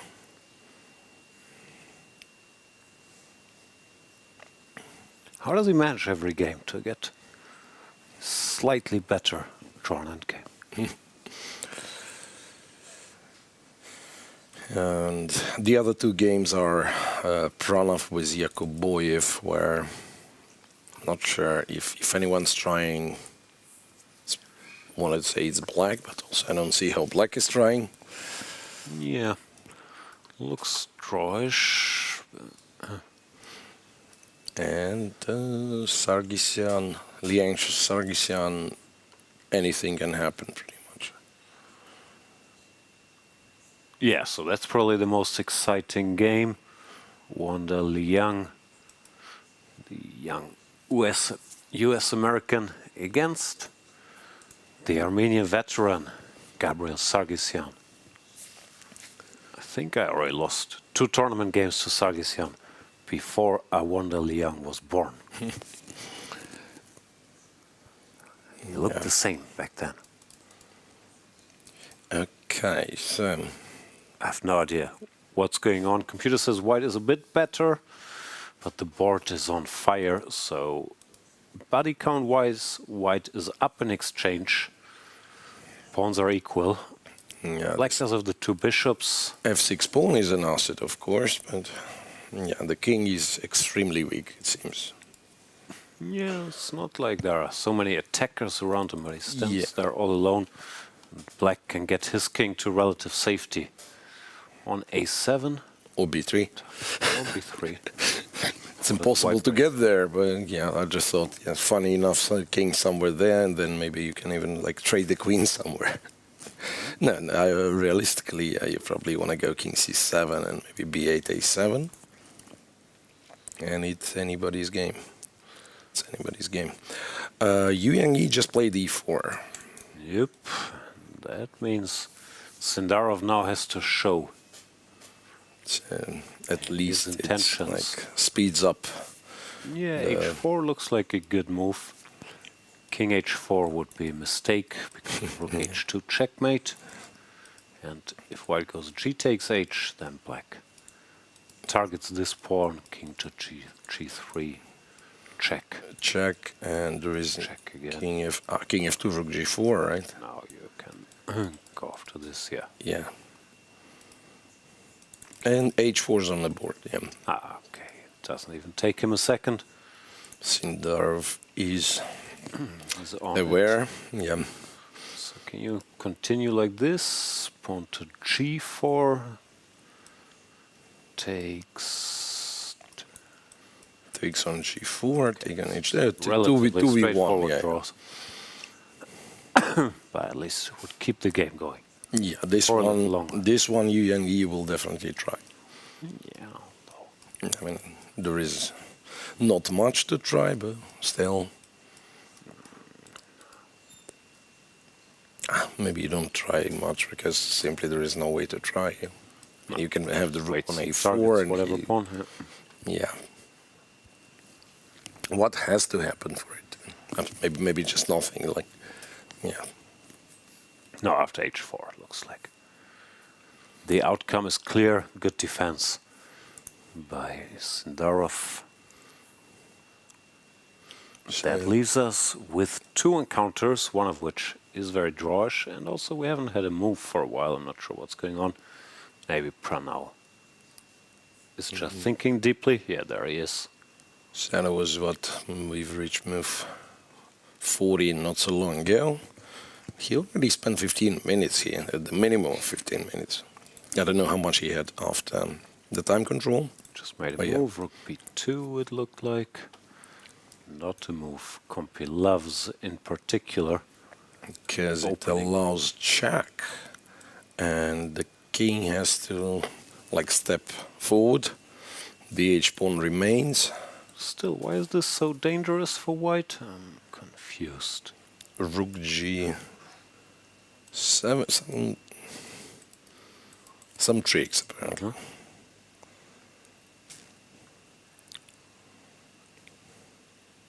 Yeah, but also there is like no clear-cut path, right? Say, what happens if I go C6? I have a pass pawn, let me move it forward. Then F5, almost lost, or just lost. Doesn't help, to be honest. Doesn't help to understand anything. Yeah. Rook D3 is likely to happen, I would argue. No, he wants to play F5, which looks wants to play positionally sound, just stopping the king. Fixing the F4 pawn. Wait, and then it goes bishop G3. And after this check, king F2. F2, and then probably it peters out. Rook H3, though. Bishop H2, and you cannot do much, yeah? Black will still be optically better, but not even material. This you can't really win. There he goes. No, still not played F5. So two Uzbek players still in action here out of our remaining F5. 3 games. There comes F5, but I think that is what Pranav was hoping for. Yeah. No, bishop G3 is not an easy move there. I mean, check, king F2. Are we sure that rook H3 is not getting us anywhere? Not sure, but white doesn't have a choice, does he? Takes this check. There is check on G1.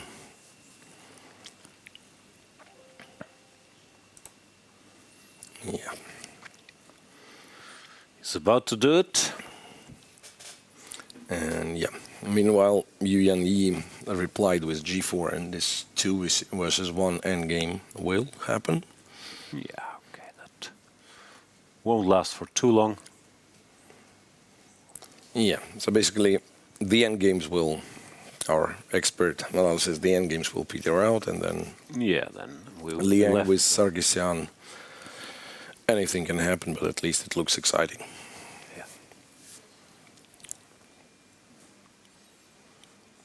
Taking a moment here, still very young. Born in 2006. He's makes him 19-year-old, and he's yet not the world champion. So young, but doesn't have that much time. I think he was junior world champion, but not.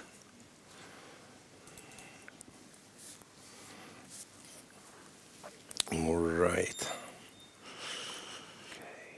We haven't covered that game that much, right? We've seen it when he broke through with d5. Yeah. And then somehow Black got in chances. Pawn on h2. He's still hesitating to move the bishop. But there he goes. Bishop g3. Yeah. Yeah. And Compi just goes after the c pawn, right? Check. Yeah, Compi just exchanges stuff. Check. King has to go here. Here. Yeah, King g2 would be. No, apparently there's not much. Black wants to keep it a little more exciting. He can force white to keep some rooks on. And go rook c3, but even then, yeah, it's still quite drawish. 2 pawns left each, and should be relatively easy. Yeah. Yakubboev, veteran, born in 2002, well in his 20s at this point. So again, you told me Sindarov is kind of secretly. Who you saw the most talent? Yakubboev is the real Nodirbek, even though Abdusatorov is 100 points higher rated. Not anymore. Abdusatorov dropped to 2720, so it's. The gap is not as big. The gap is not big between the Nodirbeks anymore. But yeah, I've heard, I don't know Yakubboev so well, but many people think he's the real secret super talent. But recently, Sindarov has been also stealing the headlines. Right, close the 2700. Okay, the Sindarov endgame is very drawn. We don't have to cover this. There is no winning chance for white, I would say, whatsoever. Of course, you try. Threatening f5, but black can just always chill. Give checks if this king gets too ambitious. Yeah. Sindarov also not the type to spend much time in these positions. So the most exciting one we have is Wanda Liang against Gabi Sargsyan. Against Sargsyan.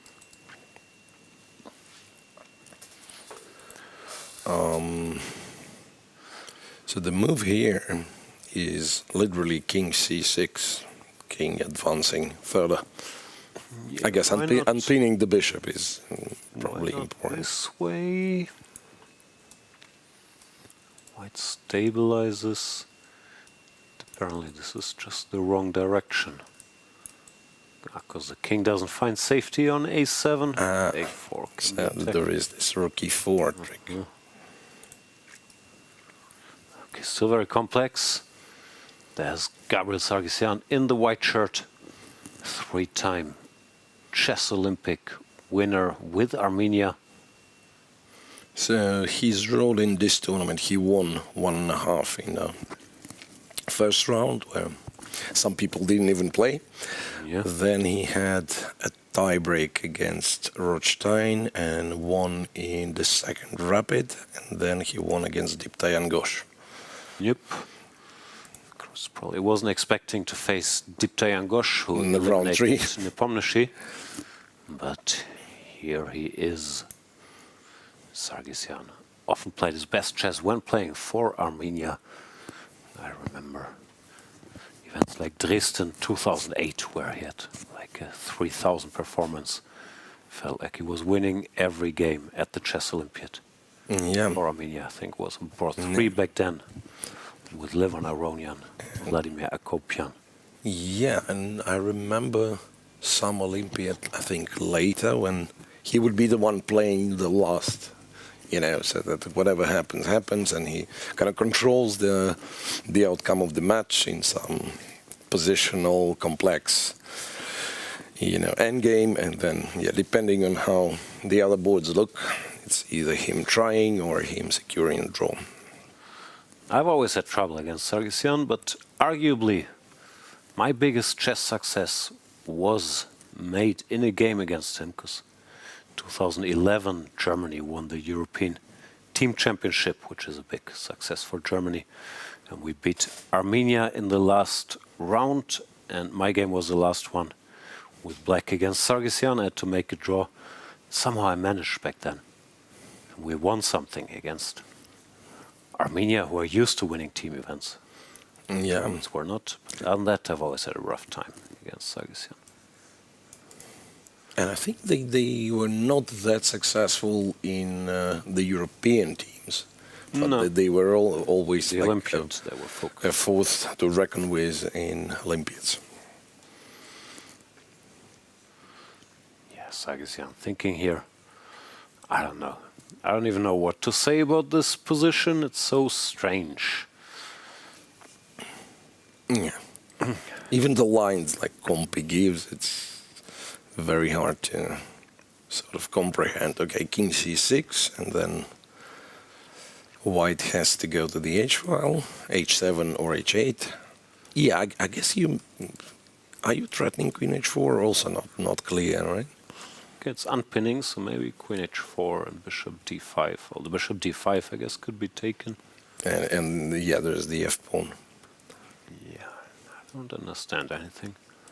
But yeah, apparently something like this, black all of a sudden check would be and winning. Bishop E6. Bishop wakes up. Okay. So Okay, that's a that threat, not Bishop D5. But Bishop gets us somewhere. But first he has to play King C6.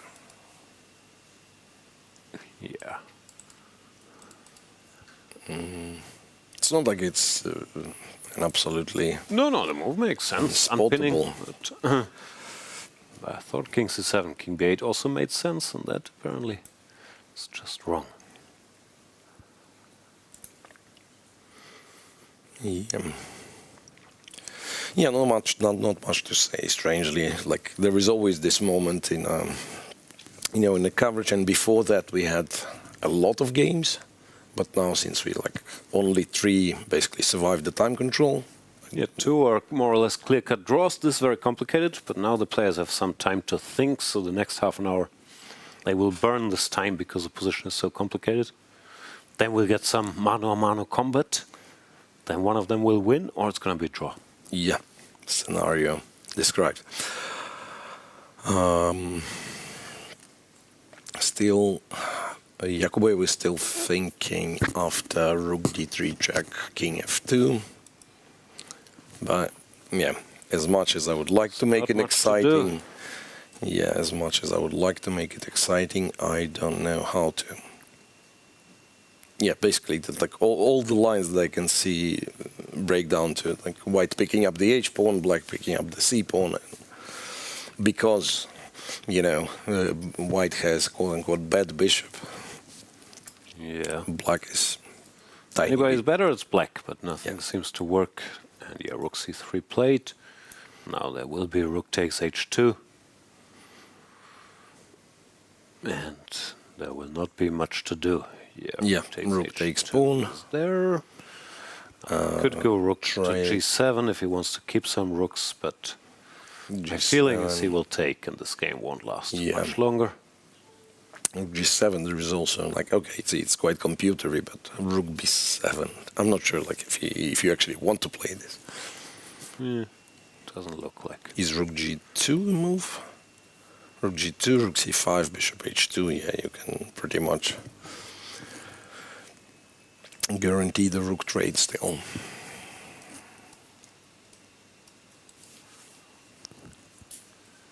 Oh no, he's going Rook G7. The hand motion. It's one of these players who will first show you which move he's going to make, then he will think for a minute and then make the move. He didn't show. No, he showed Rook G7 is coming. Well, I say there is rook d7, for instance, also doesn't spoil anything. It's rook g7.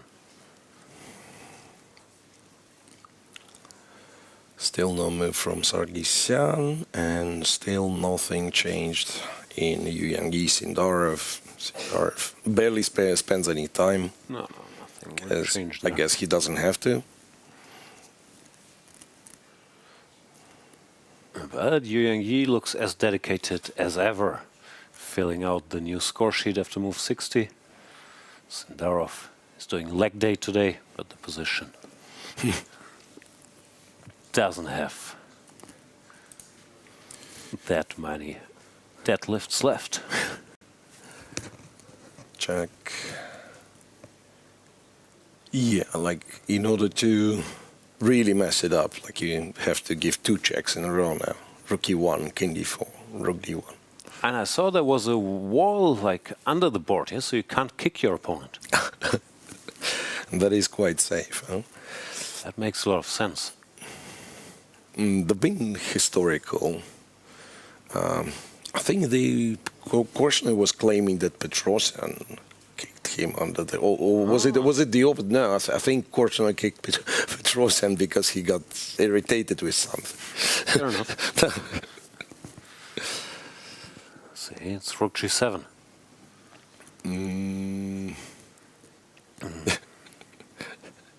And Pranav is giving him, like, you know, like a little nod. Okay, I know what you're playing. Okay, we all know by now. You will attack my bishop. I will go rook b7, and we will make draw.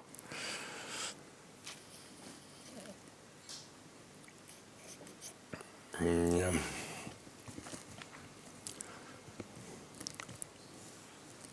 So, well, actually, I think it's a huge progress in Yu Yang-Yi's game, because we've seen, what, 130 moves sometimes, and here... Oh, rook g7! Rook g7, what surprise. Yeah, so where I was going... rook g2. Where I was going with Yu Yang-Yi, that we've seen like 130 moves from him, and now last capture happened on move 54. Last capture, last pawn moves, you know. Also, the position is so drawn, I'm not even sure. Even Yu Yang-Yi. Even Yu Yang-Yi. Stamina. To continue this one. Yeah, fair.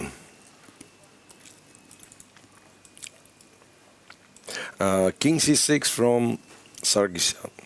But now Evan de Leang will be thinking. Yeah. As the position is complex, King c6 some new bit of information, and having said that, he quickly plays Queen h7, which is the strongest move in the position. He's good. Modern kids are very... And King b5. King b5. Wow. Gabi has decided where the king is headed. And again, it's not bad. King b5. Somehow the rook stuck on b6. So in reality, in reality, of course, the king does not go to b3, but to like a5, a6. More likely, yeah.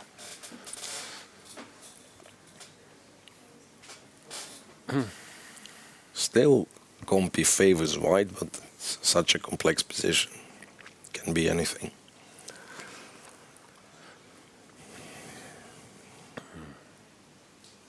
White does not want endgames, I'm assuming. Yeah. That would be... Even though, I guess, with the f6 pawn, he has some insurance. Probably not losing, but yeah, this looks easier to play for black, at least. Yeah. So, who will be, out of the remaining players, who will be the first Uzbek grandmaster to finish his his game in a draw? I'm not sure. I would still think Sindarov, but maybe that just means I never learn. There will be a way. Fighting spirit of Yu Yang-Yi. Yeah. Because Yakubboev has more objective reasons to kind of try. Continue. Yeah, fair point. Rook a3. Try to bring the king to g4 or something. Yeah.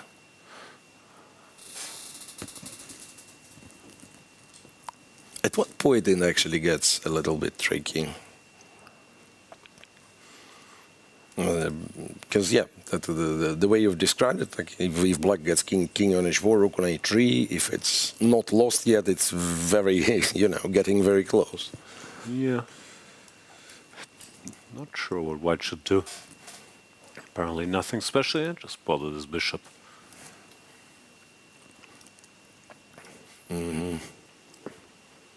If the bishop stops attacking this pawn, then you can move his bishop at least. You can move your bishop and try to put it on. Try to do something active. Yeah, I guess it's all about like looking for active counterplay. No, at least you could see scenarios where this goes wrong for white. Yeah. Okay. Yi making progress going in. Oh, let's see. King's active. Is coming. King's active. Check. King f6. Now e5. And rook f7. And now you have strictly only move after rook f7, because king g6 loses, right? Yeah, that is true. King g4 is forced. Rook f6, and then you do not move, but this looks more progress than white deserved. Can you do nothing? You can do this apparently, but here at least some precision will be required. I'd get nervous around here. Yeah, there's always, like, it's supposed to be drawn, but barely. And e5 played. I wonder if he could avoid this. Yeah, why didn't he target the f pawn and wait with the king, like king f7? Yeah. What does white even do here? Well, I guess you can also go e5 still and aim at something similar. It's probably you cannot really like fully avoid this nonsense. And again, check and rook e7. Maybe I can go here. Fair point. Yeah, maybe not to allow any of this. Okay, Sindarov doesn't look that impressed. Still, Yi will not be impressed by Sindarov not being impressed. Yeah, so I check once again. I check king g4, f5 doesn't make any sense. No. Guess we just take rook e1 and we also run. E6, yeah, fair point. No, but rook f6 at least some cause for concern. Rook d1, check, king c5. Maybe this is cleaner. Maybe you just keep the king cut king off. f4. The king. Yeah, maybe you keep the king cut off. Yeah, this looks much easier.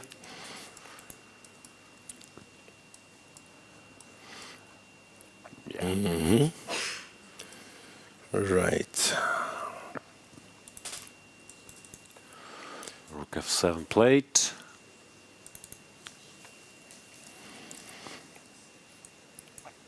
Well, king g4 will be played as soon as Sindarov returns to the board. Very likely. Here comes. Yeah, he doesn't look particularly concerned with the defense. Yeah, just go rook d1 and rook d1 and sit there forever. Yeah. Okay, Hang on, rook d1, king e3, rook e1, king, or it doesn't make any sense. King f2, yeah, king f2, then you move rook e4. e4, and we can take the king again. Yeah. So even Yi will find it hard continuing this one. We will see. Let's check back in with Pranav. Okay, we can check Pranav for a second, although no, much happening. But no, this scenario we talked about is on the board. I don't know, such positions. I mean, they I've can seen be people lost. lose those here. Can be lost. And Yeah, it really depends, like when you decide to go active, right? Because like, you might think, okay, there is no threat, and then when the threat is there, with the king's already on h5, and it turns out, well, wait, it's a bit too late to take actions. Something which is like probably irrelevant, but still, the a pawn is, or color, the bishop is of a good color for an a pawn. So this idea that you sack the bishop for a f pawn and hide in a corner does not work necessarily. No, it must be drawn probably. Many ways to defend so far, but Black has many ways to improve, so it's not like... And this is just... Come on, shake hands, guys. All right. Okay, Wanda Liang. Yeah, so finally to the middle game. Rook e4, queen e6, Rook d2. Hanging in there. Rook c6, so he decided to activate the rook this way. Rook e4 and queen e6 is already played. Now, well, apparently queen f5 is what Compi, like one of the moves Compi wants, which, as we said, like intuitively, it doesn't look like white increases his odds of winning by trading the queens. Okay, stuff changed a bit maybe with this rook no longer on b6. But and the king far away from the f pawn, right? So if you were trading between knight on a king on e6, maybe then. Yeah, so queen f5, but still takes, and then apparently you have to go d5, otherwise you're in trouble. Wouldn't like that. d5. d5, takes, rook e5, rook f6. This might still be enough. It feels strange to give the knight this d4 square, 3 pawns versus 3, but... Knight d4, king c4, and Compi not bothered slightest bit. Do we have to exchange queens if... Ah, hang on, he played queen h4, not queen f5. Ah, looked like he played queen f5, maybe he changed his mind. Queen h4. Well, yeah, which makes sense. He attacks the a4 pawn, and similarly you can't protect it. The thing is, yeah, apparently you can't really take it. Takes rook g8. And now it's already black, who somehow is better. But it's, again, it is so complicated. Rook b4 check. King, you have king c6. Wow.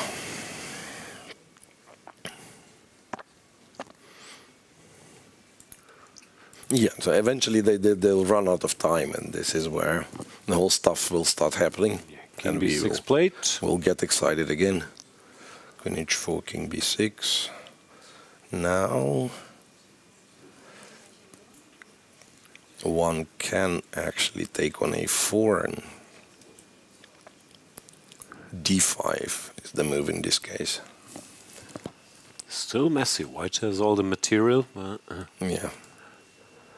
But somehow still not fully coordinated. The two bishops are such a strong defensive force on an open board.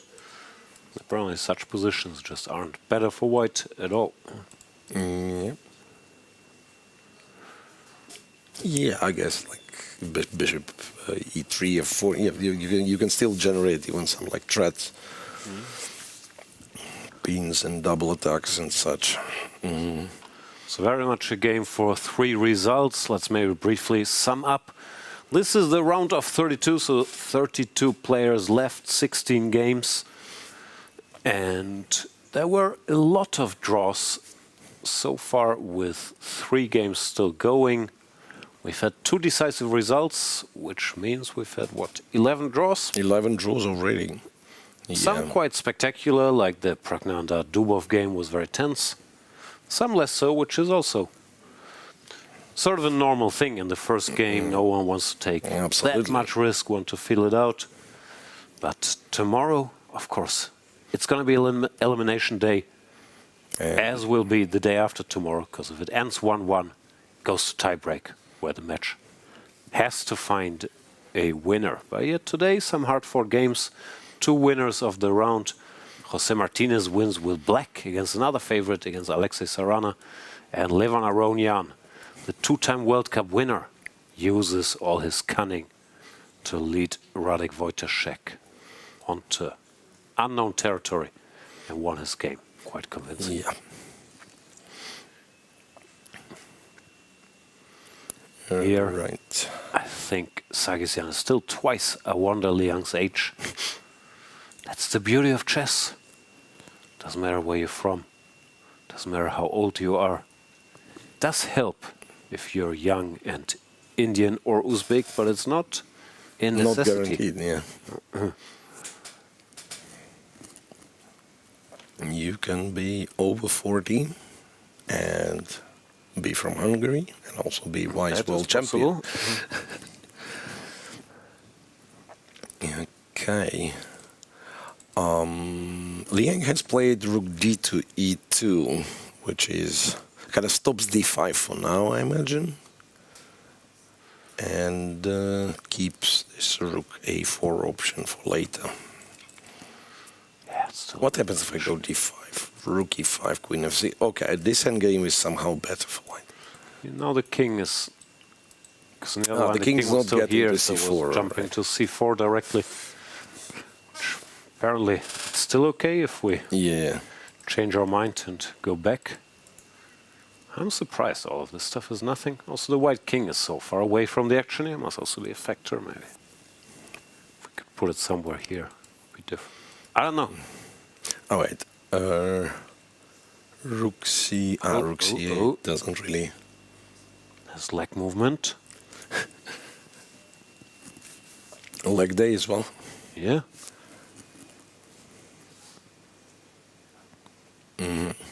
So, yeah, it's strange because Compi, for instance, wants rook c8, after which, once again, it's hard to say what black wants really. I guess, yeah. Rook g8, g8.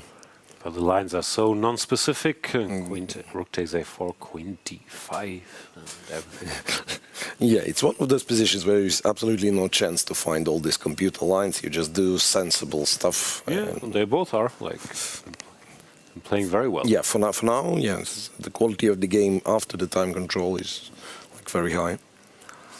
So is the time consumption, though. It's move 48, and they're both down to less than 10 minutes.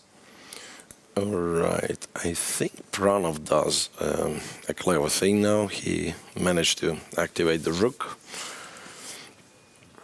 And just thinking, you just stay on the 5th and disturb the bishop whenever you can. This should be enough, I guess. Yakubboev, he didn't have a chance to put the rook on a3 earlier yet, tie. Yeah, and he decided not to. Now maybe bishop b6. That's hard to make progress. Rook c2, rook e2. Check here. No, Pranav defending well. So now, yeah, f5 hanging. Well, wait. Do you just lose? Yeah, you just lose f5 or something. You can go rook c5 and offer a draw, but this is an immediate finish here, because king f6 check. Can't go here because of this.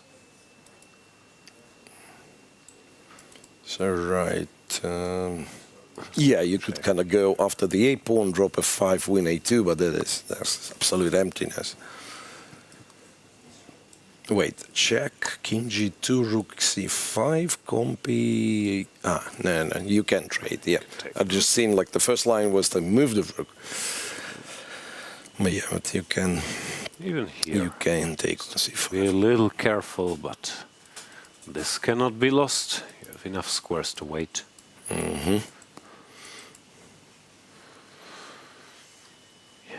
Check is given. King goes back. Probably rook c5 will be tried.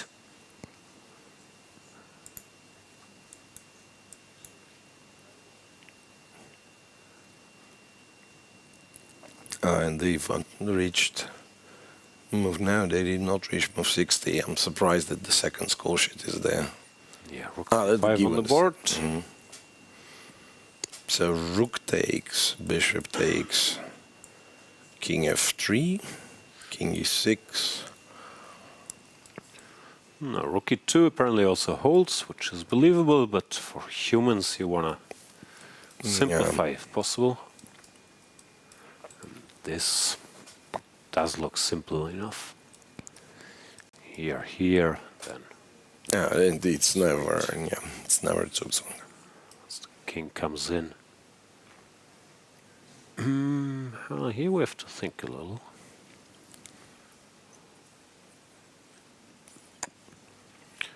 Yeah, well, There is a actually, draw, but here, yeah. well, actually, you some have to advantage again, on the right? left. Have to run, and you have to sack the bishop for the a pawn. Yeah, he Or doesn't want find to do a it. way, Which, yeah, no, it's find more a- understandable looking at these lines. Rook e2 keeps the status quo. But then can black again try to get this like super active king g4 stuff, or maybe you're not making it to g4 now? I mean, not immediately because rook e6 check, yeah. But The problem is the bishop doesn't have a stable square here. Like, I don't know where it should be. Bishop c7. It's not attacking anything. And bishop c7. White goes king f3 again, and rook c3, rook e3. No, he just has enough to hold the balance. There will be some massaging left. How's Yu Yang making progress? He's just bring the king somewhere and then thinking a lot. Yeah. It's also a way to not make progress, but prolong the game. Prolong the game for sure. Yeah. No, but that is... F5 is just never winning all these races. And in a draw. Whatever, take.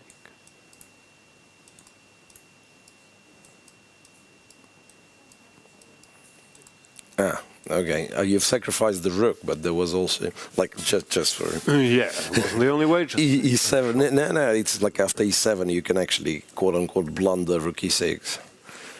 You can go, like, F3, right? You just take, and you're in time. No, it's a draw. Made it to move 69, but that's about it.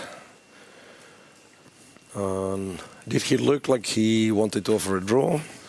There was a brief moment that when he was not, didn't look concentrated. Yeah, didn't look concentrated, and was almost like looking at like look at him.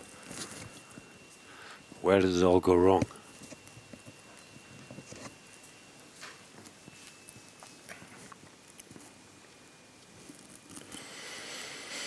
All right. Stuff happens in Liang Sargsyan because somehow Sargsyan managed to go d5, but the a4 pawn is gone. Yeah, we've seen rook d2 trying to stop d5. Went rook c8, pawn Rook taken. takes, Now d5. d5 was played. Rook g4. Computer doesn't love, by the way. Computer wanted this. d5 normal though. Rook g4. He's very alert, yeah, what to stop. Like stops rook g8 immediately. Yeah. So now d6. Some setup like rook g7, king goes to g2. Still not clear how white kind of makes. No, but if the rook has to go passive to hold the 7th flank. And some queen g5 and slowly getting closer and closer. One day something will happen. Queen f5, knight takes e4. Yeah, no, Compi actually gives quite a big advantage to white.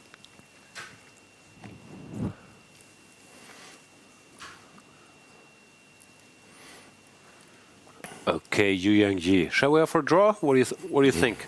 He's taken the king back. King c6. No. Back to c5. We've been here before. He changes the plan. Now he goes to c2 with the king.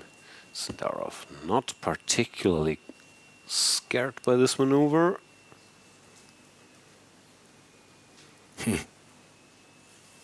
Yeah, and I guess it will be. And more contemplating. Yeah, but he's a pawn up. He cannot force himself. No. They've had this position before. He looks at his opponent. No.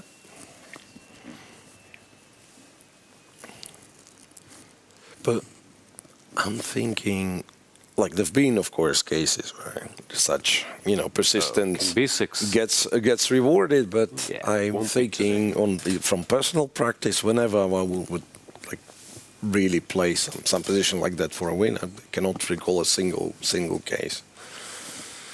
Something a little bit more complex, yes, but yeah. I think it's legit because he can never lose, and it might happen 1 out of 1,000 or something. Then it's a question if you're willing to spend these extra 2 hours and the energy.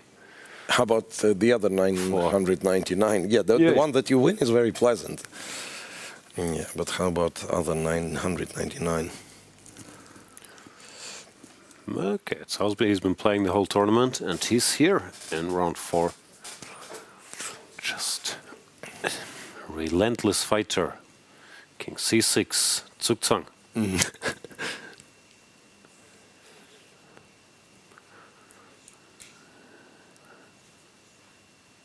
Okay, well, let me try to lose it. King F, rook d4, King F3, F5 loses.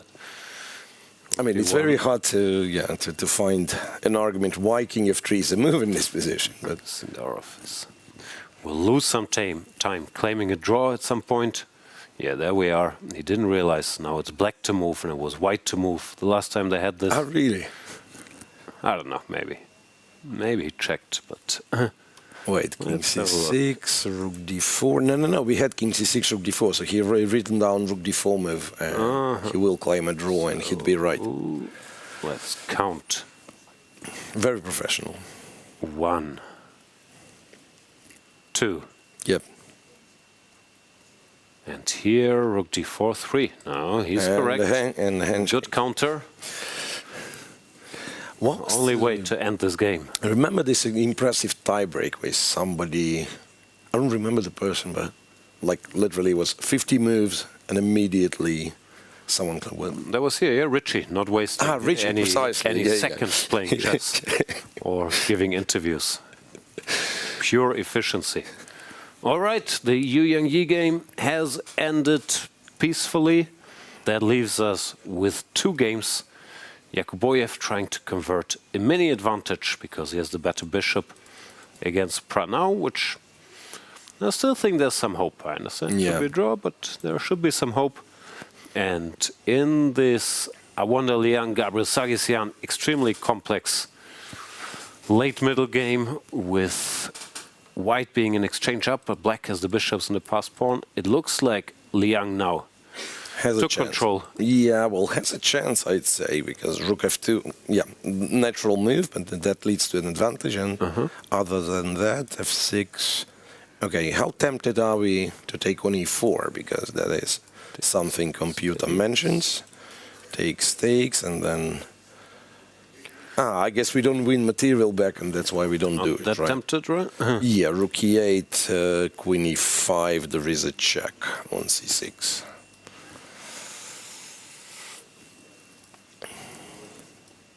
Yeah, like if you would be so kind to take, I would play this rook endgame, but there is queen c6 check. Well, rook f2 looks good now, covers the pawn. Yeah. And then we resume operations. No. Not only the follow-up to So. So is out of the tournament. He lost to Stremavicius. Stremavicius lost to Pranav, who is now in danger of losing to Yakubboev. Yeah, it's amazing. Dog situation. It's amazing how before they reached the final, almost everyone will lose to somebody. This is to do the math, but it's not impossible. Although I would argue whoever reaches the finals probably won't lose to anybody. They probably would not lose a match. Well, we didn't check the rules clearly, and okay. I mean, enough of that. It's single elimination. But it's a knockout. Knocked out, or you advance to the next round. Yeah, there's no complicated double elimination. Yeah, but what are your thoughts on double bracket. elimination? Because one of the arguments against knockout, from what I understand, was that it's a little bit. It's not like random, but like you lose one game, unlucky, maybe on, being very short on time, and then you're out of the tournament. I don't care. I don't like double elimination because if it's too complicated to read the bracket or to figure out what match are they playing, it's the winner's final, but the winner of the winner's final plays against the loser of the loser's final in the grand final. Too complicated for me.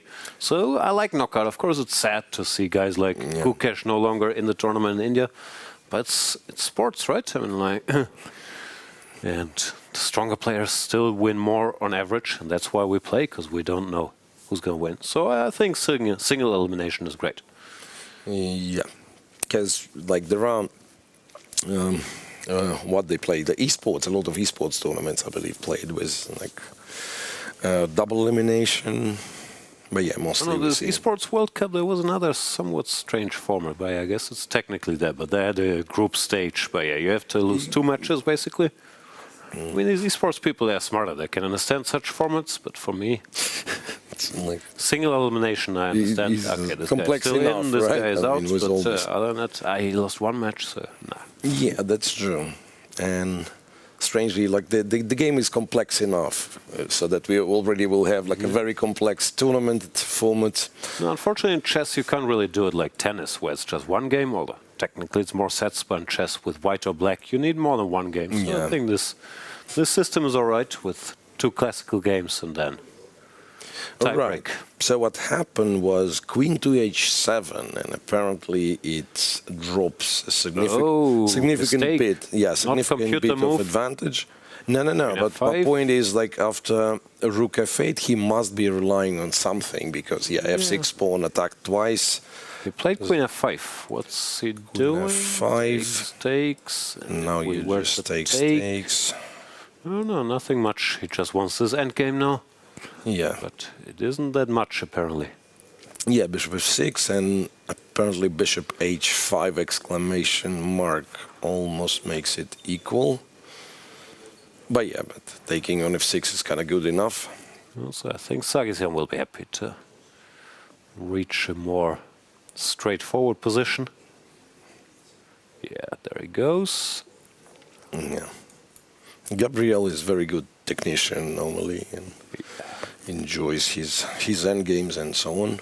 I'm not sure if he enjoys this particular one because this one, there's no pattern recognition, it's so random, the material distribution and random tactics and so on. But still easier to navigate than with the queens. Yeah, rook h7, bishop g6, rook h6, bishop f5, rook f2. Believe me. That is cute. Even this is not too lost, yeah? And again, like maybe king somehow. Yeah. Yeah, it's very tricky. Okay. It's definitely very tricky. I can hear from the noise level rising. People need a break. Shall we go for one last breather, then come back with the conclusion of this round? Yeah. Let's maybe do one more. Yeah, because there was one round where we were done in 5 hours, but it was an exception. Yeah. No, this with 16 games. Yeah, it's clear we have to something should go to the wire. I guess no break for us then. No one's listening to us anymore. Oh, I was wrong. Producer is there. He just disagrees that we deserve another break. Yeah. All right. So, had any good paneer recently? No, strangely. We are talking food, right? Of course. Yeah. I'm actually very, very not curious when it comes to local food here. It's not like, can't complain. I mean, we are getting, yeah, like I'm not very adventurous. Me neither. I eat the paneer every day. Very steady. Rook h7 played. I don't know. Like to me, I'd blunder next. Like every other move, I'd blunder something. Like even in such game. Feels easier to blunder with black. No, like there should be some skewers, beans, some rook business. Oh wait. So check king f1 bishop. No, it's still kind of okay. Yeah, no, this didn't happen. I was rook h6, bishop g5. Okay. I was waiting for this, so that at some point there will be some exchange sacrifices. Like for instance, if you went rook g8, king f1, bishop g6, rook h6, bishop g5, and then say now you takes and pin. Okay. And it's still not enough, of course. No, but it would be grounds for panic at least. Yeah. And for instance, king c5, king e2, and all of a sudden white is better. Yeah, the spin is very unpleasant. What happened? Some move was made. Bishop g6. Bishop g6, rook h6 directly. Yeah. Now he can take, but Liang. That's what we said. Spotted this. Takes rook f2. Check. King f1. Yeah, that was surprising that it's not too lost. Bishop d7, yeah. But do we have to take? The alternative is rook g8. That leaves the horsey. Yeah, 93. Yeah, somehow these bishops are no longer as efficient. No. Over the board, this somehow looks like trouble, at least. From afar, I don't think I would think, okay, this is just fine for black. Yeah, but of course, rook g8. Rook g8 played? Yeah, rook g8 played. Horsey life. Now, knight e3. Yeah, I guess it also creates threats because, like, what else? King f1. King f1, bishop g5 is basically the same line. King h1 is way too deep. Yeah, they will never be played. I mean, you don't play a move like king h1 in this position.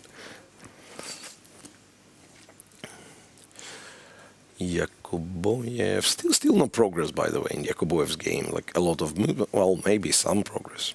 A lot of moves in and not king much h1. He did. He puts king in the corner. Because it's the strongest Bishop move. g5. Bishop g5 and he wants to move the knight. Knight e7, and this is. But now bishop h6, knight g8. And two bishops. Yeah, bishop h5 apparently. Bishop h5 is strong, yeah. Bishop g5 looks normal, but then rook g2. Yeah, but bishop h5 is strong. And now the e-pawn will have actually some ambitions. Now you get the drawback of king being on h1, right? You cannot, let's say, play knight takes h6 and stabilize on the dark squares. Because the king's too far. I mean, I guess you can take on e4 and h6 and make a draw, but...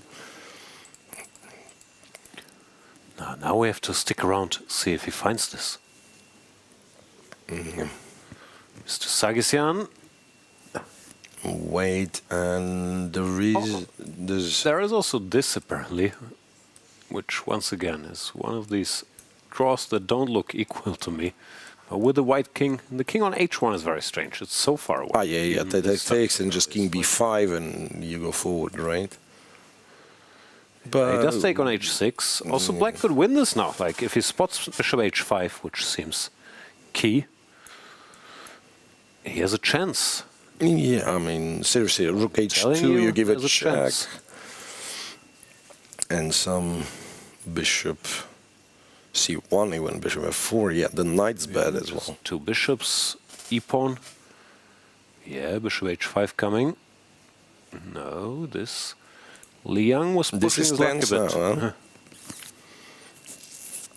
This is tense now.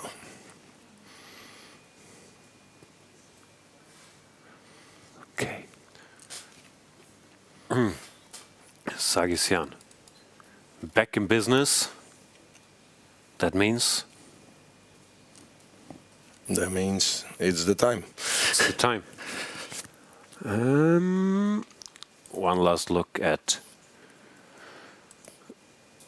Pranav versus Yakubboev. Yeah, nothing changed here. Yakubboev still maneuvering. Still think he has a chance. Actually, that game will be the one that really takes a while. Right, because you first kind of try to achieve the maximum with the rook, and then if you cannot, then you can trade the rooks, and there is one more round. Yeah, to trade the rooks. So this could take a while. We will witness it all here after our last little break. 2 games still going. Sargsyan and I wonder Liang, very strange, will be decided when we come back. And there's a long squeeze in Yakubboev against Pranav. See you then. The FIDE World Cup is a spectacle for fans around the world. But for spectators here in Goa, it's a little bit extra special. And that's because of the designated fan zone. There's a live commentary studio where fans get to experience top-level commentary from some of India's best voices from Chess-Base India and Chess.com India. They can eat, they can relax, even play some chess, of course, and get to experience the thrill of every move. Let's catch up with Sagar and Amruta on the commentary side of things. So there are 6 commentators in all. It's Amruta and me. And apart from us, there is Tanya Sachdev, who's one of the best commentators in India and the world. She is fantastic. There's Harshit Raja, who's a grandmaster. He's always filled with so much energy and excitement. And then we have another grandmaster. His name is Sahaj Grover, who is also one of the, he has all this knowledge of chess. And so he's calm. So, most of us are very excited all the time. He makes it more balanced by being calm.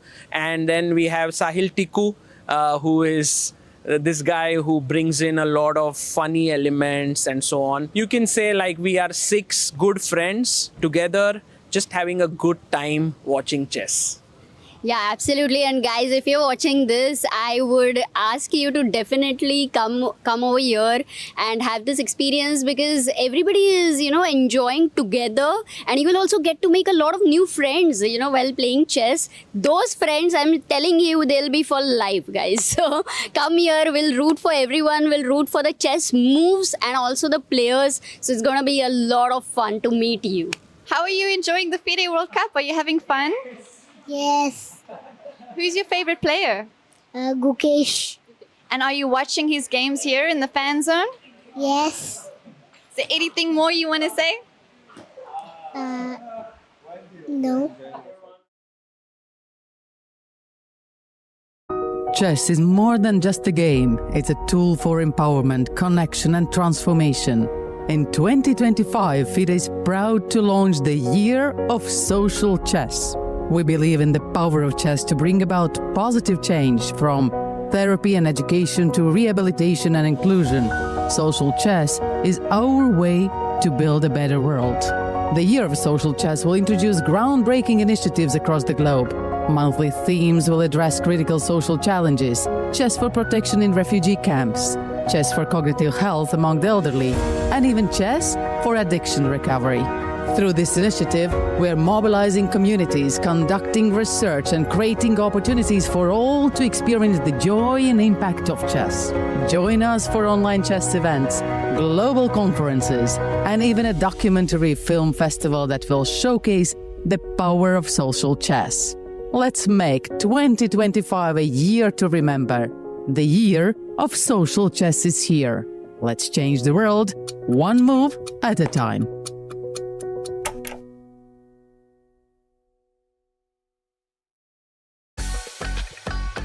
Are you ready to witness the most intense and unforgiving format in chess? A knockout, where one mistake can send you home. This is the 2025 FIDE World Cup.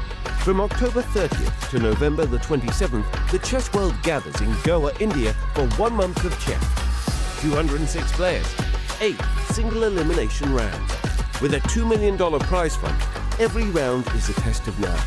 2-game classical matches, rapid and blitz tiebreaks, and even Armageddon if needed. For the top 3 finishers, the prize is even greater. A ticket to the 2026 Candidates Tournament. This is the chance to earn the right to fight for the World Championship.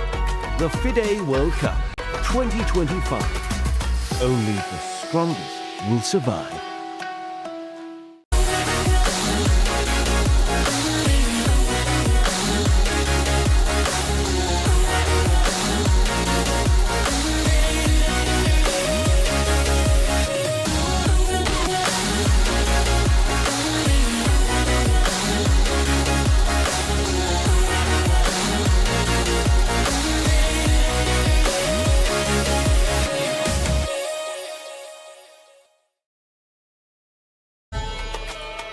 The FIDE World Cup 2025 in Goa is one of chess's most intense events.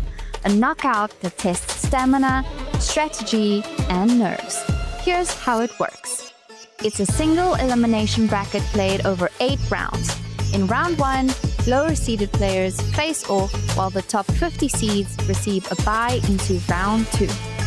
Each round runs for 3 days, 2 classical games, and if the match is tied, tie breaks on the 3rd day. The drama builds until 2 players reach the final. The semi-finalists who don't advance play a separate match for 3rd place. And that match matters because the top 3 finishers qualify for the next Candidates Tournament. It's simple. Win the match and advance. Lose and you're out.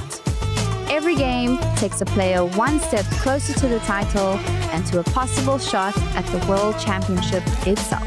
From start to finish, it's a fight to survive, 1 match at a time.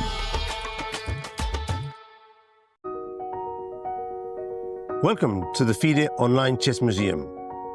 The International Chess Federation proudly presents the FIDE Chess Museum, an online space celebrating the rich history and evolution of chess. Explore exhibits that trace the game's fascinating journey.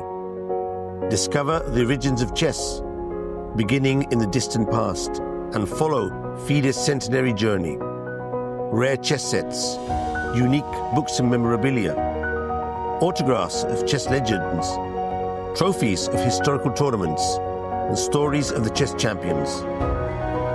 Explore the game's legacy and future.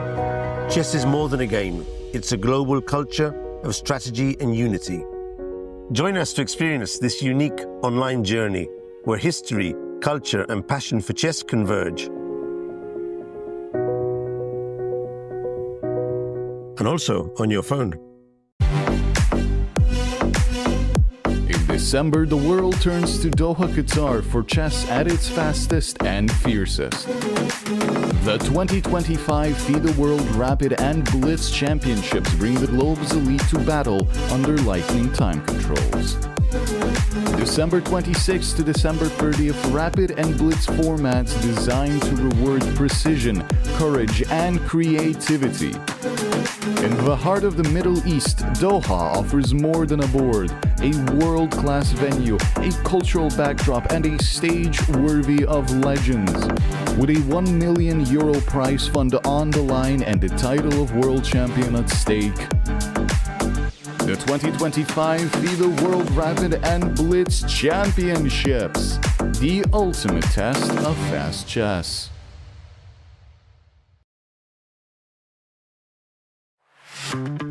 Goa, a food paradise, both steeped in historical culinary tradition and at the forefront of a modern-day food revolution that is fresher, more local, and more global than ever before.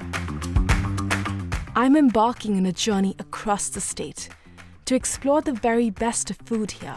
This is honestly my favorite way to eat an egg. Break bread with some of Goa's most loved chefs and understand what food really means to communities here.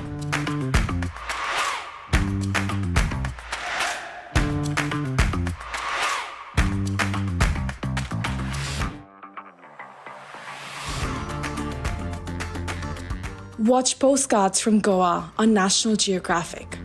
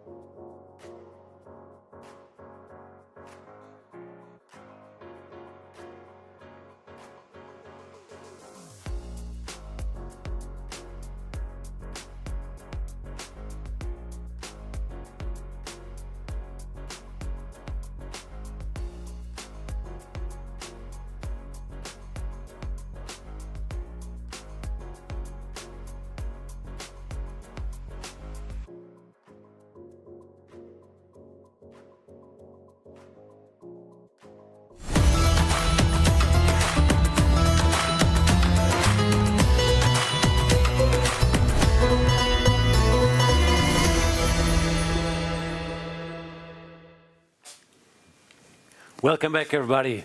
It's late at night here in Goa, India. It's dark outside. But if you're watching in the US, you probably just got up. Well, in Europe, early afternoon. But here we are left with 2 games that are still undecided. 14 games are over out of our 16. 2 of those were not drawn. The other 12 and peacefully. Yeah. We still have Gabriel Sargsyan trying to survive with the black pieces against our wonder Liang. There we are.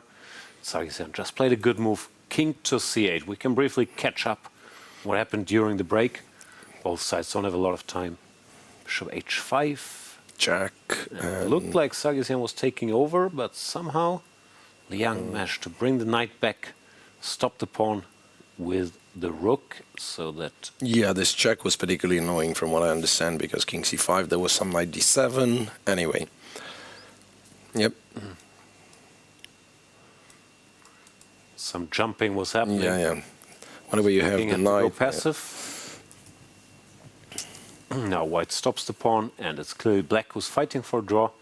Pawn to b4, but king to c8 was smart, because I think what he wants to do is bail out by playing pawn to d4, and then... That's one thing. Capture some pawn here, but he couldn't do it directly, since here you run into check this knight fork. So the king steps out of it, and Liang says, no, please put the king into this fork. Now he goes b5. And now it's high time to go d4. And he did. Only move. He did play d4, because after cd4, now you actually take on a5. I mean, after this e2 thing, you take on a5 and there is no fork. This should be a draw. White can keep playing for a bit, but material is very reduced. So Gabriel Sargsyan, the veteran, keeping his cool here, goes for pawn to d4. And so if c takes e2, forced. King f2. You can try that. King f2 is somehow... Take and then yeah, you take, you promote. Bishop I have left over, I guess. Takes. Knight d5, king d6, king e4. And even though Compi says it's equal, white's pawn up. Yeah. It's hard to believe. He can make progress here. I mean, you get the knight on c4 and you do your usual 50 moves of jumping, move the pawn, 50 moves of jumping. So the more straightforward line was played, king e2, bishop a5, but Yeah, come down to the same. Still, I guess you get there, yeah, you get. Which, yeah, can be held, but still not fun on 2 minutes, especially against a jumpy knight.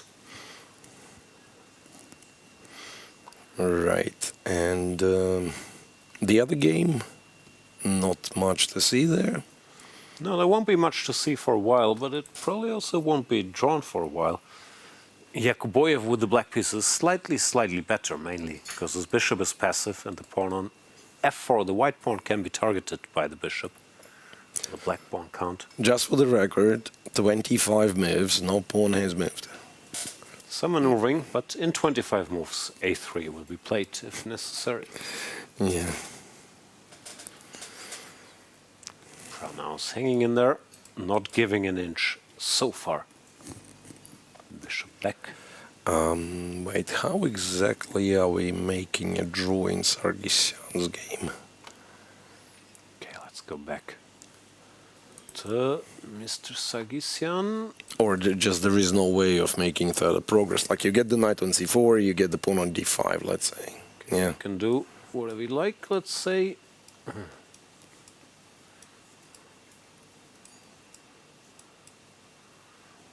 We still do nothing.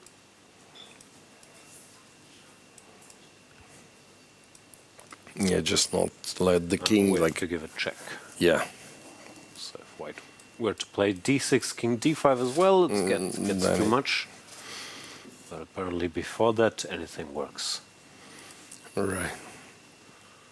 Although no, not anything. You also have to go king d7, yeah? So king e5, king e6 were also yeah. But these are like intuitively click. I mean, you understand why you would do this, right? It's not something like super clever moves. No, but still with fatigue, mounting. I've seen stranger endgames being lost. Yeah. Even the arbiter looks tired. Knight c5, white of course can fish around a bit for the ideal construction.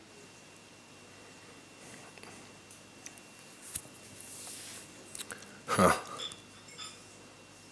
King b6, but no. Okay, Gabriel just like sure his bishop is not in any knight forks. A range, right? I mean, just could keep it far. Knight gets to e6. Now, if you were to go king b6, it's still fine. I guess it doesn't matter yet, too.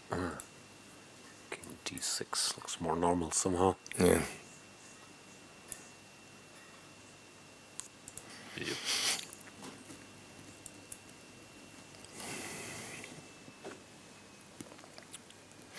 Again, here it's what, move 80, and we are only getting started. Yeah. I might miss Title Tuesday today. So might Pranav, big online player. I didn't know that he's big in online chess. Yeah. I'm not sure either, but played him in Title Tuesday, so I'm assuming. So 19-year-old strong grandmaster. Sure. Chance play online. Yeah, that's true. And nowadays somehow everybody plays at least some online, right? I mean, all the professionals. Because, okay, I wasn't a big ICC player, but from what I remember, there was some presence of almost like world elite in ICC, and some people just would refuse to do it under any circumstances. Yeah. Normally it was a big story of some account. There was speculation in the old days, is this Kasparov, is this Sarana, Kramnik's secret account, and so on. All right, moves are being made here, like pieces go to squares, sometimes they give check. Sometimes they attack something, sometimes they don't. Here, in this case, something is attacked. And now, all of a sudden, we need to attack something. Or we lose the pawn. Which we apparently don't lose the game necessarily, but yeah, that would mean a huge progress. What is this? Rook here, don't we lose a pawn anyway? Ah, no, now we win the bishop. That would be a win. Rook A8 Trap. is quite a bit of a double attack. Hang on, what happened? King F6. F6, I didn't go King F7. Yeah. But still we have to go Rook A8. And if you go Rook A3, you still lose after Rook A6 check. Same trick.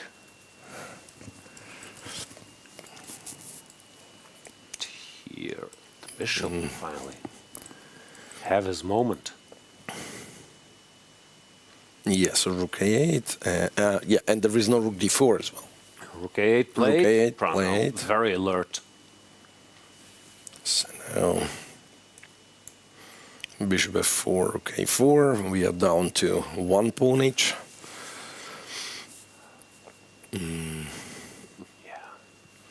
Blending this Rook A3 would be very painful.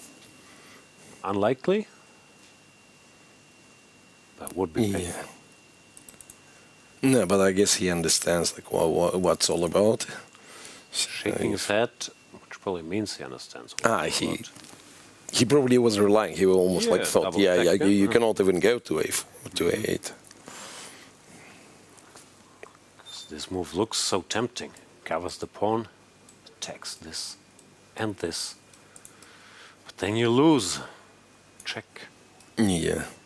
No, it's amazing. Also, like, you are defending an endgame where you are like passive pretty much till the end of the game, and yet still there are tricks to win the game.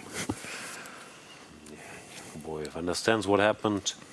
Now he has to settle for the draw. Yeah, this is it. Very alert defense by the young Indian star. Do we get another round though? Like somehow try to push the no. I mean, in this game somehow try to push the F pawn, and I understand. Yeah, the worst case scenario we play rook and bishop. But hard to believe we get there now. Yeah. Why would this F pawn, queen all by itself? Takes, whatever, some move. How dangerous is this? Not really, no. But at least like white pawn is not going anywhere. No, maybe. I mean, computer doesn't care because he's happy Yeah, of to course. play rook bishop at any point. Of course, I'm just saying like maybe you still try a little bit. No. Like you have this, like everything getting coordinated, F4, King F5, blah, blah, blah, try and check here, try and check there. First, Yakubboev has to accept the unavoidable and take the pawn, which he's going to do.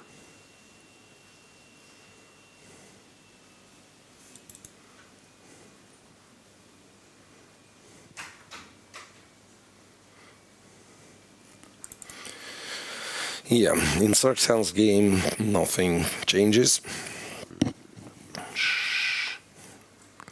We can look, though. Yeah, he does take on F4. He's shuffling. No, we can stay with this one. Not much happening in the other one.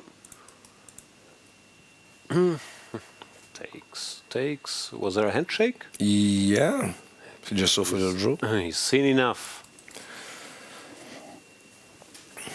Say yeah. King E7 and I was winning. Well, I guess good defense. Yeah. Good defense by Pranav. Stayed very sharp throughout. A lot of debate about the E7 square.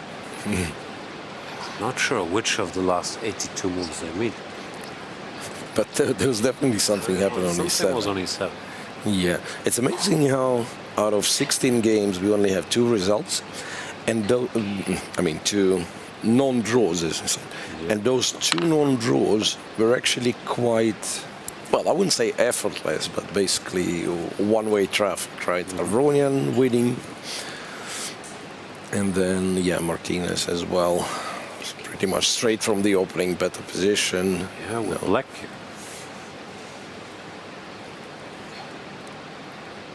And then a lot of draws of various kinds. Okay, guys, it was a draw all along. You both played well. Go eat. Play title Tuesday. Prepare whatever it is you do. Right. Okay, there is... I'm not sure how serious it is, but Liang has a chance to put the pawn on b6, which I know... They want to do that. Maybe he would much rather force Black to put the pawn on b6, but this is not happening. So look at check, king d7, king d5. Also with the pawn on b6, are there any fortresses against the knight? Not really, right? No. Just wondering if we can try to hide. Yeah, okay, I mean, we could, anyway, analyze and maybe there'll be some educational value in this. Unlikely. Why start now? So basically we wanted to... Educational draw. This one is, right? I don't know if it's educational, but it's a draw.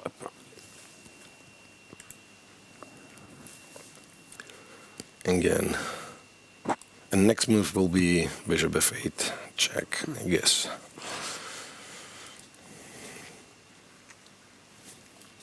Still still hard to come up with any sort of good... well, bishop f8, if I pre-move bishop f8, you go d5. And yeah, it's dangerous. That is precisely something to avoid. Yeah, bishop e3. This. You actually have to go bishop f4, right? Not sure. Computer says even b6 is a draw, but I'd rather not. Yeah. No, you can still wait here. d6, Then king e6, also and some this sort one's, of wall. Yeah, this one's maybe even an easy one. King b4 is puzzling. Just waiting. King b4 is really not clear what this planning is. to blunder the knight with knight d6.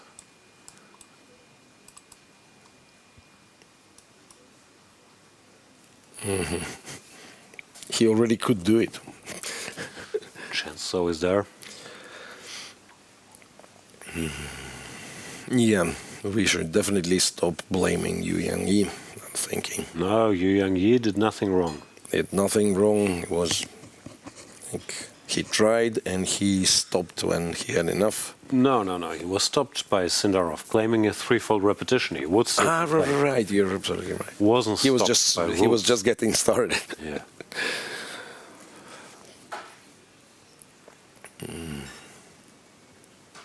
Yeah, I can see how this playing this is a little bit annoying for Sargsyan, but I think he will be fine. Bishop f8 here. Why not?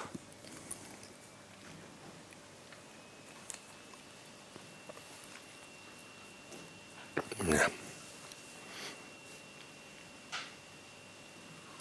Yeah, and this one will be A5, there was a point. But I still don't know which one it is. Funny enough, Compy says you go b6, king a6, and it's still equal. Do whatever you want.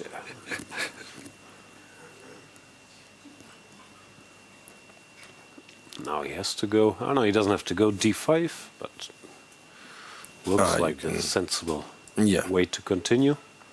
And maybe he wants... hang on. Does he want d6? Let's say bishop f8, d6. Yeah, bishop f8, d6. No, that's actually winning. Yeah. So you can't take.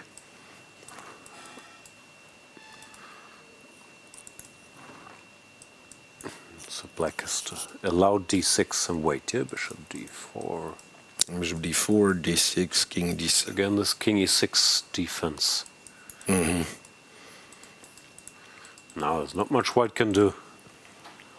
Nice attack to the pawn.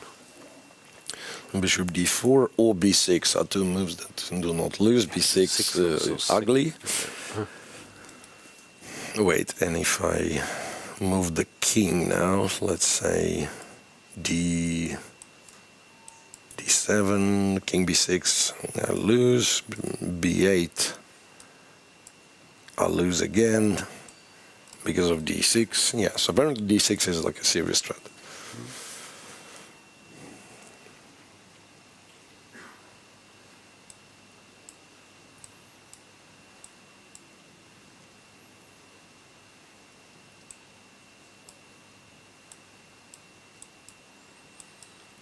All these positions are a draw.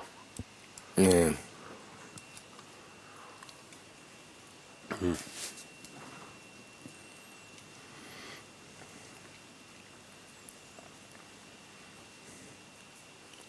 Yeah, d5, bishop to d4. And then, yeah, d6 is just a fortress. Maybe you, once again you switch to some other attempts. Not that there are many. But, yeah. King b4, c4. Do you have to be precise still? Because there could be some knight c5s as well.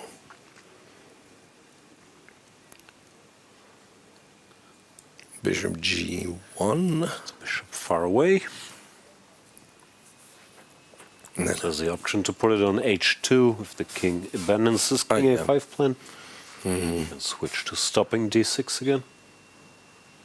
King c4. Oh, bishop h2 makes a lot of sense. Bishop h2. If you go king c5, I give it check. Yeah. Now it's actually... Yeah, it's basically not much to talk about in this one. It's a long game. Was... And it all, like... This will lose, just to be clear. Yeah. This will not be missed. King d7 also defense. With this idea again. But bishop h2 is much more normal. No, he plays king d7. Also good.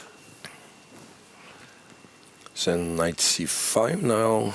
I guess then you go back. King c7, yeah. It's not d6, much. king e6, that's what he wants. Yeah. And everything is covered. That is important. And then you just shuffle endlessly on this diagonal. Just wait. Knight c5. Hoping that you're gonna take. Yeah, well, Compy of course. King d6 So apparently these two pawns do not win. How is this a draw? That's crazy. King c7, knight c5. Seriously? We've learned something new. King d6. This is just a draw. Weird. Okay, this won't happen. Just fascinating. 96 check. No, anything works. But it's actually, you have to be super precise, I guess. Yeah. Because if you, I mean, no one gives this pawn, but then apparently the draw is you go king c7, knight goes back to c5, king d6 is the only move, and then after knight e4, king e5 is the only move. So there is like some weird... My head hurts, but yeah, it's not just you do nothing, you have to do smart stuff. But there is no reason, of course. I wonder who's no stranger to grinding out wins in open tournaments. Is putting his knight on all the squares. And if he ever wanted to go to c2, he should do it via a1. Yeah, why not? Sargsyan seems to have decided. I will say on d7 and c7. Don't really care what you do, which is sensible. Why think every time the knight gets to a random new square. Knight d2, gotta pay attention once it appears on e4 or f3. But for now you can still go king c7. Knight e4, you can go king d7 again.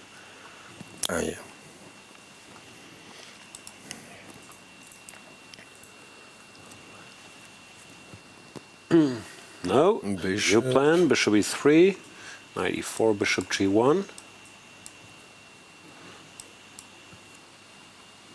What was played? No, nothing else. Play bishop e3, then I went here, and now I can go back to waiting.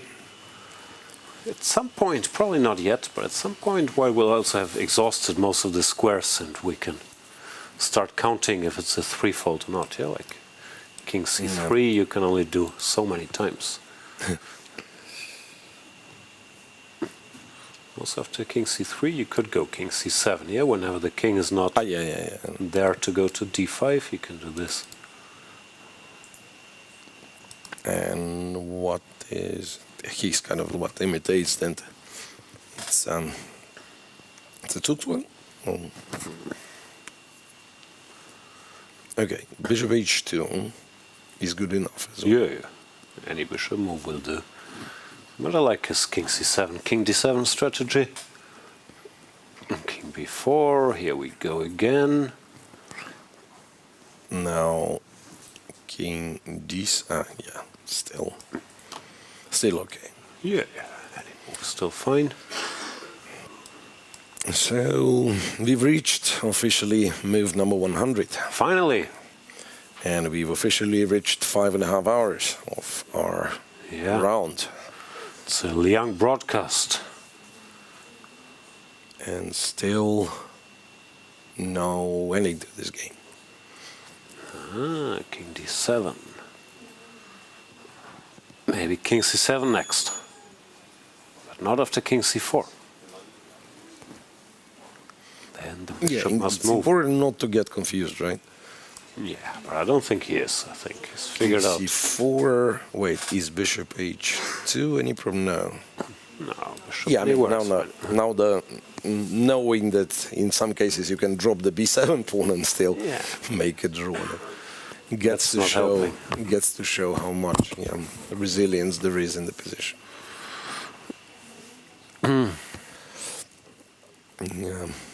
Where did the king go?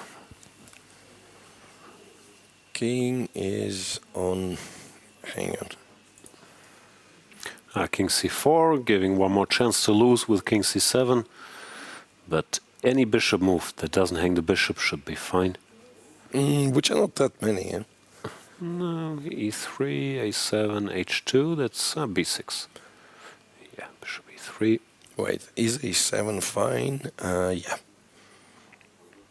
I don't know why I particularly disliked a7 for no particular reason, I guess. Looks like a nice square. But...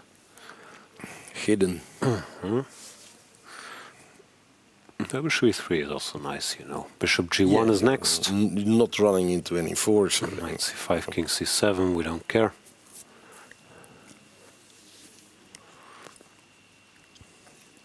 Looks like a wonder is running out of ideas.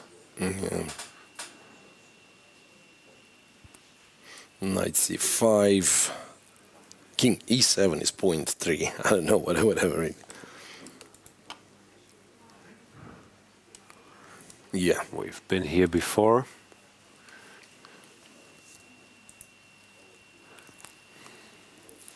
Yeah, like funny after knight c5 in this position, king c8, which is, okay, it's a silly move, but it keeps the pawn, loses. And king d6, which gives the pawn with a check, does not lose. How is it fair? It's a hard knock end game. Right. Knight f6 check. What's that doing? So this is, I mean, fresh check. Just to confirm, this is not 3 checks. Like the game after you reach move 100, it does not become 3 checks, right? It's still chess, like usual rules. So, because in 3 checks, I imagine white would be completely winning. Yeah. I actually never thought of it, but apparently, like knight versus bishop endgame in 3 checks should be like always winning for the knight. Do you play any variants or not really? Not really. No. But if I forced you to say, Jan, you have to play, I don't know, a match or a tournament in variant. I mean, I don't even like normal chess. So variant sounds so excessive. Fischer random would be as much as you are willing to. Even that, even these castling rules I already struggle with. No, I think... I don't really know the rules, but loser's chess seems like a good... So that what's called? We have to get rid of all your pieces? But then in order to win at loser's chess, one actually has to be good at loser's chess, which is apparently quite hard. Yeah. Let's not do that. Yeah. Right. So check and wait. Check. Some hesitation. Go somewhere with king. Yeah, that is a good start. And G7 looks good, for example. Or good. D6, but why explore a new square when D7 has treated him so well? Yeah. And why try the dal if you like the paneer? Again, King B6 would be a way to lose. Yeah, that would also be strange. Very strange, yes. No, it's now a fairly basic fortress. Bishop stays out of touch, and the king waits between C7 and D7, and you avoid allowing D6 check followed by King D5. If you follow these simple rules, you shall not lose. Now bishop goes back to G1. The knight can go to F3 and E5, give a new check. But we've already been there, Yeah.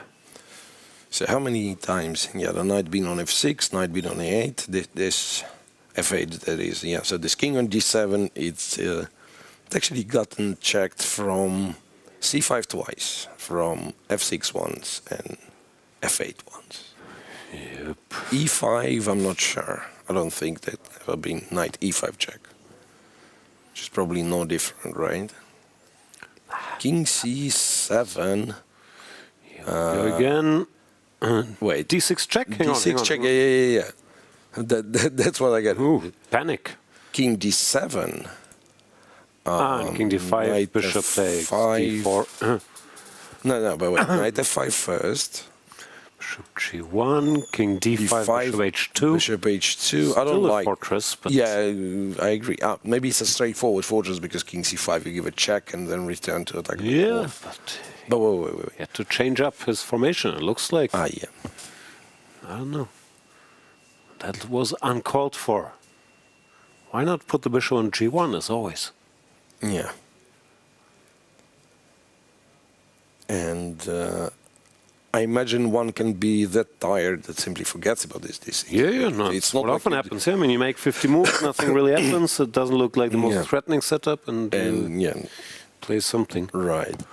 That's why also, while it's fun to mock it, I wonder strategy, or even Yu Yang-Yi strategy, is completely correct. I mean, if you're slightly better, and move every piece to every square, and at some point something could happen. Also often with the idea to tire out your opponent, so that when you try your main try, he's already his same sense of danger after moving. King D7, King C7, the last 40 moves is a little and blurred. what's different from let's say round robins or some I don't know Swiss tournaments, that if you play a position like that, you might get tired, and if you don't win, next day it will be harder for you to play. But now you play your tomorrow's opponent as well, so he's getting tired. Yeah, he's getting tired as much as you are. Also, conserving energy, it's still sort of nice big picture, but if you lose the match, you don't need energy anymore. Well, if you win it, you get such a boost from advancing, it's probably worth it no matter what. He's thinking about D6 check, which probably you should try. There's not gonna be. Yeah, probably not gonna be a bigger. Yeah. Gabriel looks a bit annoyed, I think, that he allowed this D6, but it's still a draw, fortunately for him. Yeah, maybe he thought, forgotten about knight F5. That's my other version. He said D6, okay, I go King D7, now King D5, I just take, and it's a draw. And then, this knight F5. Can you lose? Yeah, I mean, again, logical move is to attack the pawn or go bishop g1 to attack the pawns. But if you went bishop f2, you lose after king d5. Yeah. If you cannot attack the pawn next move, then the knight somehow. Yeah, knight is free to go to c4, you just lose. But or wherever, I guess. Even like h6, f7, e5 is another trajectory. You know.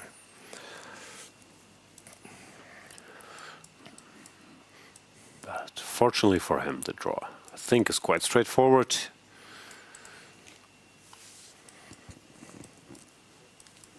Yeah, there's a check and back. Liang is trying to decide, I'm sure he's seen this, if it's worth going for another round or if this is the final test shot. Yeah. So, while this is still going... Come on, guys. Even Tough Security came to the hall saying, okay, can we call it a day? Mr. Sargsyan, will you make it back to the hotel without our assistance? Knight b3. No such luck. Says no. No such luck. No draw yet. No draw.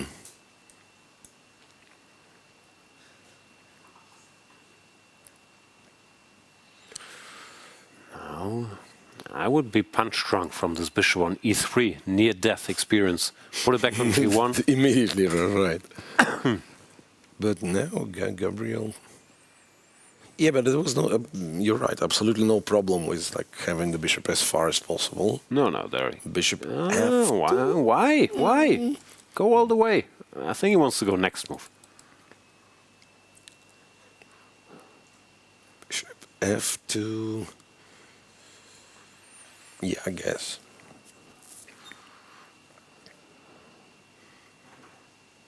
Because bishop f2 could, again, like if the bishop is on f2 and say white knight is on c5, once again you run into some d6 Nasty. And so on. I think the reason he played knight b3 is he was hoping for king d7 as usual. Then, maybe. No, my explanation makes no sense. No, this is still nothing. Knight a5, bishop g1. Now we can go back. To or does he want to go? Maybe bishop he goes to b3.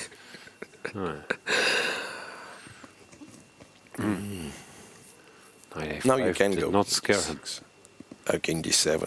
No more bishop f2. Or even though that would repeat the position, which. But we're back to king d7. King d7, bishop g1. This is the setup of choice. This position we must have had like 18 times, no? Knight c5 check. But probably was the bishop in different squares, right? I'm not sure. It's been on g1 knight a lot. c5, the bishop was on g1. Here. And knight c5, the bishop was on g1. Yeah, so king c7 is a threefold. And Gabi's professional. They're not very professional. A play king to c7. They're not letting these slide, these threefolds.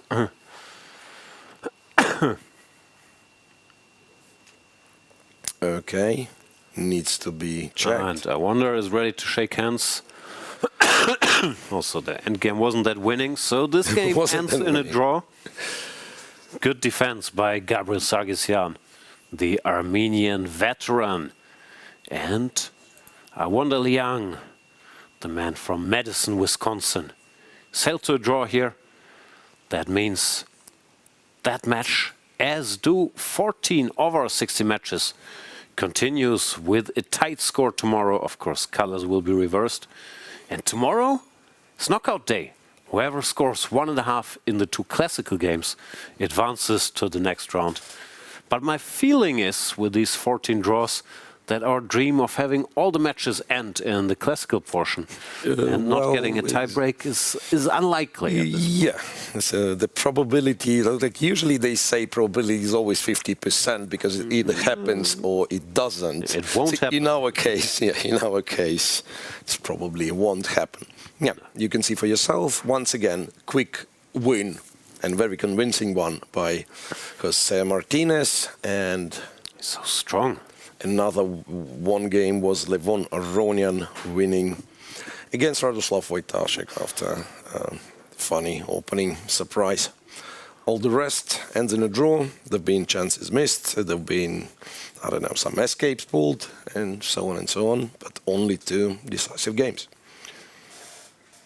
That brings us to the end of today's show. Of course, we would like to thank the organizers for bringing this amazing event to Goa.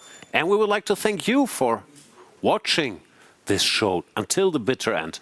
Now is your last chance, your very last chance, to like and subscribe the FIDE Chess YouTube channel. Yep. Please do it, guys, and see you tomorrow for the first elimination day.